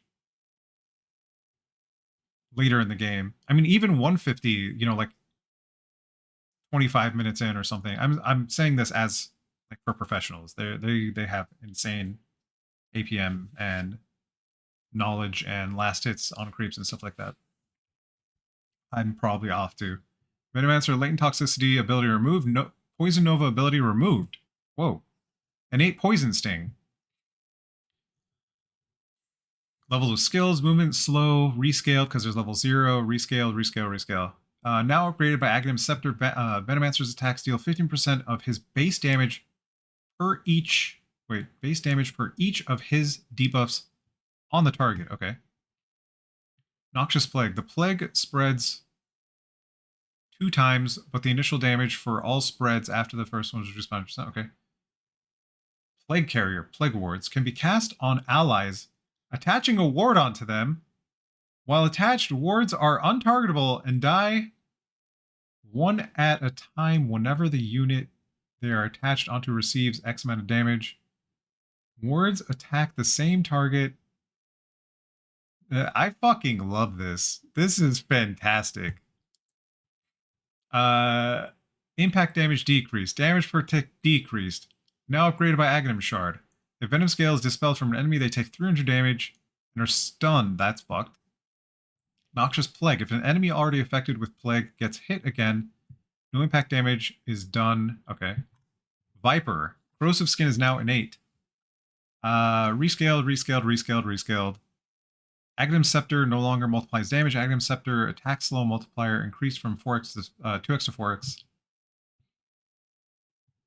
After the debuff expires, all enemies around the target in a 300 radius take damage equal to 100% of the magic damage dealt by poison attack. That's kind of cool. Damage per second and magic resistance are increased while Viper is in Nether Toxin's area up to 100%. Okay. Cast range decreased. Thank you, fucking A. This was so ridiculous. No longer disarms. Corrosive Skin splatter radius decreased. Cast range increased. That's cool. Dive speed increased. That's also very cool. Gravekeeper Cloak now innate. Damage reduction per layer rescaled. Grave Chill. After all enemies within 300 affects all enemies within 300 target gain only 25% of bonus. Okay. Summon familiars. Faithful followers. Familiars always follow Visage and cannot receive direct attack or movement commands. They will attack the target Visage tries to attack last, and will return if the target is out of vision or out of attack range. If you do a stop or a hold, and simply ordered to cast Stone Form. Familiars will search for nearby valid targets 300 range. Familiars go too far. They'll teleport to Visage within 4 seconds. Cool. Can we put on autocast to make familiars immediately return to Visage? They can't attack while autocast is on. Oh. Now upgrade familiars now upgrade if they were already summoned.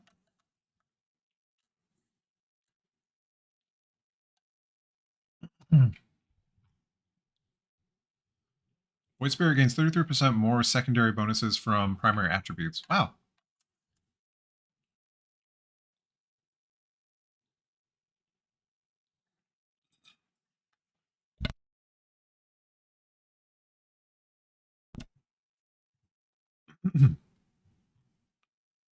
New innate ability. Levels with Chaotic Offering. Whenever a unit dies under the effect of any of Warlock's abilities, a minor imp is spawned in their place. Imps are uncontrollable and will run towards nearby enemies, favoring heroes that are under the effect of Fatal Bonds. Upon reaching an enemy, they explode, dealing damage in an AoE.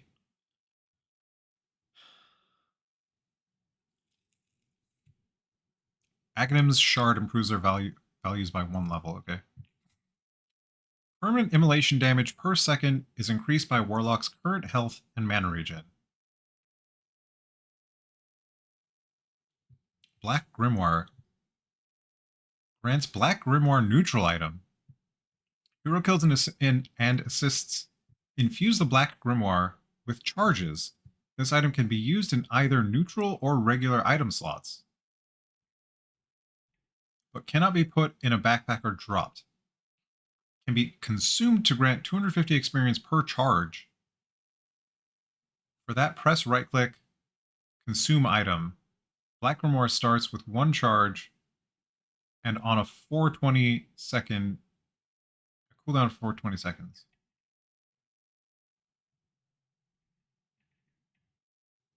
Huh.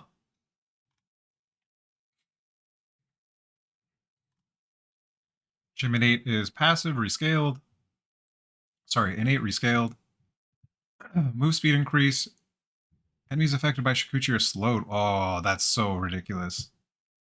Whenever Swarm's Beetles attack heroes, Weaver gets XP. Oh, what the fuck?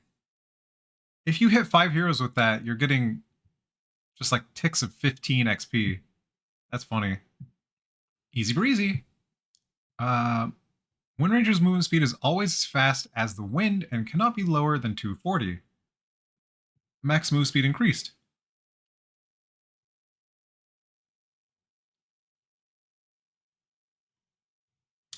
Tailwind grants 15% movement speed to herself and allies within 700.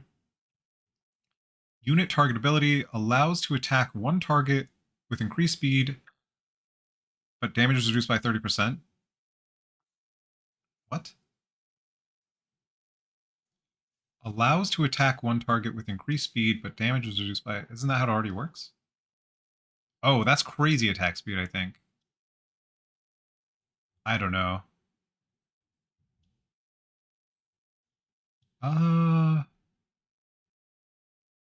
No target ability. Focus fire. Oh, no target ability. Oh, okay. No target. Wind Ranger starts shooting 7, 9, 11 arrows per second at random enemies within her attack range. Damage of these arrows is reduced by 30%. When the enemy is hit, they can't be targeted again for another 3 shots, or for the next 3 shots. That's so weird. That's kind of cool, though.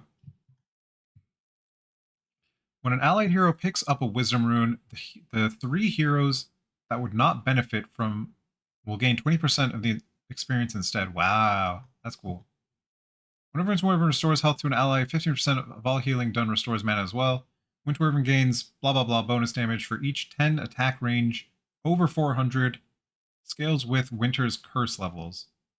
So this is good for Winter's Curse. It gives you a bunch of attack range. Right? Where is it? Or no, sorry. Arctic Burn. It gives you a bunch of attack range. Witch Doctor. Gris. Witch Doctor starts the game with Gris, a neutral item that cannot be dropped or placed in the backpack. When the owner dies, 100% of the gold lost from death is added to the item cost, which also passively increases 1 gold every 3 seconds, can be consumed to permanently remove the item and refund the gold to Witch Doctor. For that, right-click. You just get to eat a Gris. Paralyzing Cask increases by 35... cask damage increased by 35 per bounce. Voodoo Restoration deals damage, 60 damage to enemies instead of healing, and has 200 more range at all levels. So it's damage instead of heal. Okay. Death Ward. Attack 2 separate targets at once with reduced by 30% damage. Prioritizes heroes. Okay. No longer has bonus damage per bounce. Vampiric Spirit, Innate, Reincarnation.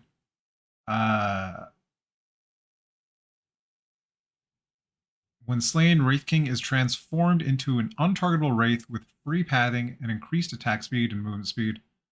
Only transforms before the actual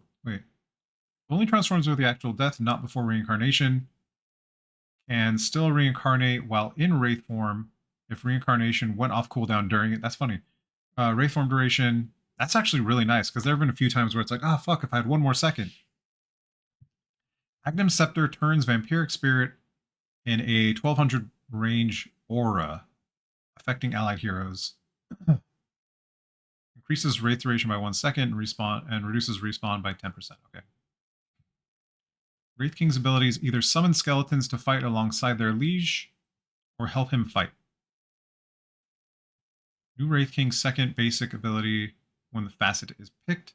For every 2 kills made, gain 1 charge.